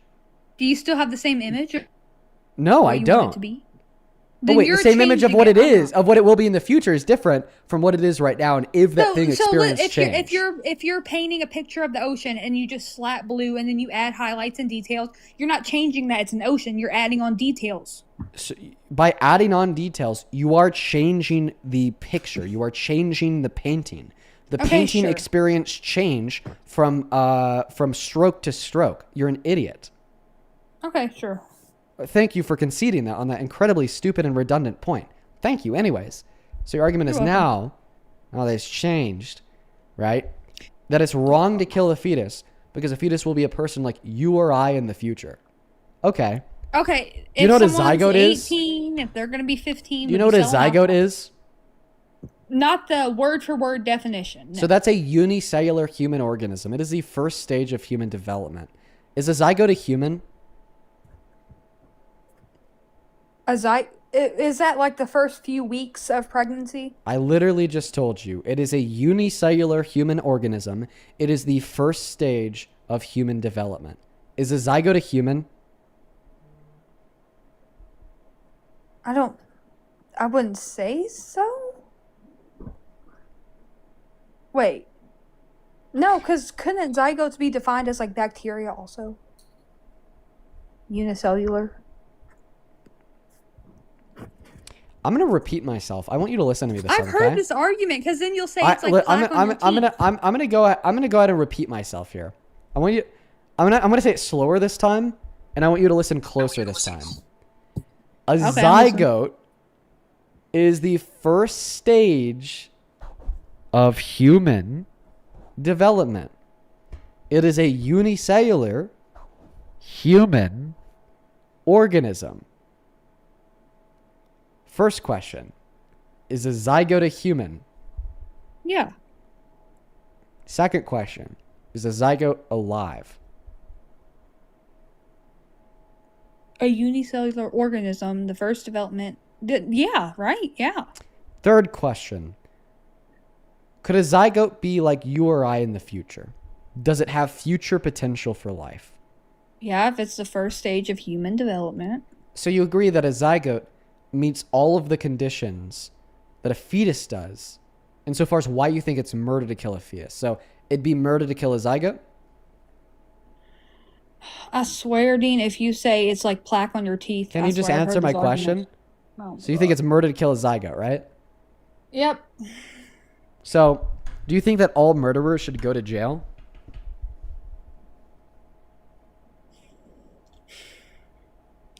Ending human life. Yes. Okay. All murderers should go to jail and it's murder to kill a zygote. Do you know what an IUD is? Yep. What's an IUD? Is it an intrauterine device? It's a form of birth control. It goes in the cervix. Correct. So, in some cases, an IUD will prevent pregnancy by preventing conception, meaning that there's no human life. But in other cases, an IUD will prevent pregnancy by allowing for conception to occur, meaning there is a human life, there's a zygote, and then it prevents the implantation of that zygote into the uterine lining, killing it. Meaning that zygotes are murdered by IUDs. My question is, if a woman knows that this is what an IUD can do, gets an IUD, then is sexually active, and an IUD murders a zygote, does that make that woman a murderer? If she is fully informed of what can... I don't agree with IUDs. I probably should have prefaced that. I knew where this was going. I thought you were going to say the whole bacteria thing, but I don't agree with IUDs, no. So I didn't ask you if you agree with IUDs. I asked you if a woman knows what an IUD does, has one, and is sexually active, does that make her a murderer?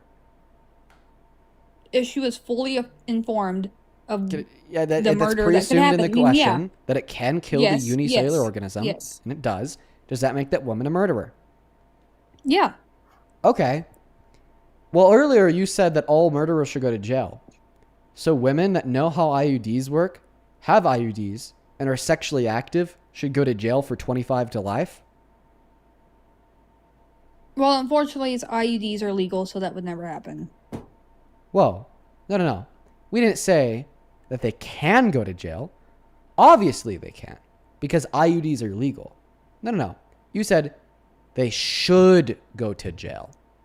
I don't All think right. 25 to life. No, I don't think 25 to life, but So not all because murderers should go it's- to jail for 25 to life? it depends. Okay. We'll just leave it to jail. Should they go to jail? Yes. And that's the problem with your pro-life view. Is your pro-life view, all right, means that men who rape women, sexually exploit little girls, and are credibly accused in the Epstein files like Donald Trump should be president, but women who are sexually active on birth control should be in jail. That is your worldview. And I'm so happy that you are willing to allow me to let me speak and build this step by step, because so many people who join my live stream don't. And that's the conclusion of the debate. Your worldview says, once again, men who rape women, sexually exploit little girls, and are credibly accused in the Epstein files should be president. Meanwhile, women who are on birth control and sexually active should go to jail. What did Trump do to be sexually exploiting women? Well, he raped one by forcefully penetrating her vagina with his fingers. He sexually exploited others by barging into their dressing rooms and looking at their naked bodies. Wait, what?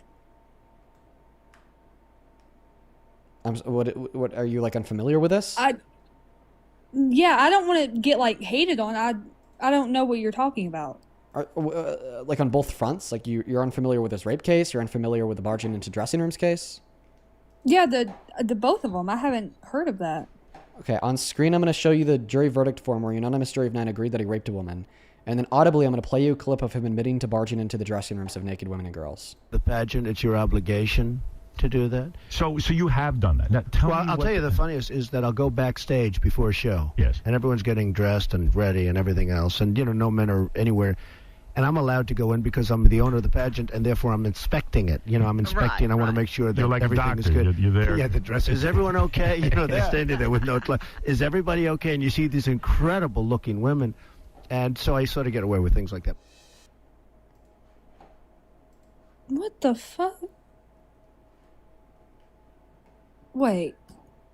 That's not AI or nothing.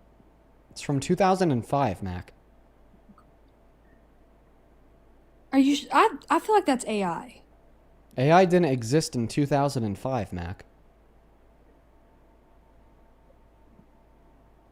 How do you? It could have been. No. No. This was also on the Howard Stern radio show. This wasn't like some random audio clip that just popped up on 4chan by some anonymous author that deleted their account 2 hours after publishing it live. This was on the largest radio show in America that he went on multiple times. Wait, so he said he went backstage.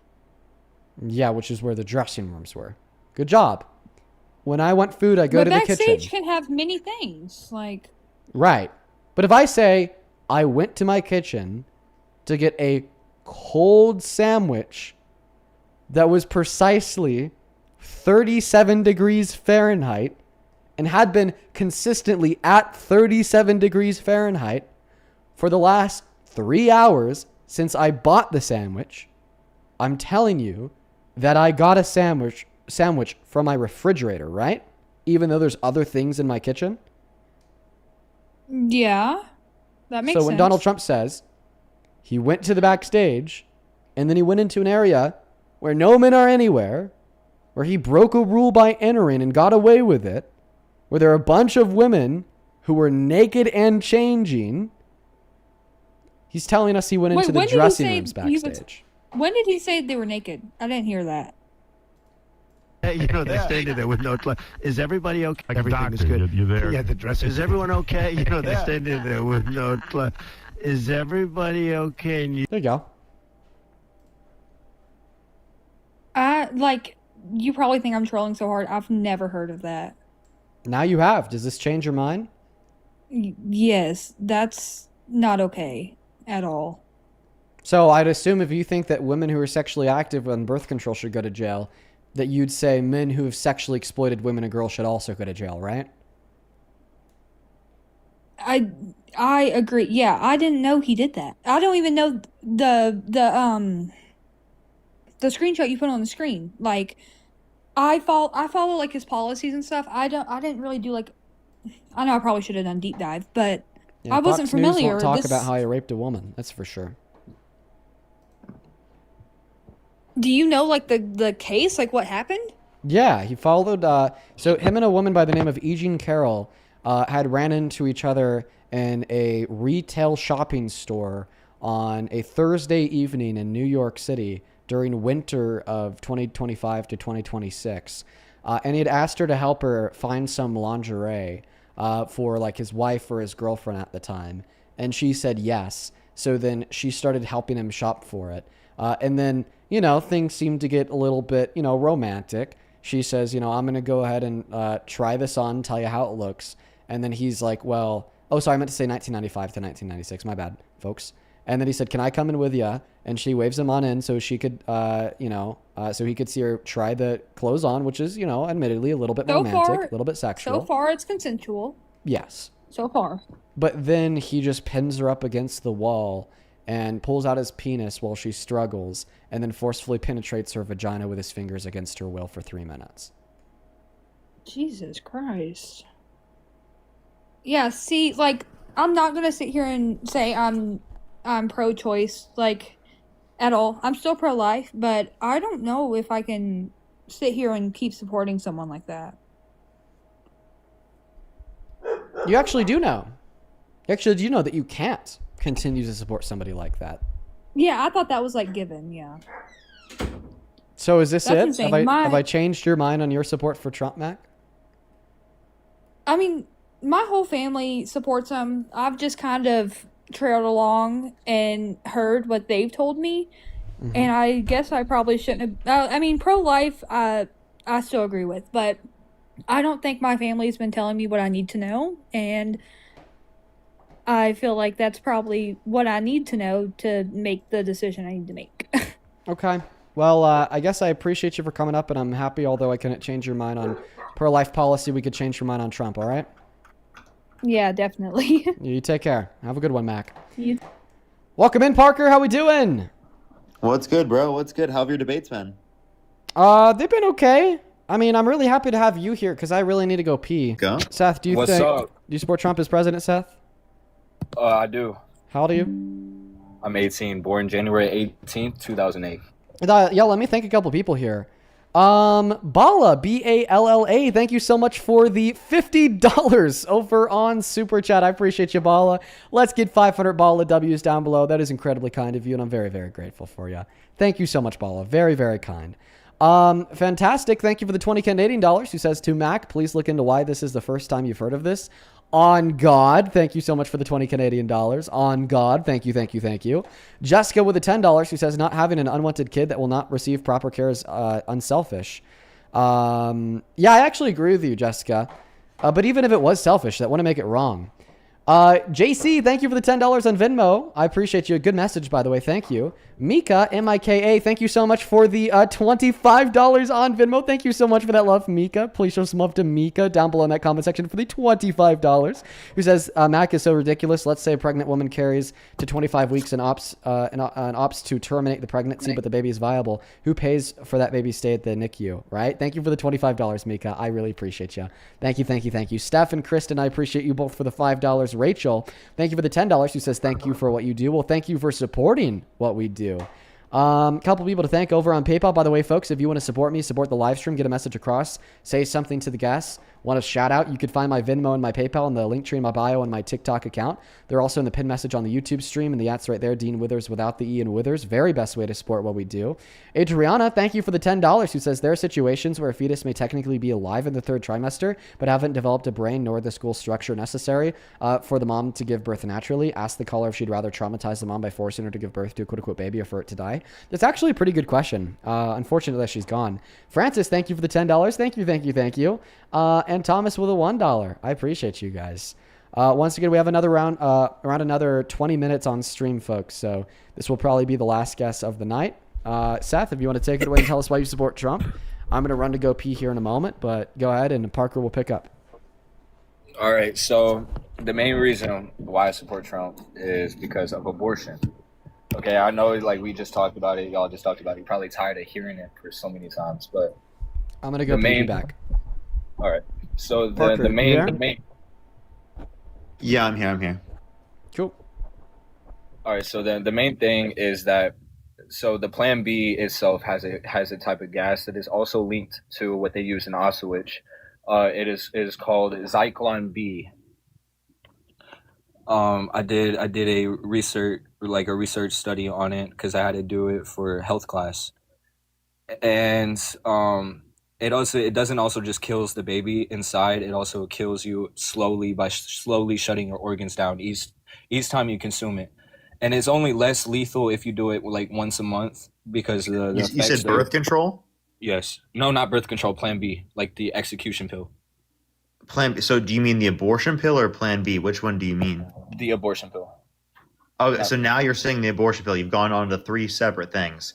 Okay, so the abortion pill specifically blocks progesterone, specifically so that it's not given to the embryo. I have no issue with the abortion pill. What's wrong with it? You tried to associate it with Zyklon B in terms of like the Holocaust. I don't see how that has any relevance. Do you think it's wrong to get to use an abortion pill? Yes, I think it's completely selfish, and I can explain why it's selfish. You don't. Okay, so why? Yes. Why do you think that? I understand about rape. I understand about that. I've been through it. I believe it or not, I actually really have been through that, and it sucks that a terrible thing happens, but you don't do evil after evil. You do good after evil. Even if something happens to you, it doesn't give you a right just to execute it on the spot just because, it didn't deserve. Wait, so do you think a 10-year-old girl should be forced to go through a pregnancy? No one said that they're going to be forced. No, I'm asking you, like, do you think a 10-year-old? Yes, I completely agree about a 10-year-old should carry it to full term. So you think a 10-year-old girl who was assaulted should be forced to go through a pregnancy? Yes. That's insane. That's fucking crazy. If I was like, I don't know, severely wounded, and for whatever reason, I need your bodily resources to live, and only your bodily resources to live, do you think that the government should be able to force you to give them to me? Yeah. Okay. You're an idiot. How? Because you think that we should be forced to give our bodily resources at an exhaustively high cost to ourselves to others, but what just does that because have to do they with need abortion? them. I'll explain to you what that has to do with abortion as soon as you could give me a good faith answer. Like, no, clearly, like if like I was wounded and I needed your bodily resources to live, right? Although you may argue it's a good thing if you were to give them to me, right? The government shouldn't be able to force you to, right? But like, who's no? Did you agree that the government should be able to force you to? Like, imagine that like the cost of you giving me your bodily resources was to like cut your body open and connect us via an umbilical cord for like 9 months, and it could like kill you. Do you think like the government should be able to force you to do that? Not if it's done willingly. Okay, right, precisely. Like rape. Like how rape will forcefully impregnate victims of rape. Unwillingly, against their consent and against their will. In the same way, you shouldn't be able to force to provide your bodily resources to me, even if I were to die as a result. They shouldn't be able to be forced to provide their bodily resources to the fetus, even if the fetus dies as a result. You not hear yourself? You're saying for me to live. So like, if you need to live, like pro-life. What do you think pro-life stands for? I think that pro-life stands for mutiny. I think that pro-life stands for misogyny. And I think that pro-life stands for idiocracy. Anything but women in life. Now Can you go ahead give me and give me a legit response to the argument I gave you and stop running away like a scared little weasel. You agreed that if I was like injured and put and placed in a state where I'm going to die if I don't get access to your bodily resources right now, but in order for you to give me your bodily resources, doctors had to like cut you open and connect us via an umbilical cord for 9 months at a very highly exhaustive cost to yourself, even introducing around a 3 to 5% chance that you're going to die as a result. You agreed that the government should not be able to force you. No, I die. If you don't give me your bodily resources, I die. But I'm saying if I did give it to you, would you still live though? Yeah. That's the point. Okay, so answer the question. Should the government be able to force you against your will to provide your bodily resources to me? But ain't nobody's forcing against the will. Okay, that's a stupid statement. We'll get there in a moment. But answer the question. Should the government be able to force you against your will to connect to me for 9 months and stay connected for me to 9 months to save my life? I mean, yeah. Because, like... Why? Like, if you need to live, you need to live, bro. So you should just because this is just like so like obviously like unintuitive. This is like so clearly like stupid. Can you repeat the question that I asked you? About should the government forcefully? Yeah. Like what was the question that I asked you there?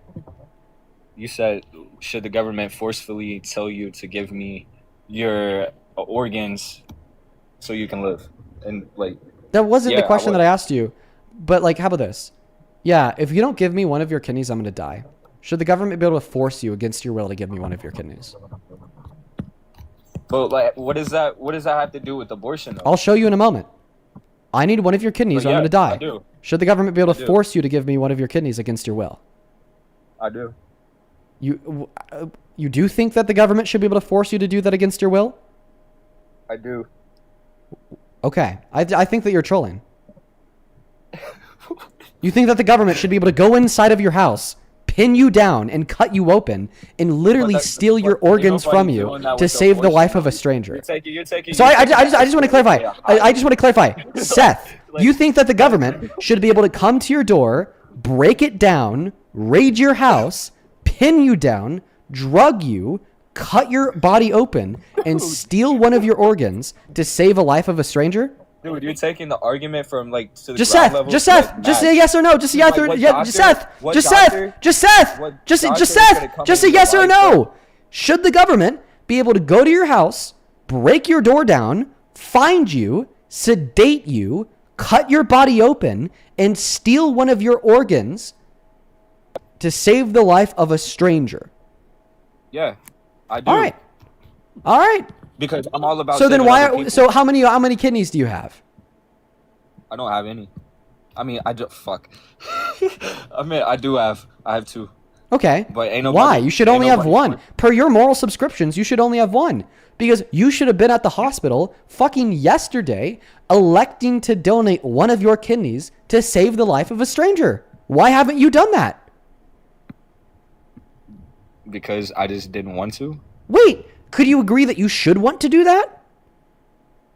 I mean, I guess so. I mean, yeah, and can you agree that you would vote for a politician who would make you do that?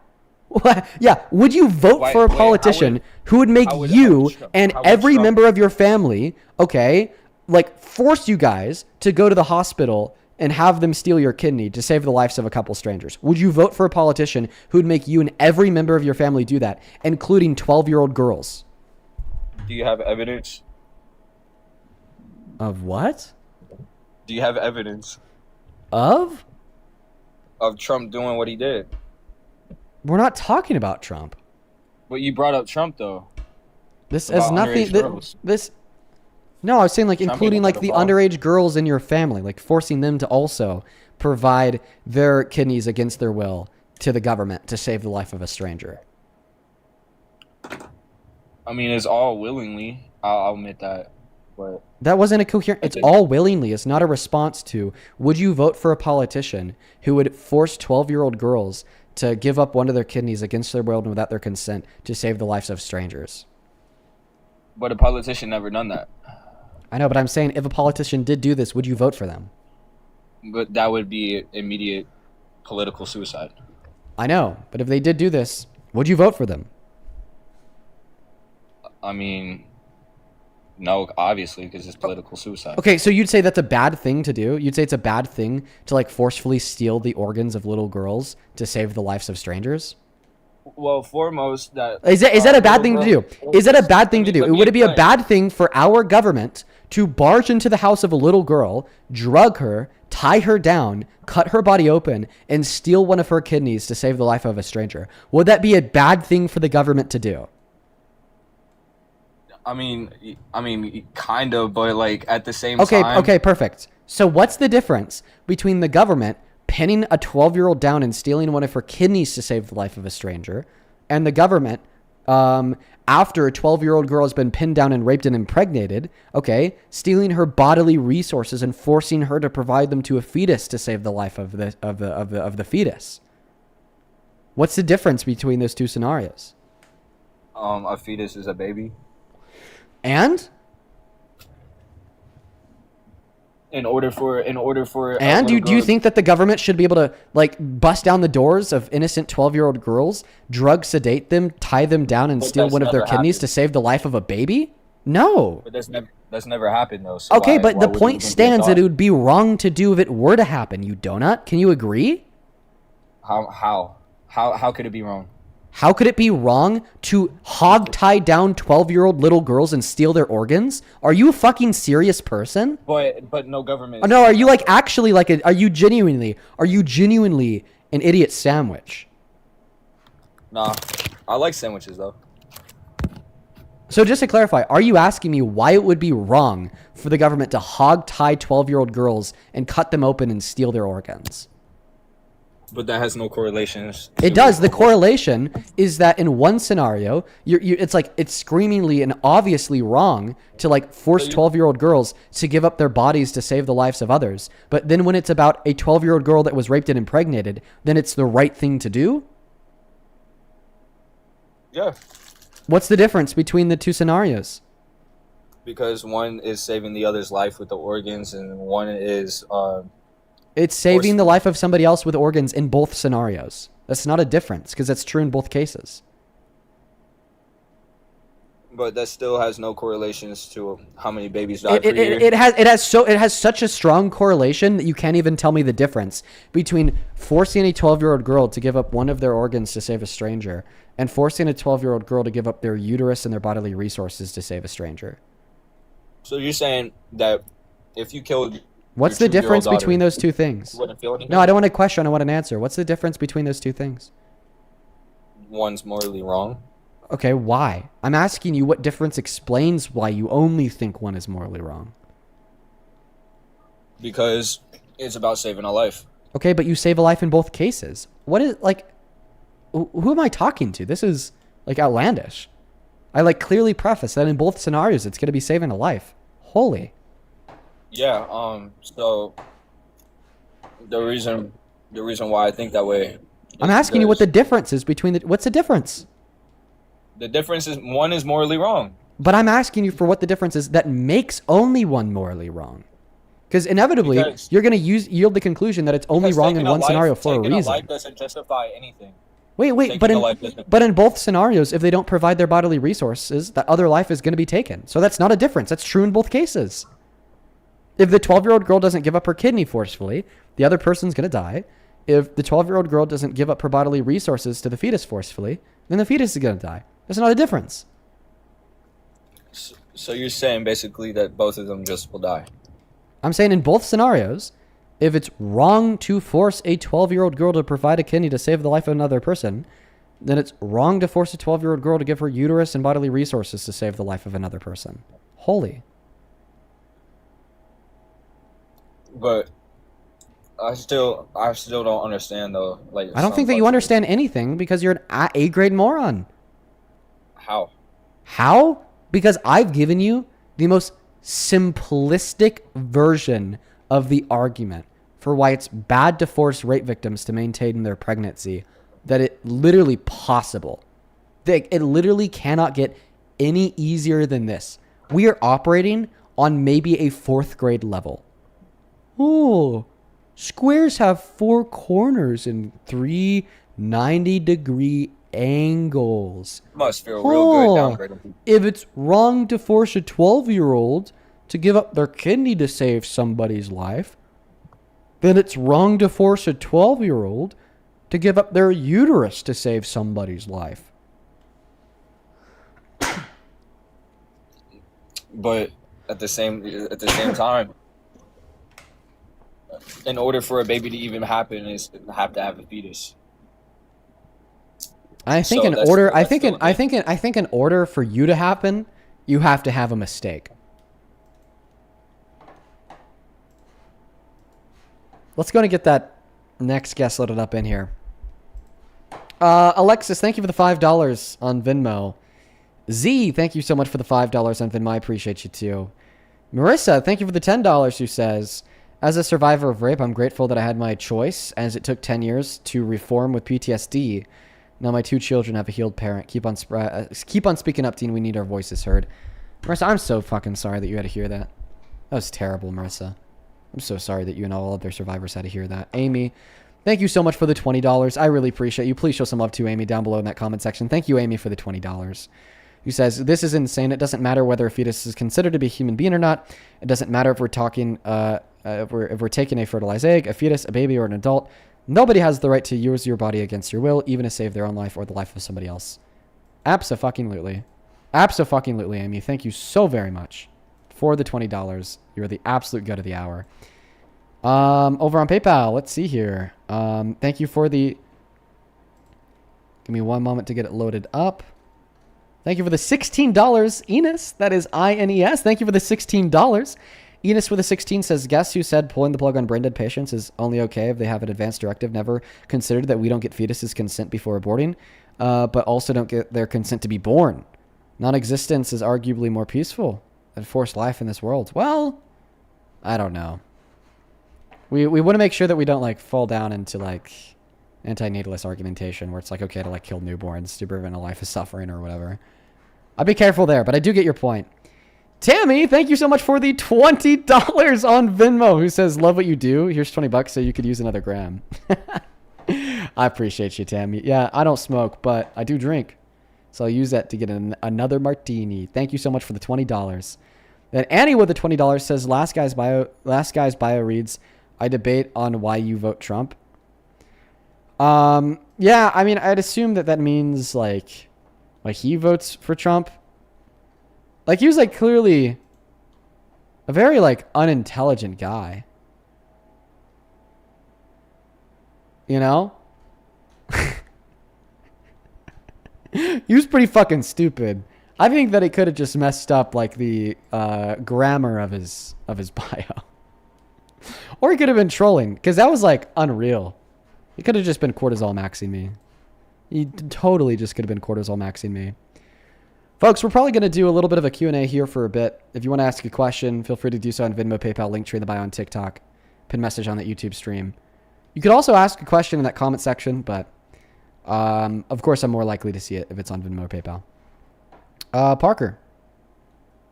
What's good, bro? What's good? Sorry, I've been just making a thumbnail. And oh, no worries.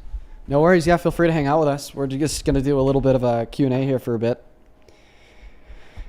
Yeah, I'll hang out for a few minutes, and then I'll go start my own live.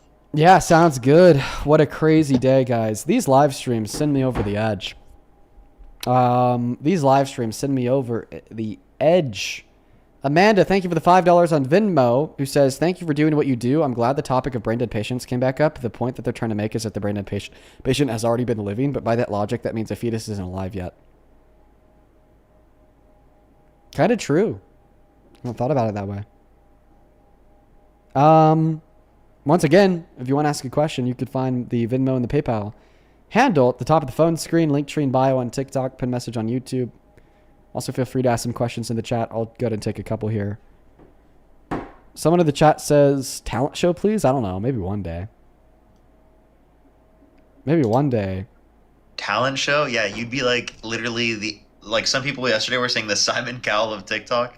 Dean, you could literally run a show like that. It'd be really funny. Or one time we should bring back for fun. What? The Prove to Me You Are Psychic live. Oh yeah, man, that was always a fun one. How long has that cut been on screen on YouTube? Jeez. That was always a fun one. I loved that one. That's one of the favorite topics we've ever ran. Allie, thank you for the $5 on Venmo. Says, when will you post about Colorado candidates for governor? Looking forward to hearing your thoughts.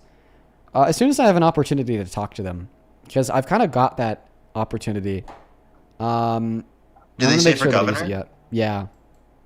For governor, it's just going to be Javier Becerra versus Steve Hilton. So it's either MAGA-backed candidate Steve Hilton or Javier Becerra, which was on the Biden admin and like played a huge role there, and also is like has like a career of like 30 plus years of fighting for like progressive shit. Yeah, that's in California. They're asking about Colorado. Oh, sorry. I thought that they said Colorado or California. I was like, what? Wait, Steyer's out? Yeah, pretty much. He's done now. Like there was a shot there for a second, like where it was possible for them to have a Democratic blockout of Steve Hilton, of it being just going to be Becerra versus Steyer, but it's seeming like it's going to be Steve Hilton versus Becerra. But for the mayoral race, we actually had a great thing that came out. It's going to be Nithya Raman versus Karen Bass. So we had a complete Democratic blockout of Spencer Pratt. Cool. I love that. Miranda, thank you for the $20 on PayPal, who says, yes, do psychic lives again, please. Yeah, those were really, really fun. Those were awesome. I really enjoyed those. Tiana with the $2 says, what do you believe in and what do you think of Buddhism? I don't know. I don't really have thoughts on Buddhism. What I believe in, I'm personally agnostic. Thomas with the 60 cents says, can you speak any other languages? No. But I really want to learn how to speak Spanish. Adeline with a 2 who says, do you think that it's bad that I'm becoming a cop as someone on the left? I tend to get dirty/confused looks from other left-leaning people. Well, yeah. I mean, you're gonna be met with that stigma just because of like the criminal justice system as a whole. I actually have complicated like thoughts on the subject. Like, I guess I would prefer more cops to be aware that the criminal justice system is bullshit and do what they can, compared to like not be aware of it and take out vengeful fury and wrath on black and brown people. You know what I mean? So that's why my thoughts are complicated. I wish we have cops. That's not going to change. So operating under that premise of the acknowledgement of the fact that we're going to have cops and that's not going to change, I'd prefer cops to probably be left-leaning like you, Adeline, compared to otherwise. So I want to say it's bad, but I wouldn't say it's good. It is. It's better than the preferable alternative of, you know, if you weren't a cop, who would be a cop? Probably some asshole on the right. Landy, thank you for the $2. Who says, please talk about gun control. I live in Utah with a very MAGA family, and this is one of the top arguments we have. Well, shouldn't it be? We see any gun control from Biden and Harris. Dude, they should have done more. They just kind of like didn't even address the issue during their presidency. Isabella, thank you for the $1. Brian, thank you for the $5. Who says, I want to hear that weird Charlie Kirk girl sing the whole song. I think she has on our TikTok. Lindsay with the $5 who says, did you see that Trump got booed at the Knicks game? Yeah, it was the breaking news of the day. Joseph with the 10 says, do either of you guys really get into reality, quote unquote, trash TV at all? Thoughts on Love Island specifically? I don't watch it, but it's kind of a mess. I am a big fan of like all like the Gordon Ramsay reality TV. Dude, listen, my like the one celebrity that I legit fanboy over is Gordon Ramsay. I watch all of his fucking TV shows, every single one of them. How about you, Parker? Are you a big like reality TV guy? No, I haven't watched like any like specific reality TV. I feel like all the TV shows that I end up watching are like fictional reality TV almost. Right, like I feel like that's kind of like what it ends up being. It's kind of like reality TV shows, but they're never in like realistic settings or with like real, obviously people acting. Yeah, Holly, thank you for the 28 Canadian dollars on Super Chat. Thank you, Holly with the 20 says, Dean, this isn't a question. I also just wanted to say that my dad is Canadian and a huge Trump supporter, but listening to your lives in front of him has changed his mind. So I wanted to thank you, bro.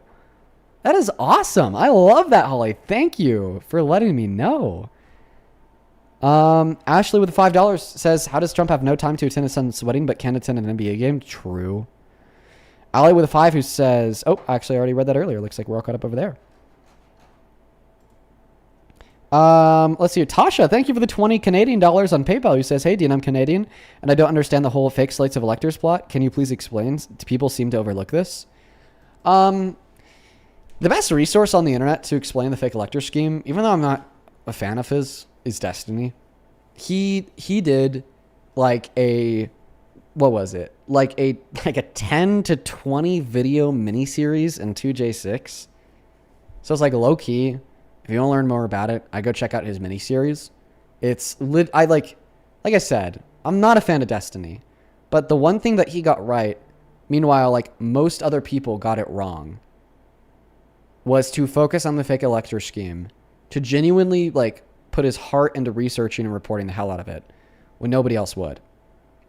But essentially, Donald Trump tried to install fake votes in Congress on J6 to get himself reelected without the voice and the vote of the people.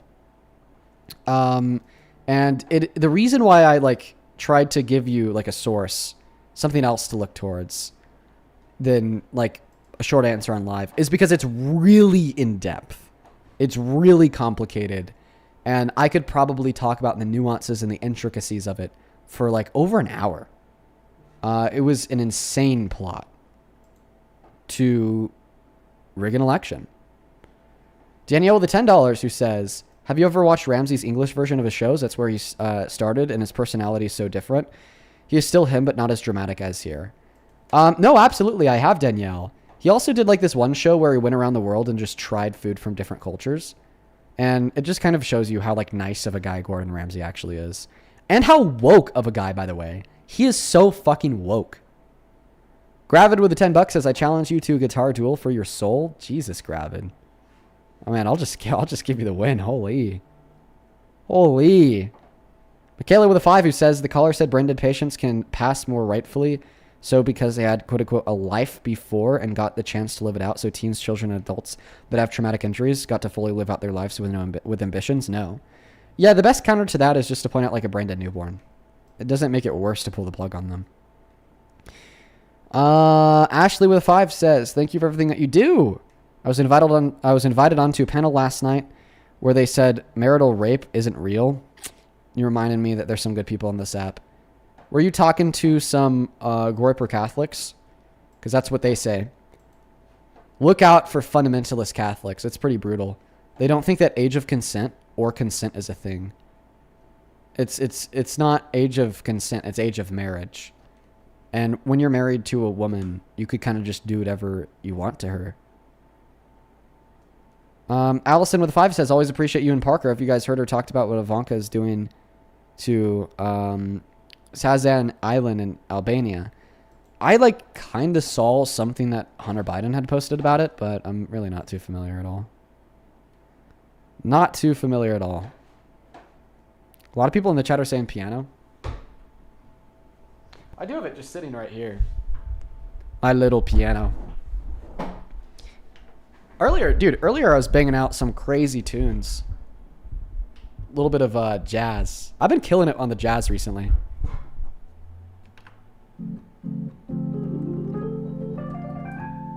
Oh, that's kind of nice. Okay.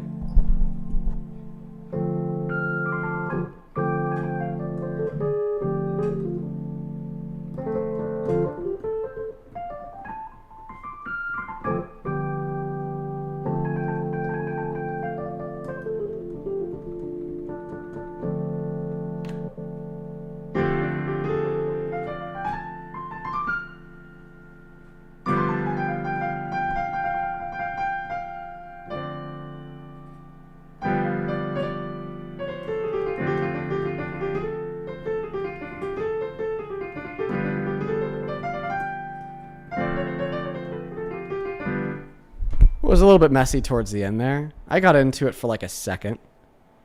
A little jazz. What else do I got? Yeah, bro. How many fucking songs do you know on the damn fucking piano, bro? Quite a few.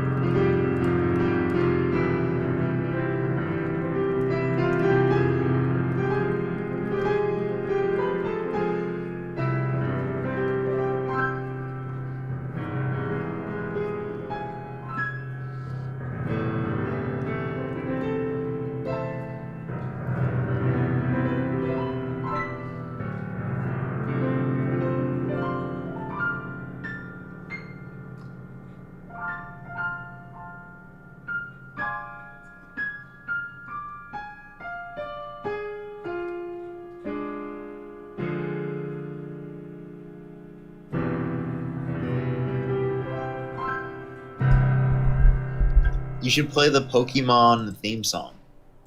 I don't think I could. I don't have that one memorized. Wow, bro, that's an L. That's an L. You need to memorize that one. Yeah, I'll have to take a look into it. That one, I haven't played in a long time. I just got a restriction for harassment and bullying on the stream, by the way, when I was playing piano. Yeah, Dean, that is ridiculous. Stop bullying that piano. That is crazy, bro. Dude, crazy shit. Parker, you want to start live? Yeah, I'm gonna hop on right now.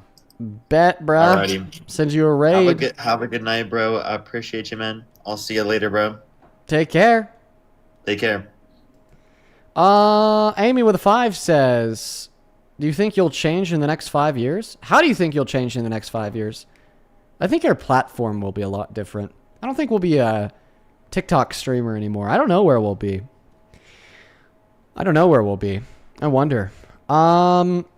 Edwin with the $10 says, that was the most incredible moment I've ever witnessed on the show. Thank you for that.